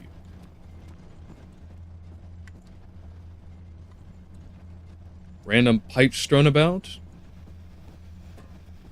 Albeit there were gestures, subtle hints, that can be taken note of if you're actually paying it much mind. Nonetheless, easily overlooked.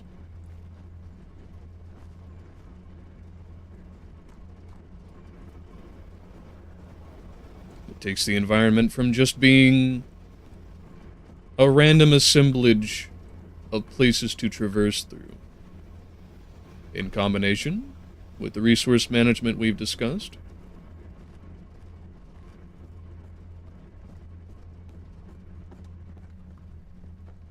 to a necessary part of the story.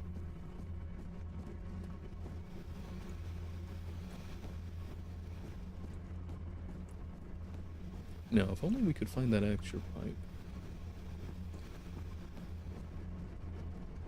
Certainly don't have one on my person.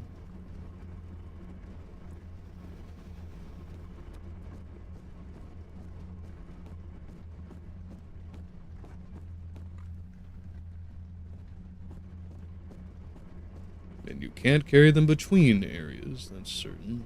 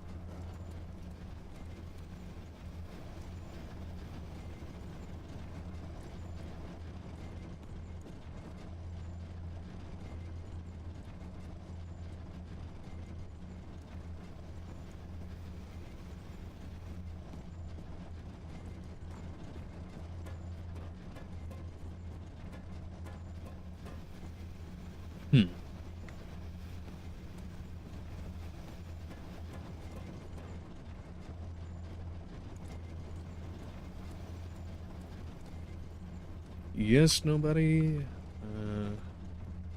Pipes everywhere.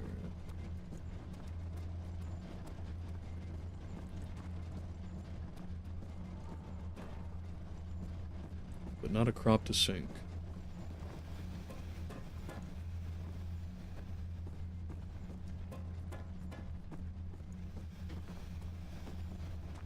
Where could it possibly be?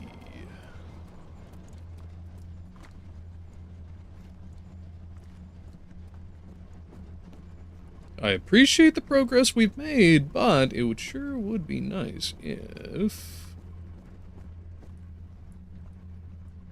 we could finish the section before moving on.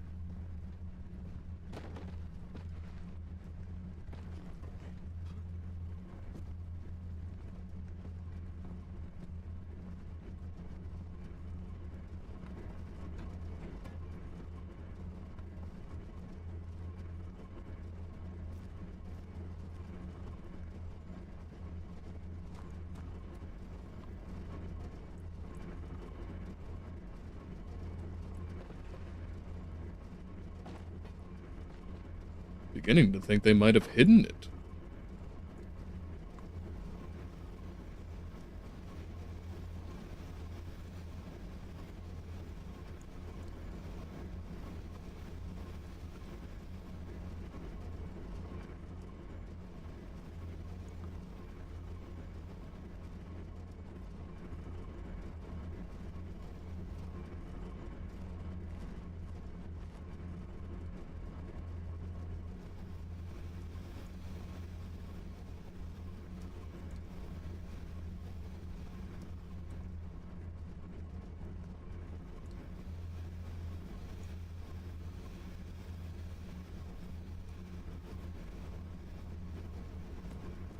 I'm not finding it.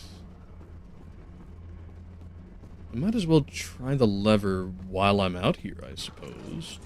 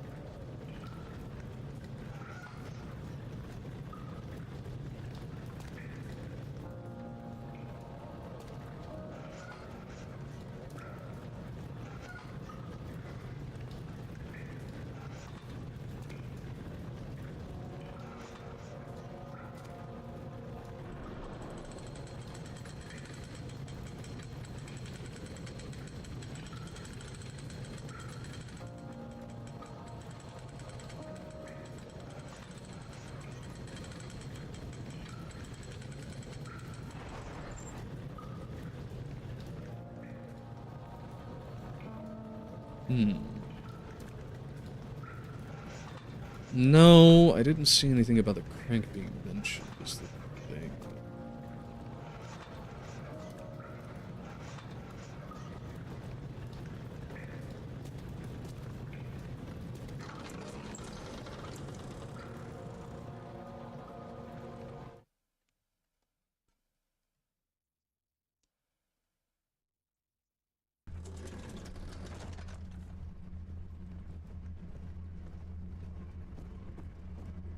I mean, I suppose I could give it a try, but I believe I did earlier and it didn't amount to anything.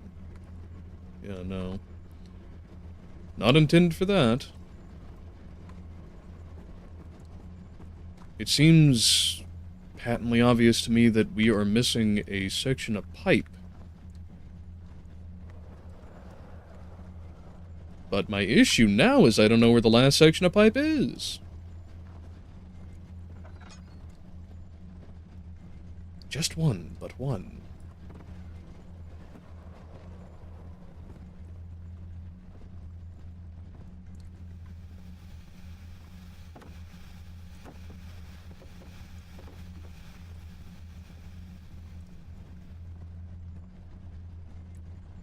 I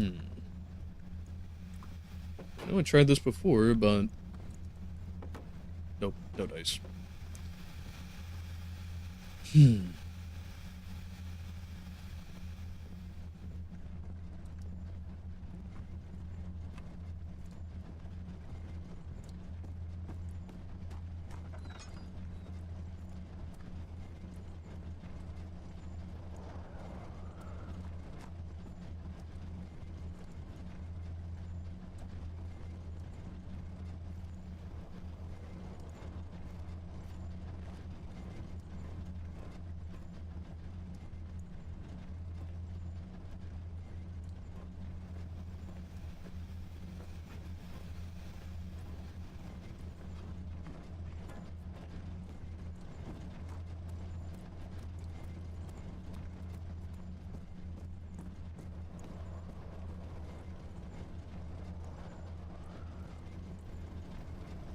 Yes, there are apparently 4 sections, and I found 3.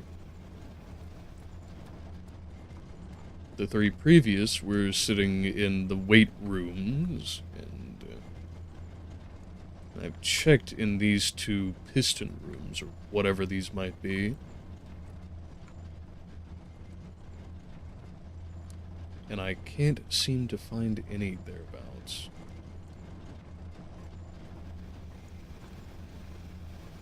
it would feel like it's something that's hiding in plain sight, but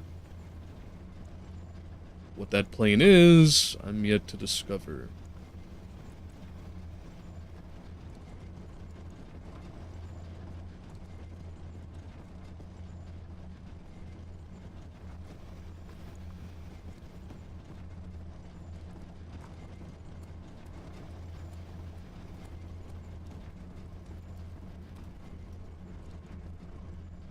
I've even tried looking up at the stretch of pipes on the ceiling, and I've yet to find any suggestions from there.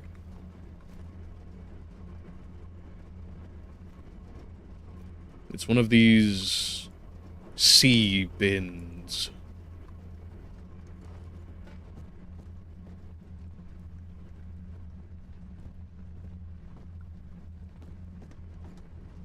I wish it were so simple as knocking out one of these sections that didn't have anything flowing through it, but as far as I can tell, that's not an option.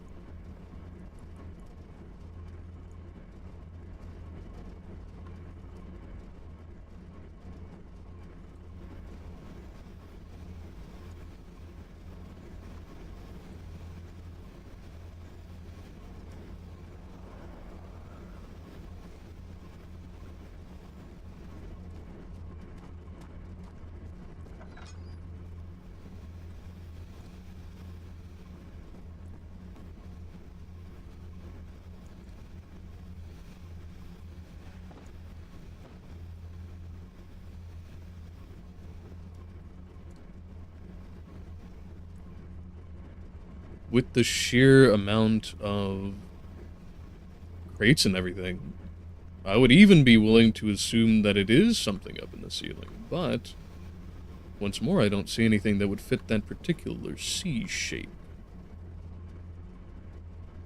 This is, the opposite, or rather, I started from the opposite end, and I've worked my way back towards the entrance, and yeah, still nothing. I suppose I'll have to go back to the walkthrough again.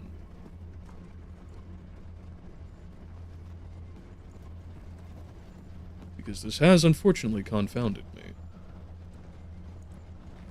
And we are half an hour over.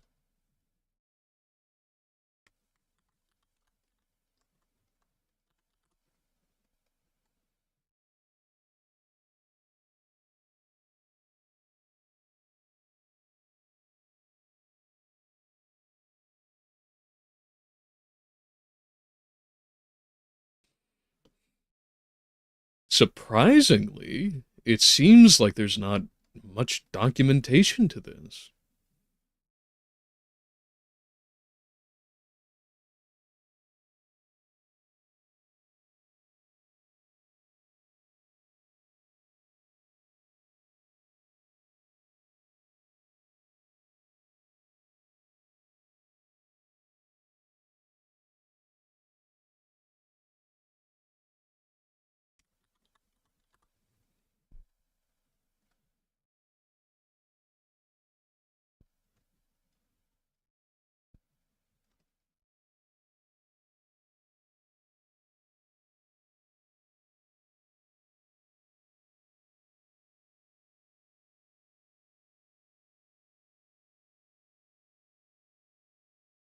What is this room called? Let's go back to the beginning.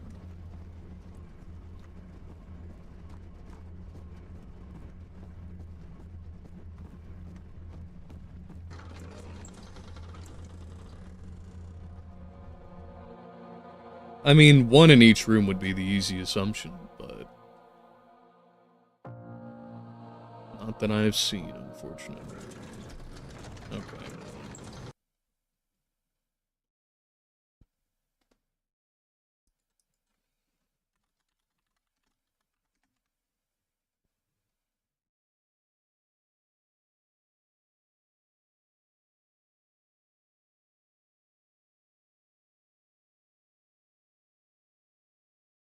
Well, I say it wasn't well documented. It would help if I actually searched the right thing.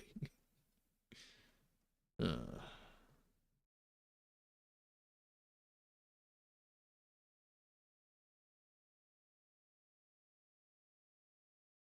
Hmm.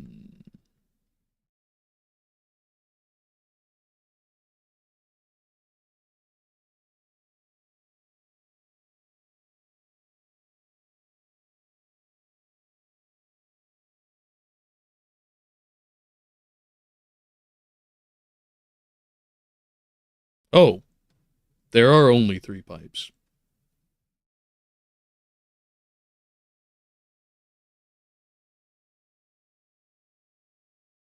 Okay. Well, apparently we have done everything in this room. Well, that explains why I've been, I can't say tearing my hair out since I don't have any, but, I've been, patting my scalp raw, I suppose, would be the appropriate idiom.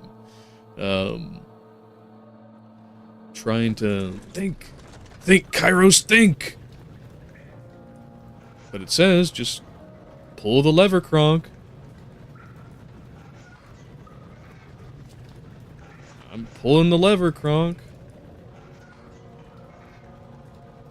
Do something.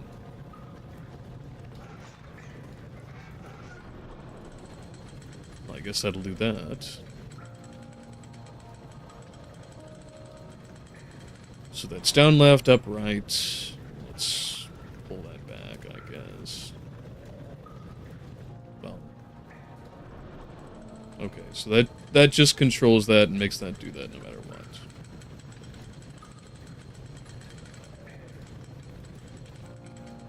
So if we pull down, it should naturally do the same thing. But for the eastern bridge. Don't go back up. Come on now. Huh. Maybe it's necessary.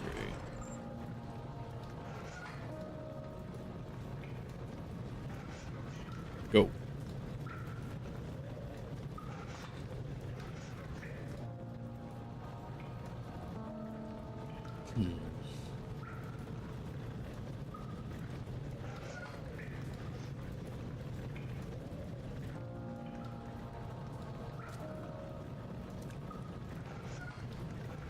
According to everything I've seen, now that I've got the 3 pipes, all is well, that's good.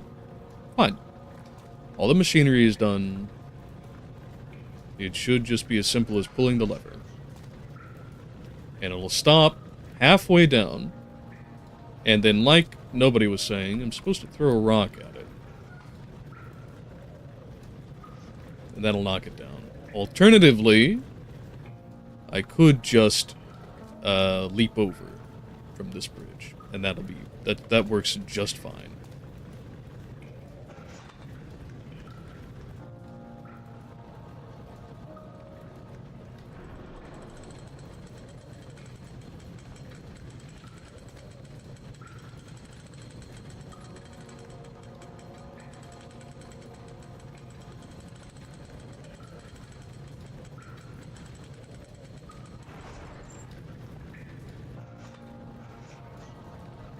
It's not a position it holds to. I do believe we might be soft-locked. That's a real shame.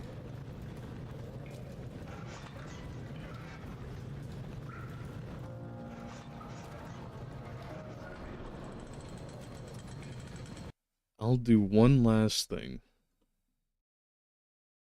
Take a look on YouTube. Which is funny, all considered.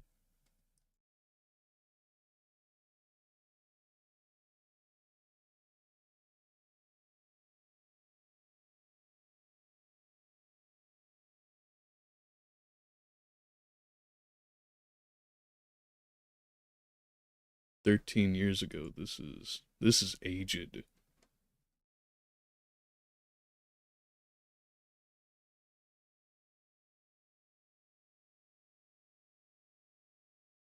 Well, I don't know what steam valve I would possibly need to engage, considering I've gotten both the weights and the pistons.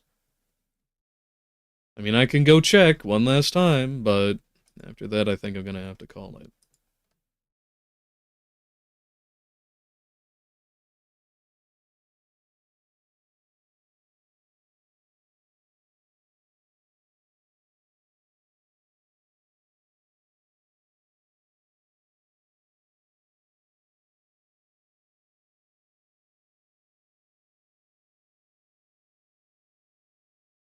Yeah, apparently it is just a matter of pulling the easternmost switch, and it's supposed to come right on down. Okay.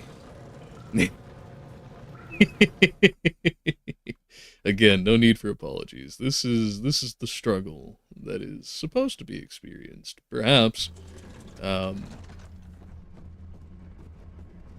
least if this isn't a glitch, and everything is working as intended. So obviously you've got a little bit of delay because streaming, but you'll be able to see now that I'll check that side for the weights, and I'll check this side for the weights. They're all locked in position as they should be. The door has no relevance to the steam power there. Now here is the pistons. This side is stuck in position.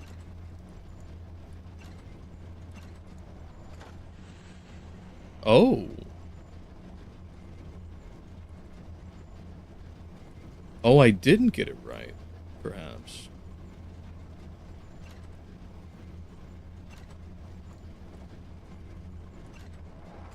Interesting. It was a glitch! Fucking called it! You've got to be kidding me. Okay, well, maybe I did it out of sequence. That was the issue. But I'll tell you, I'm happy. I'm happy that I didn't have to... Because there's no going back. It's just auto-saving. I could not reload from any point previous to even entering this space. Hey, I thank you for the attempted help there, nobody. Genuinely, that if it were not the game doing game things, I think that it would have been the exact advice I would have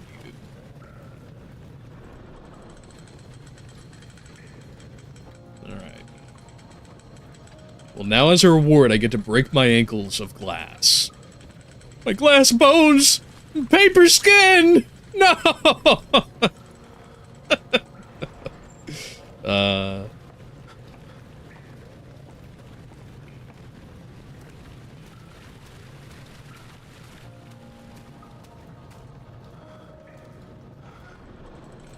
I'm still curious. Where's that rock that you were talking about? I still haven't found it yet. Perhaps I threw it off earlier. And in that case, there's no getting it back.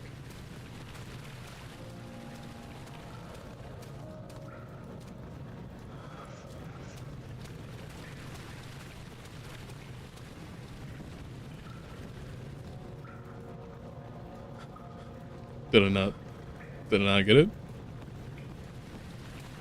It starts lifting as soon as I walk away. I guess not.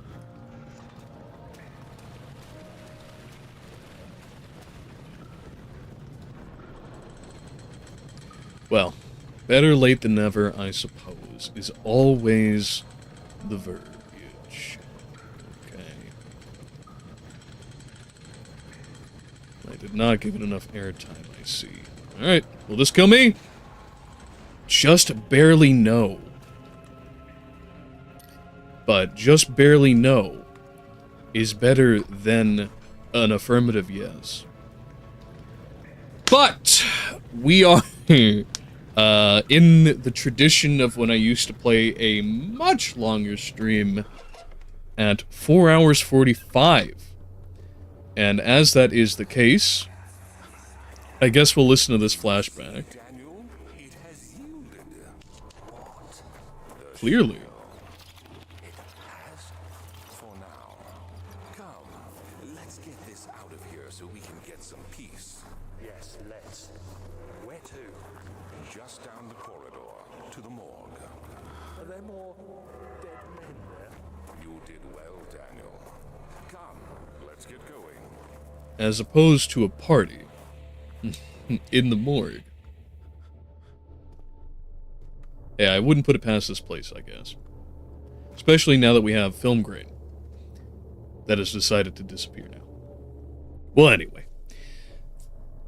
Excellent experience, even with what may be a glitch, or maybe me doing something out of turn. Whatever. Still a great time, still good conversation, still good observation, still something that I think we will continue with, since we are still doing Frankenstein, but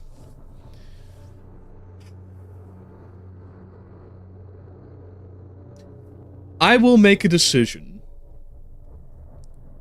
between this stream and the next as to whether we'll finish out this game, because it is a lot of fun. It has spurned a lot of conversation. It's a pretty historic game for culture and memes and everything, frankly, of the whole era. And we'll see. I'm leaning hard towards yes, but we'll see. No matter, I have to go do other things. It has been a grand time with everybody, but let's get to the introduction. I thank you all for attending here today. It has been a fantastic stream, and because of that, I hope that if you enjoyed it, you might consider it worth a like, share, subscribe. Go ahead and follow our links in the description if you want more of us, especially to see our content put out in its clip forms, its highlights, and everything else over on Spotify, BitChute, TikTok, if you still happen to have access to that, X, Instagram, and the threefold, manifold, Edifactory's Discord server. If you thought it perhaps worth a little bit of your hard-earned coin, there are also links in the description to Stream Elements as well as Patreon. Patreon, of course, gives you several rewards for the amount of money that you want to pitch in, to include at the lowest tier of proponent $5, the ability to participate in polls for whatever we do on the channel, get all of our content collated into one convenient place, have your names at the end of every piece of long-form content, like the highlights and the streams that we're doing here, and perhaps other benefits as we increase in size and capacity over the course of time. Besides that, otherwise, I hope that you all never miss your opportunity.